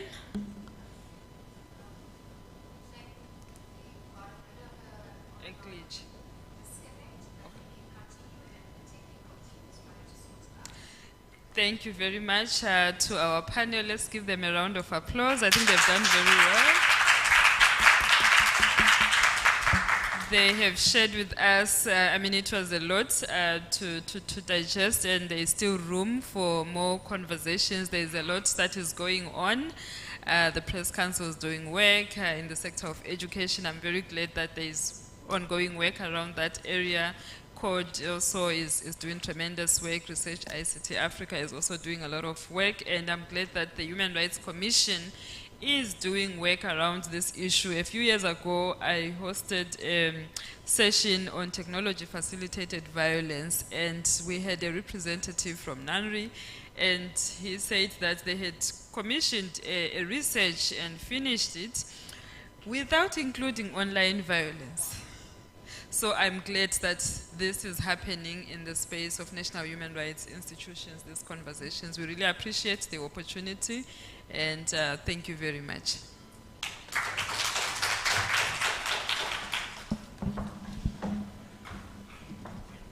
Thank you so much to the panel. I would like to just give a quick opportunity to one of our stakeholders in the room who we also saw online that may have an opportunity to chime in on the Bella submissions that was made by Equal Education. So if I can ask our colleague in the room that perhaps just in a few minutes, we can give you 2 minutes before we're going to wrap up. I'm so sorry, Tandile, but time is not on our side, and I am so inspired by the panel, and I'm so thankful because it didn't feel like an after-lunch panel. It really was so engaging, and I could have sat here and listened to all of you, each one of you bringing such a unique perspective to this discussion. But Tandile, perhaps I can give you one opportunity from the floor, and just to add the information that you would like to share with us, and then we will wrap up for the day. Thank you so much for the opportunity. Thank you so much to everyone who's been feeding us lovely information for us to sit with. I am Tandile Mbacha. My pronouns are they, them, and theirs. I'm from Gender Dynamics. I'm the Education Advocacy Officer. And my reflections are really around, I want to start a little bit with naming things and languaging. Earlier, MP Now, and this is just an example, right? MP Now made mention of sexual preferences.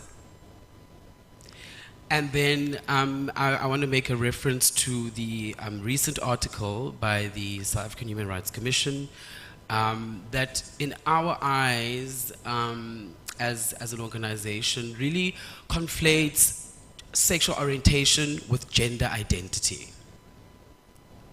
And this is very, very dangerous, colleagues, because sexual orientation, can find its expression in a private space. But gender identity is outwardly front-facing. So we need to really say a thing, name it. Earlier on, I'm also having a huge issue with the way we are framing this Dudula, Operation Dudula, as xenophobia. Our colleague lovelily brought the word that it is Afrophobia. I'm here for the truth, colleagues. I'm here for the truth. I want us to name things and say things the way the thing is, because then there are real material, Dr. Scott, material implications, daily lived implications when we conflate Izinto and we don't name a thing. On collaboration, Mutlachi, our colleague, spoke lovelily earlier. The article again, Commissioner, speaks around the school code of conduct. I'll have you know, which I'm sure some of us might know in the room, that there is a social inclusion working group in education, right? And the Western Cape has been holding us hostage. It's literally the only province that has kept these guidelines on just little technical issues. When real life issues, when children are dying in schools, children are their right to quality and access to education, trans and gender diverse students are not enjoying that. I'm right, because they are not able to express themselves in schools, and this is exactly what the guidelines are speaking to. And I would like to then, on collaboration, I would like to see the document, the school's code of conduct. I would like us to maybe, explore how we can collaborate in terms of the guidelines that, the code of conduct that you've conceived, right? And then also the social inclusion guidelines in education. Because what does it mean for this commission to exercise its muscle in pushing for those guidelines to be adopted? The Western Cape is our biggest issue right now when it comes to progressive, transformative, inclusive practices. We see this in how they treat unhoused people. We see this in how they image, like they really aspiring to the Trumpisms of everything. Even that online, that dumb alliance, there's a placard there that really just gave, what did they say? Make Western Cape great again, or whatever. It's giving, and if we move without checking these people, if we move without checking Helen Ziller, Gender Dynamics is calling for Helen Ziller. Noted that the invitation and the attendees of these discussions are very pointedly so inclusive of the NGO sector, human rights defenders, as well as government. But there will be a time for us to include the regular, or the platforms as well, big tech, because there's no conversation about them without having us to address them. Now, the question in terms of platform power, I think Keegan also mentioned that, is very, very important, because I think it was on the 1st of July, if we have to speak about the global tendencies, Europe's Code of Conduct on Disinformation, it came into effect on the 1st of July, where very large online platforms now, in terms of the Digital Services Act, needs to adhere to this code, and they will be measured against it. So what are we doing in respect of, are we going to adapt and adopt as South Africa, as the region, as the global majority, and what is that going to look like?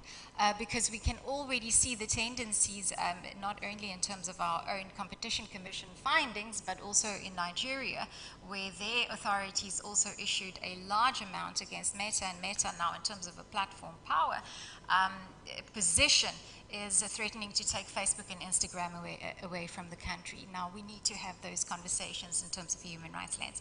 So I've got so many more questions, but that we will put in, Prof, we will put that in our position submissions, whereas we're going to include that along with the submissions we received from our stakeholders as well in a formal document where we will be ventilating that with the people in the room as well. I do want to make one comment about the Human Rights Commission, the GBV issue, as well as our social media charter. And the GBV online for us is a really important topic as well. And Zuki, if I can just ask you to flight that one example of where the commission itself fall victim to that. And I only, in terms of Papia, I'm going to share my own information. I don't want to expose any of my colleagues, but that is what we are also faced with. I hope she has car problems somewhere unsafe. FN Tartville, it's called Grifters. I think she's got the face, you know, that face you just want to punch really hard. Then I was doxxed at the bottom, and of course the popular fugly. That's what we face as human rights, I'm not going to say defenders, but standing in the space of public interest law. That is what we face at the end of the day in terms of just a reflection on GBV online as well. And that is duplicated by all my colleagues in the Commission.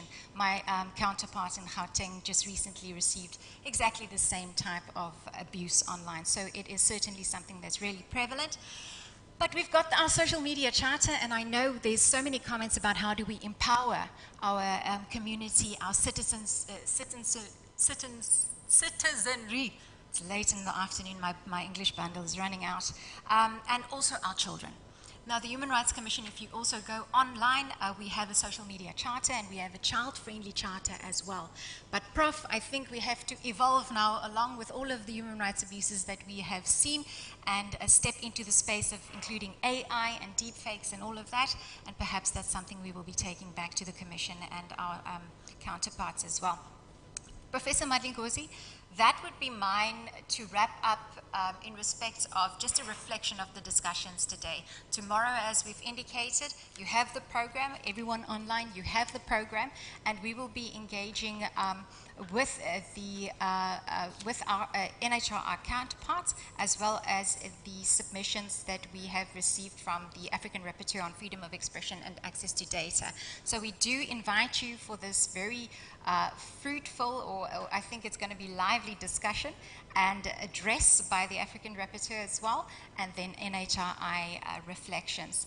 That is it from my side. Professor Madlingozi, if I can invite you to just end off our session, and then we will see all of you 9 o'clock sharp tomorrow morning, online or in the room.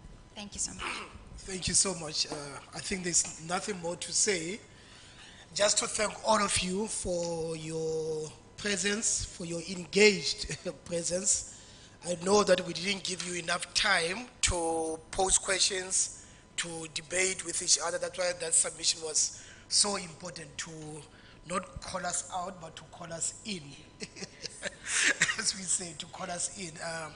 But yeah, maybe tomorrow there will be an opportunity to debate and to discuss.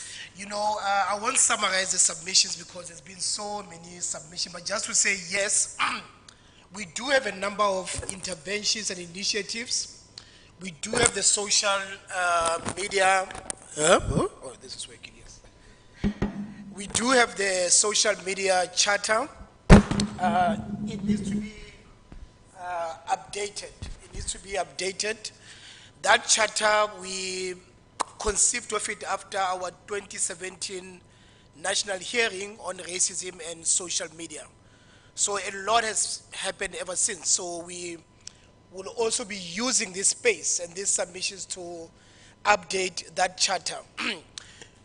Now, that charter is, of course, a guidelines of the do's and don'ts, specifically focus on young people.